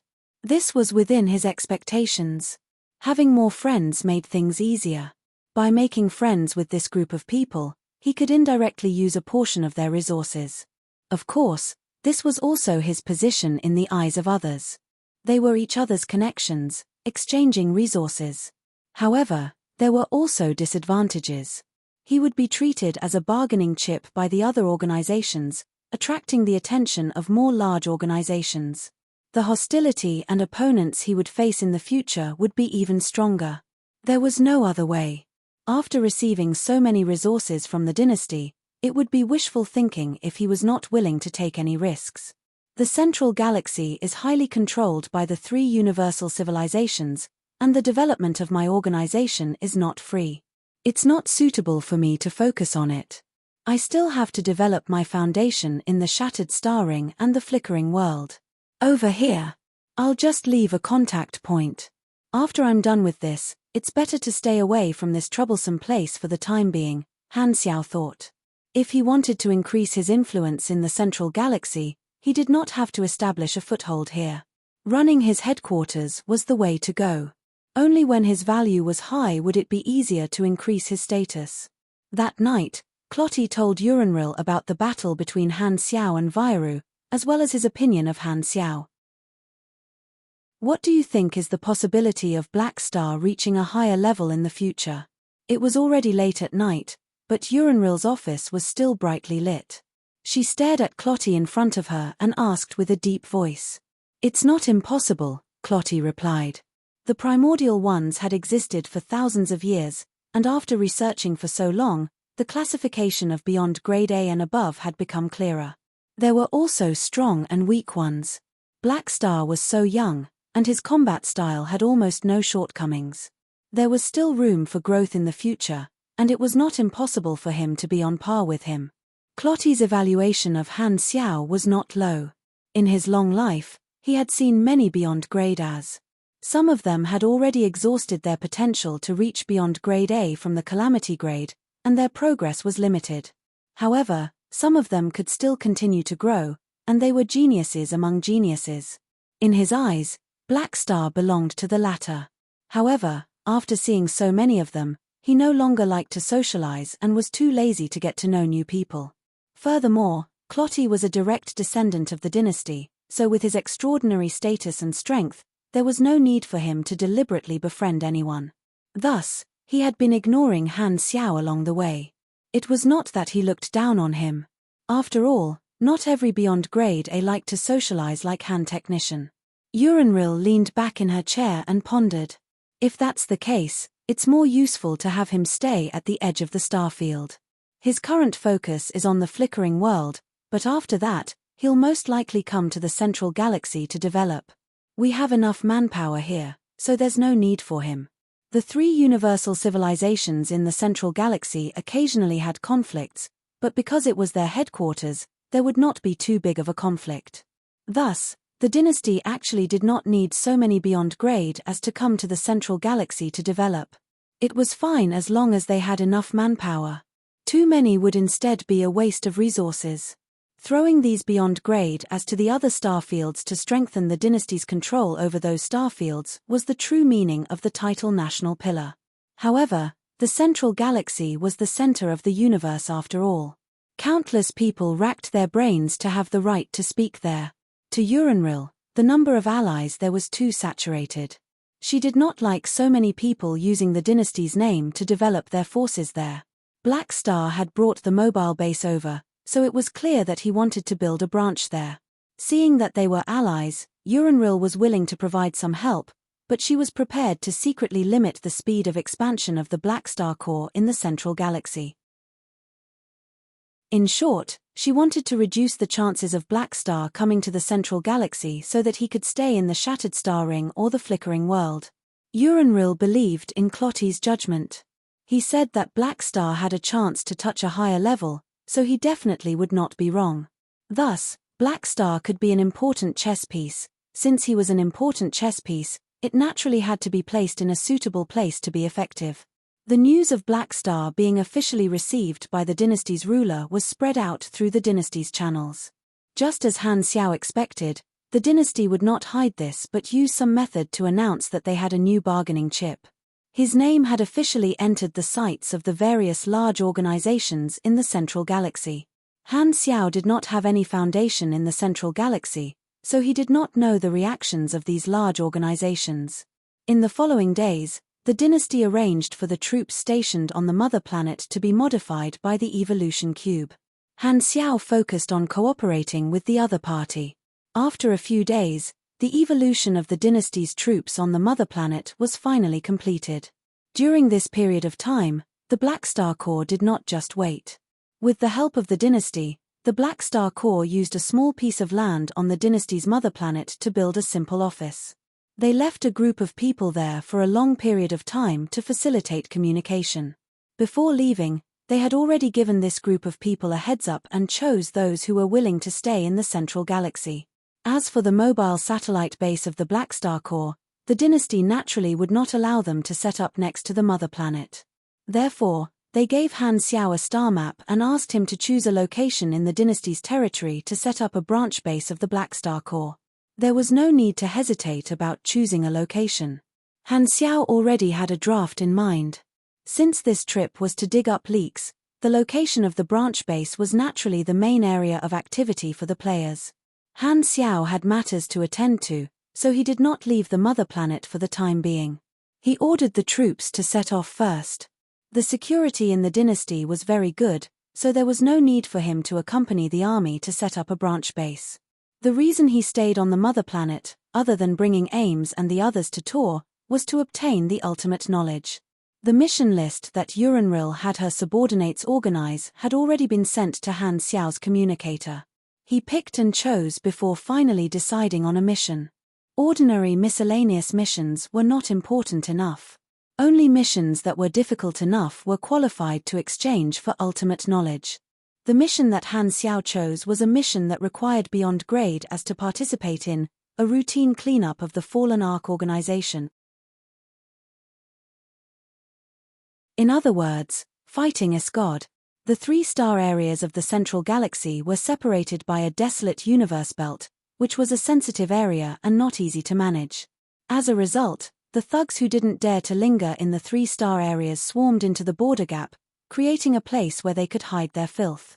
The area of the border crack was very large. During the Exploration Era War, the 3 universal civilizations fought fiercely in front of their homes as if they would not stop until one of them was dead. This large area was the ancient battlefield back then, and countless planets were abandoned because of it, turning into a desolate universe belt.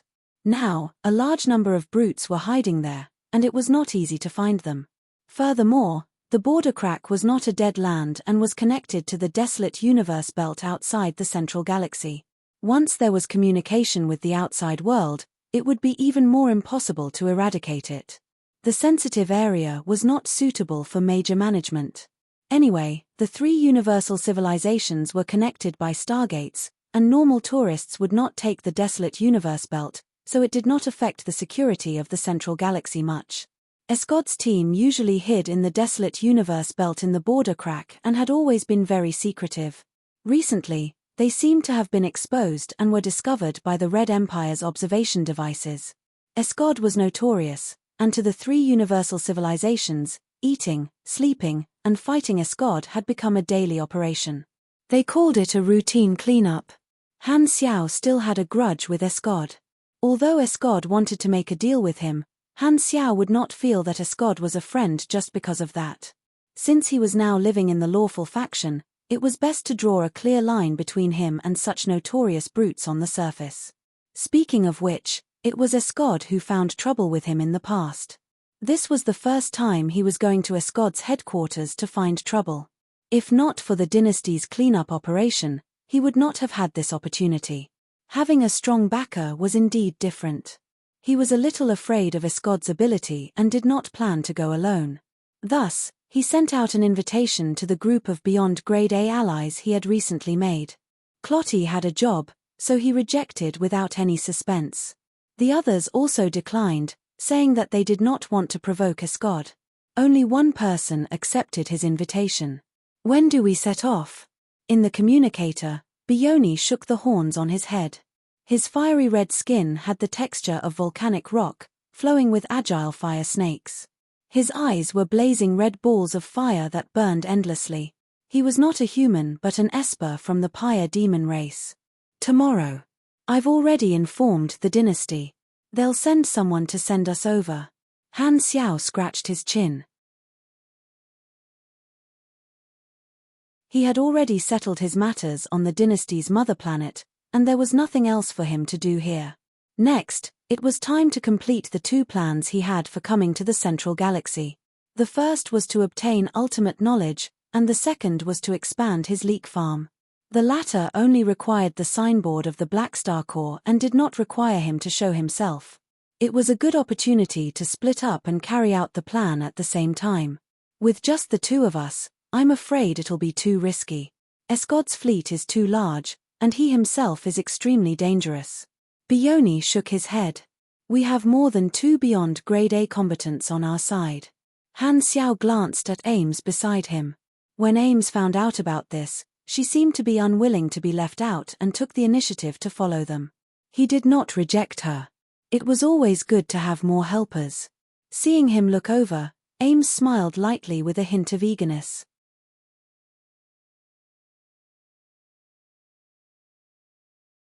Chapter 795. A dynasty spaceship slowly left the Crimson Ring star cluster. In the cabin, Han Xiao stood in front of the porthole, looking at the shrinking silhouette of the dynasty's mother planet with an expressionless face. He had accepted the mission and notified the dynasty, who had arranged a spaceship to send him off. The operation had been finalized the day before, so he did not waste any time today. He, Bioni, Ames, and Hela boarded the dynasty's spaceship and headed to the garrison base at the border to participate in the routine cleanup of the fallen Ark. "This time, I really came and left in a hurry." Han Xiao's eyes reflected the dynasty's mother planet that was getting further and further away. He had only stayed on the mother planet for a few days, and it was not even comparable to the time spent on the road. He did not stay for long and left decisively after completing the mission on the mother planet. During this trip, he had met the dynasty ruler and gotten to know a bunch of national pillars, deepening his relationship with the dynasty, expanding his network, and making the mark of the dynasty even clearer on him. He had fulfilled the wishes of the Red Empire, and in the future, he could be considered one of the backbone of the dynasty. The dynasty's army has finished gathering and is waiting for the Beyond Grade as to go over. Through the Stargate, we should be able to meet up with the main force in 4 to 5 days. From the side, Bioni walked over and opened his mouth to speak, spitting out sparks. The Crimson Ring star system was the central area of the dynasty, and they were going to the edge of the starfield. However, it would only take 4 to 5 days. It was not because the distance was short but because the transportation in the central galaxy was far more advanced than in the shattered star ring. The universal civilizations had many stargates in their headquarters, forming a fast transportation channel. If it were the sparse stargates in the shattered star ring, this journey would take more than half a month. Han Xiao turned around, thought for a while, and suddenly asked, "Have you participated in similar operations before?" I've participated in the encirclement of the fallen Ark twice. This is the 3rd time. Most of the Beyond Grade as in the central galaxy have participated in such operations." Bioni nodded. "It's really eating, sleeping, and fighting Escod. Those allies all said that they did not want to provoke Escod because they did not want to come with me." Han Xiao's mouth twitched. "Then Escod has basically fought with all the Beyond Grade as of the 3 universal civilizations?" "You can say that, but most of the time, we'll only encounter Escod's doppelgangers. Only during large-scale operations against the main Fallen Ark team will we encounter Escod's main body. Those are usually beyond grade as at Clotty's level. Escod's main body is too strong. Just based on what I know, more than 2 beyond grade as have died in his hands. There are only so many beyond grade as in the entire universe. Bioni shook his head. Because he had deliberately befriended him, Han Xiao's relationship with him was closer than the other beyond grade A allies. Hearing this, Han Xiao nodded to show that he understood, his eyes flashing. Escod did have the strength, but to the 3 universal civilizations, they should be able to get rid of him if they gritted their teeth. Yet, they had tolerated him for so long. This time, we have 3 beyond grade as. Even if we're unlucky and encounter Escod's main body, we can still escape unscathed, Bioni said. Bad luck. There's an 80% chance we'll encounter Escod's main body this time. Han Xiao secretly curled his lips. When he arrived at the dynasty's mother planet, Escod's location was coincidentally exposed. He did not feel that this was a coincidence. Thinking of what Escod said when he contacted him, this was most likely the reason. However, he still chose to participate in this operation. Putting away his thoughts, Han Xiao opened the interface to take a look. The routine cleanup mission was placed in the list, and the reward was quite generous. Empire Campaign, Fallen Ark, Repeatable, Mission Introduction. The Fallen Ark is the lost paradise of the thugs of the entire universe. It is notorious for committing all manner of evil and is constantly surrounded by the 3 universal civilizations. Now, the Red Empire has discovered the whereabouts of a Fallen Ark fleet. You have decided to participate in this battle and contribute your strength. Tip: this mission is a faction series mission. You can complete the following requirements in this mission: Elite Soldier, accumulated 2,000 enemies killed. Reward, 380 EXP, plus 20 Red Empire contribution points. Fierce General, killed more than 200 grade C supers. Reward, 810 EXP, plus 30 Red Empire contribution points. Scavenger, accumulated 10,000 enemies killed. Reward, 1,335 EXP, plus 50 Red Empire contribution points. Decapitator, killed the fleet commander. Reward, 12,000 EXP, plus 220 Red Empire contribution points. Directly facing Escod I, dealt 0.5% of Escod's HP, both main body and doppelganger can be used. Reward, 20,000 EXP, plus 350 Red Empire contribution points. Directly facing Escod II, dealt 5% of Escod's HP. Reward, 150,000 EXP, plus 550 Red Empire contribution points. Directly facing Escod III, dealt 15% of Escod's HP. Reward, 650,000 EXP, plus 900 Red Empire contribution points. Directly facing Escod IV, successfully cooperate with the Red Empire to eliminate an Escod doppelganger. Reward, 25,000 EXP, 80 Red Empire contribution points, and character summon card Escod. This was not a one-time mission. As long as there was a chance for a routine cleanup, this mission would appear. The Red Empire was one of the top organizations in Galaxy, and the mission rewards they gave were basically the standard for the later versions. If it involved a beyond grade A, the highest reward would be in the tens of billions of EXP. This time, the Fallen Ark team was discovered near the border of the dynasty, so the dynasty was the one who took the initiative to send troops. Han Xiao accepted this mission because of the generous rewards. The directly facing Escod series of rewards took up more than 90% of this repeatable mission, and it was quite challenging. Ordinary players would only be able to kill the enemy's troops at most and would not be able to deal much damage to Escod. Even if they accumulated damage, it would still be very difficult. However, he was different. When he was at the Calamity grade, Escod's doppelganger had beaten him up quite badly. Now that Escod's main body had descended, he might not be able to defeat it, but Escod's doppelganger, which had limited energy, would not be able to give him much pressure. The players needed 12,000 contribution points to exchange for an ultimate knowledge from a universal civilization, and his current identity was completely different. With a discount of half, he could exchange for an ultimate knowledge with 6,000 contribution points. The stronger the faction, the harder it would be to gain favorability. In his previous life, the players had worked so hard for ultimate knowledge that they almost exploded. Because of that, businesses like his were extremely popular. At this time, Han Xiao did not want to stay in the Central Galaxy for too long to gain favorability. Thus, he was prepared to use his strength advantage to complete the extremely difficult mission that was almost impossible for the players and earn a large sum of contribution points in one go. In the mission list given by the dynasty, this was the only mission that could satisfy his requirements and was the most convenient. This was a good opportunity for him to draw a line between him and Escod and send a signal. Not wanting to continue talking about this topic, Han Xiao suddenly changed the topic and asked, "By the way, how is your relationship with the Mecha Empire in the Prime Valstar River?" Bioni was a member of the Flame Demon race before he became a Beyond Grade A Super, and he still maintained a similar appearance. He still regarded himself as a member of the Flame Demon race, leading a branch of his race in the Prime Valstar River and expanding his harem. He was living a good life and was one of the big shots in the Prime Valstar River. The Mecha Empire's Manison was also in the Prime Valstar River, so Bioni definitely knew him. Manison? Why are you asking about this? Bioni was confused.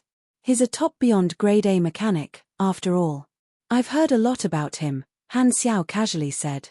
Bioni did not doubt him. I rarely interact with him. His organization is deeply rooted in the Prime Valstar River and far surpasses mine. If you want to visit him, I can introduce you. However, he's a member of the Radiant Federation, so it's not good to meet him in private. You're thinking too much. The universal civilizations won't restrict our private interactions. In any case, I don't like meeting people from other organizations. Bioni shook his head. Han Xiao smiled. Although he did not plan to provoke the Mecha Empire, because of Arosha, he still had to be careful. As for the visit, it was not a lie. He was indeed interested in Manison's indestructible Mecha Empire technology. However, he would not visit him now. The development of the flickering world was imminent, and he did not have the time to visit the Prime Valstar River. However, when the Mecha Empire was mentioned, Han Xiao could not help but think of an old enemy, Thousand Shadows. This guy had not taken action for many years, and Han Xiao guessed that he might have given up. However, the prey mission was still hanging on his interface. I'll meet him in the Abyss of Stars in the future, Han Xiao thought. He did not forget the trouble this guy had caused him. Now that his wings were fully grown, he would find a time to settle the score. In the gap between the borders of the Central Galaxy, a huge fleet was slowly moving.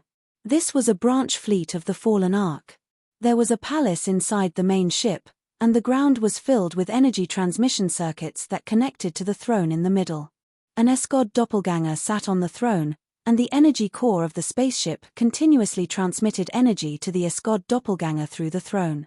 At this moment, Escod's main consciousness had descended onto this doppelganger. I wonder who the Beyond Grade A that the Red Empire sent this time will be, Escod said with a sigh.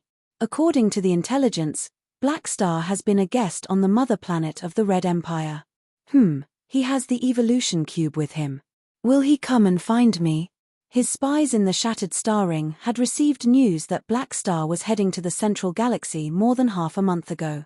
If Black Star wanted to make a deal with him, he would need an opportunity to come into contact with him. Thus, Escod had purposely let a team be discovered by the dynasty to create an opportunity. This was not a coincidence. He could not leave the Central Galaxy easily, so if he wanted to use the evolution cube with his main body, he could only get Black Star to find him. In order to avoid being caught in a crossfire, it was unlikely that Black Star would come looking for him secretly.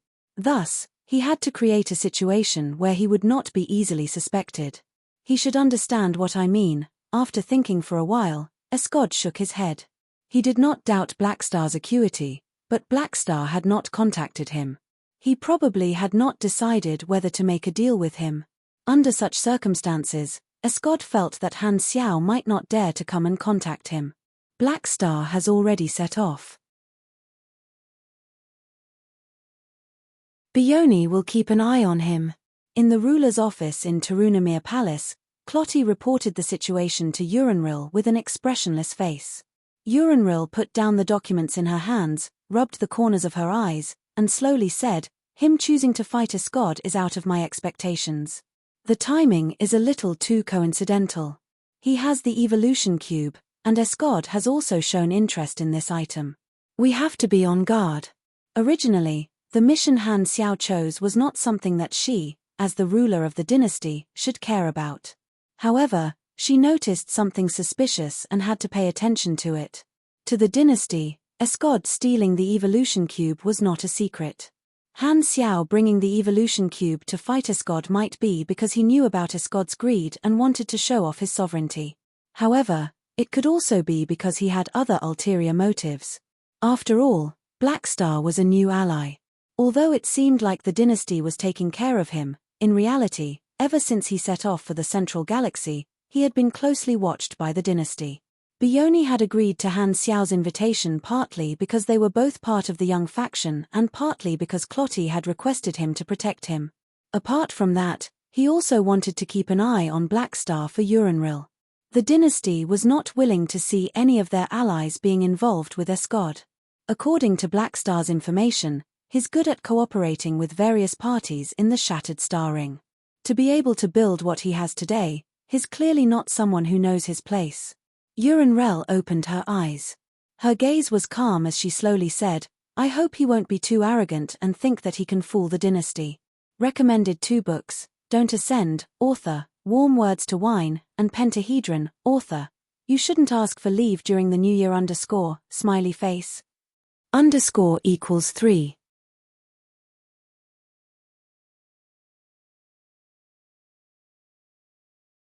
Chapter 796.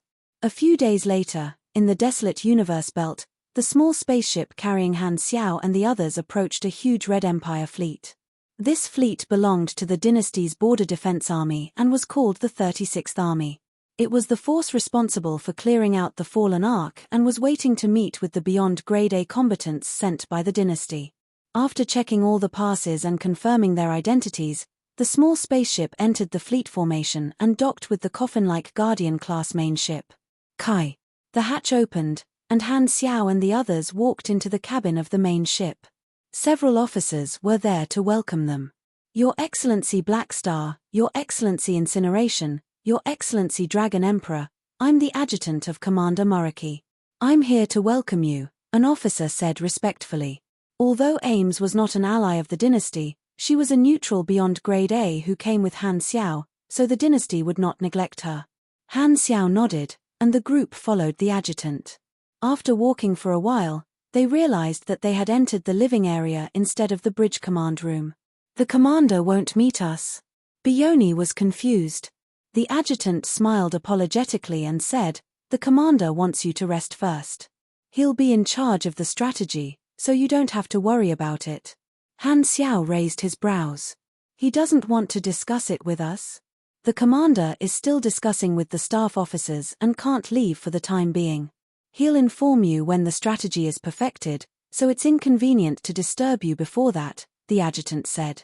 "The enemy can escape our lock at any time, so it's not suitable for the troops to be on standby for too long. We're about to set off and will fight the enemy very soon. Please rest well. We'll need your combat power when the time comes." Hearing this, Han Xiao and Bioni looked at each other and shook their heads. They knew that this Commander Muraki did not want them to interfere with the strategy and did not even want to discuss it with them. "Let's rest then." It was Han Xiao's first time following the dynasty's army into battle. Since Bioni did not say anything, he did not have any objections and stayed there according to the other party's arrangement. Seeing that the 3 beyond grade as had no objections, the adjutant was visibly relieved. He ordered his subordinates to settle down Han Xiao and the others before bidding farewell and returning to the command room on the bridge. Muraki, the commander of the 36th Legion of the Border Defense Force, stood in front of the huge star map with his hands behind his back. He looked up and observed. None of the staff officers beside him made a sound. "Commander, the 3 beyond Grade A combatants have been settled," the deputy reported. Muraki did not turn around. "Do they have a problem with that?" "No." "Yes, that's right." I don't like people who tell me what to do. Muraki nodded. Inform the entire army to depart immediately. He was in charge of this routine cleanup. In order to wait for the beyond grade A combatants sent by the dynasty, his troops had been on standby for a long time. This group of beyond grade A combatants only arrived after a long time, which Muraki did not like. However, the beyond grade As had a high status and were not part of the dynasty's army, so he could not say anything. He did not have a good impression of the beyond grade As who were not directly related to the dynasty. As the commander of the fleet, he looked at the problem from a tactical perspective. In his eyes, although these beyond grade As had a high status, they were nothing more than extremely destructive tools on the battlefield without the halo of the national pillars. Muraki did not want these beyond grade As to interfere too much and take away his command. Since the dynasty had given these tools to him, he would naturally be the one to use them. Therefore, he felt that there was no need to waste his saliva discussing tactics with these beyond grade As. No matter how high their status was outside, a fleet could only have one commander. These beyond grade As only needed to follow his orders. He told his adjutant to receive the beyond grade As because he was too lazy to do so. In fact, he did not even want to see Han Xiao and the others step into his command room. Under Muraki's order, this fleet moved, turning into a stream of light and traveling through the desolate universe belt, chasing in the direction of the enemy. In the cabin, Han Xiao, Ames, and Bioni gathered and chatted casually. The commander of this fleet seems to dislike us. Ames shook her head. Bioni did not deny it and said, the dynasty's army places great importance on discipline, and beyond grade As are not part of the army. They will never obey orders unconditionally. The commander's words do not carry much weight, so some of the dynasty's officers do not like us beyond grade As telling them what to do. After pausing for a while, Bioni said with some dissatisfaction, although that's the case, this Muraki guy is too arrogant. He's not even willing to receive us personally and told us to wait for orders obediently. Does he think us national pillars are his soldiers? Beyond grade As were all big shots with great power. When had they ever been ignored like this? If it were an outsider, he would have easily crushed them to death if they dared to put on airs in front of him. Unfortunately, this was a dynasty soldier and could not be touched. Bioni was unhappy. Han Xiao, however, did not mind. He waved his hand and said, he's the commander after all. He has to ensure his own authority. A fleet cannot have a second voice. Although our status is high, there's nothing wrong with him treating us the same. If we casually raised our opinions, it would be difficult for him to deal with it. He might as well make clear his responsibilities from the beginning and not let us interfere in the command. Bioni glanced at him and said, you really don't think of yourself as a beyond grade A super. Han Xiao shrugged. Some of the older beyond grade As were used to ordering people around because they were superior and did not allow any disobedience or disrespect. Han Xiao's mentality was different. He was not so angry. After all, he was a professional commander and would not be willing to be instructed by an outsider. However, although this was not wrong, Han Xiao also felt that Muraki was indeed arrogant. No matter what, it was not too much to show some respect to someone at the top of the galaxy. It was fine if he did not suck up to him, but if he had to be so arrogant, did he think he was the dynasty's marshal? Shaking his head, Han Xiao did not dwell on this. He would most likely encounter Escod's main body this time, so he needed to think about it. Escod purposely attracted the dynasty's army to test me. Han Xiao thought to himself. Escod had once proposed to help him complete a task unconditionally in exchange for the right to use the evolution cube. He was tempted, but after thinking about it, he realized that he could not jump into this fire pit. This person was very bad. The deal itself was a trap, and Escod's identity was so sensitive. If he really did make the deal, he would be blackmailed. For Escod to be able to survive between the gaps of the three universal civilizations, Han Xiao did not believe that Escod had nothing to do with the three universal civilizations. If he agreed to Escod's request, Escod might kick him to the curb and report this matter to the dynasty. After using the evolution cube, Escod could turn his back on him at any time. He did not have any credibility, and the uncertainty was too great. Even if he fulfilled his promise, Escod had many ways to force him to the opposite side of the Order faction. Escod was not afraid of doing bad things, and it would be too easy for him to drag him down. Han Xiao also had another worry, which was that Escod had stolen the evolution cube from Cisco and exposed the fact that he had the information of the evolutionary civilization. Since he could also use the evolution cube, it would be easy for others to connect the dots and suspect him. The Red Empire did not interrogate him. Perhaps they had secretly investigated him and expressed their trust in him. However, if Escod was ruthless enough to slander him, it would still have some impact. If this dragged on, he would not be able to avoid it forever. Escod was not a dead person, so how could he be willing to be ignored? If he lost his patience, he would definitely do something.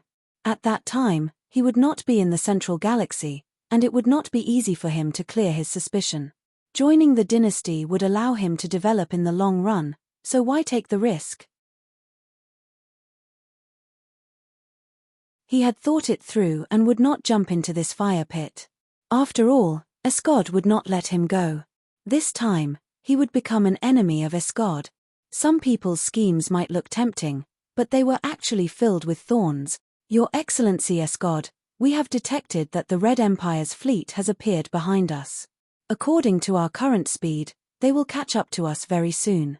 Should we increase our speed and shake them off or turn around to face them?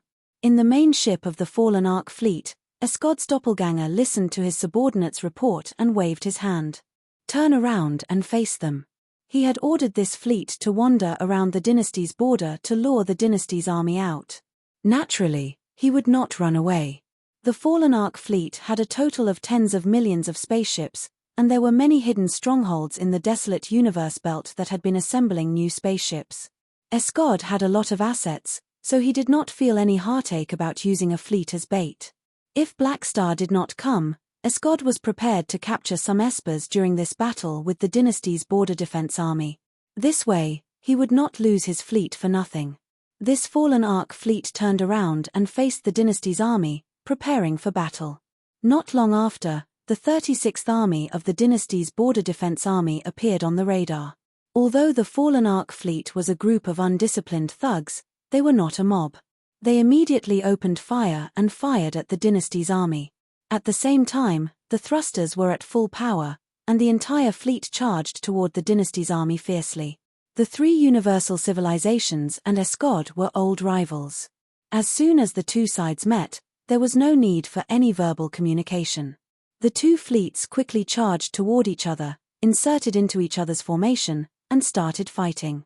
Spaceships exploded one after another in the universe, turning into dazzling fireworks that were both beautiful and cruel.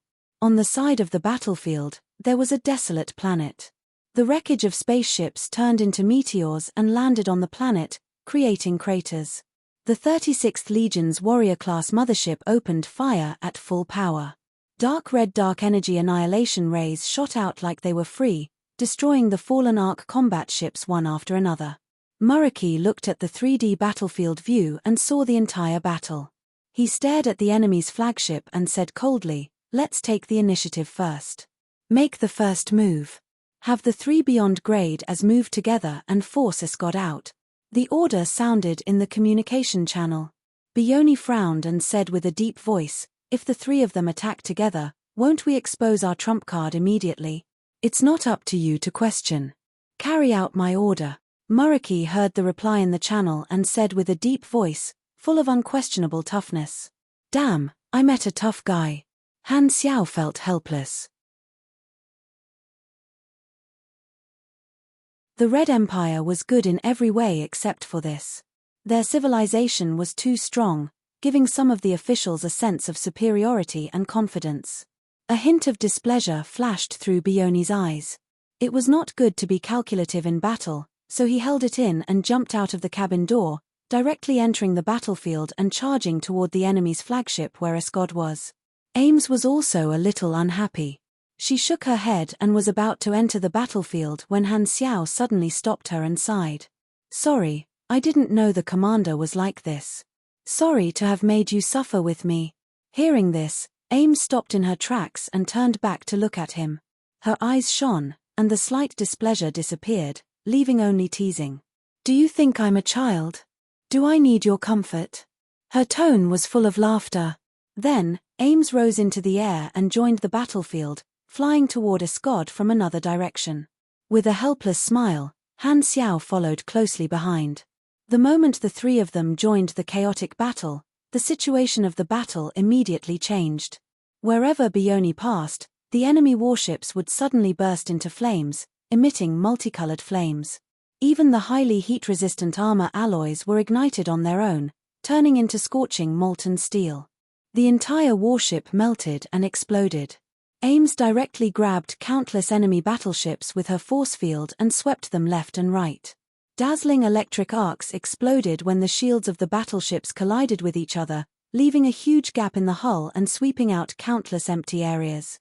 The battleships that were too close were squeezed from the outside to the inside by the force field and exploded. Both of them were good at AoE and were great killing machines on the battlefield. Han Xiao did not even need to do anything. He was happy to take the mech legion behind the two of them and only needed to finish off a portion of the mission requirements. The three of them approached the enemy's flagship. Inside the flagship, Escod's doppelganger looked at Han Xiao and became excited. He actually showed up, Buzz. The next moment, his figure disappeared from the spot and appeared in front of the three of them. He did not even look at Ames and Bioni and locked his eyes on Han Xiao. He could not wait to send a private telepathic message with an expectant tone. Black Star, you really have a tacit understanding with me. Have you decided to make a deal with me? Bang! Han Xiao did not hesitate to focus fire. Countless psionic cannons bombarded Escod's doppelganger, sending it flying toward the surface of the desolate planet. The three of them followed closely behind and hovered in the air of the desolate planet. Ames pulled with her palm and pulled Escod's doppelganger out. Her force field pressed Escod's doppelganger into a distorted shadow and dragged it toward the three of them. Bioni aimed his hands at Escod's doppelganger, and flames suddenly burst out from within the dark body of Escod's doppelganger. Han Xiao put his hands together and activated Gene Liberation. The mech legion fired at Escod's doppelganger that could not move. Kai kai kai. Blue light rays pierced through Escod's doppelganger again and again like a storm, disappearing into the depths of the universe along the gravitational arc of the desolate planet. Pa. Escod's doppelganger exploded into a cloud of black mist and slowly dissipated. Even Cisco could easily kill two Escod's doppelganger by himself. Facing three beyond grade as, an Escod doppelganger with limited energy could only be destroyed. Not bad. Muraki, who was in the main ship far away, nodded. After destroying Escod's doppelganger, the only thing left to do was to destroy the enemy's fleet. Just as he was thinking about this, a space energy vortex suddenly appeared where Escod's doppelganger had disappeared, and an ugly man with a hood stepped out. As soon as this person appeared, he seemed to bring endless pressure, and the surrounding space seemed to freeze for an instant. At this moment, Muraki's expression changed drastically. Bioni's relaxed body tensed up. Ames furrowed her brows. Han Xiao narrowed his eyes. It was not a doppelganger but Escod's main body. He was a notorious thug that many beyond graders feared. Escod stared at Han Xiao indifferently and spoke slowly with a cold tone. I'm very disappointed in your answer. But, when you rejected me, you shouldn't have been so close to me. You're tuning in to the Celestial War YouTube channel. Don't forget to subscribe and join us on this journey to catch the most captivating stories,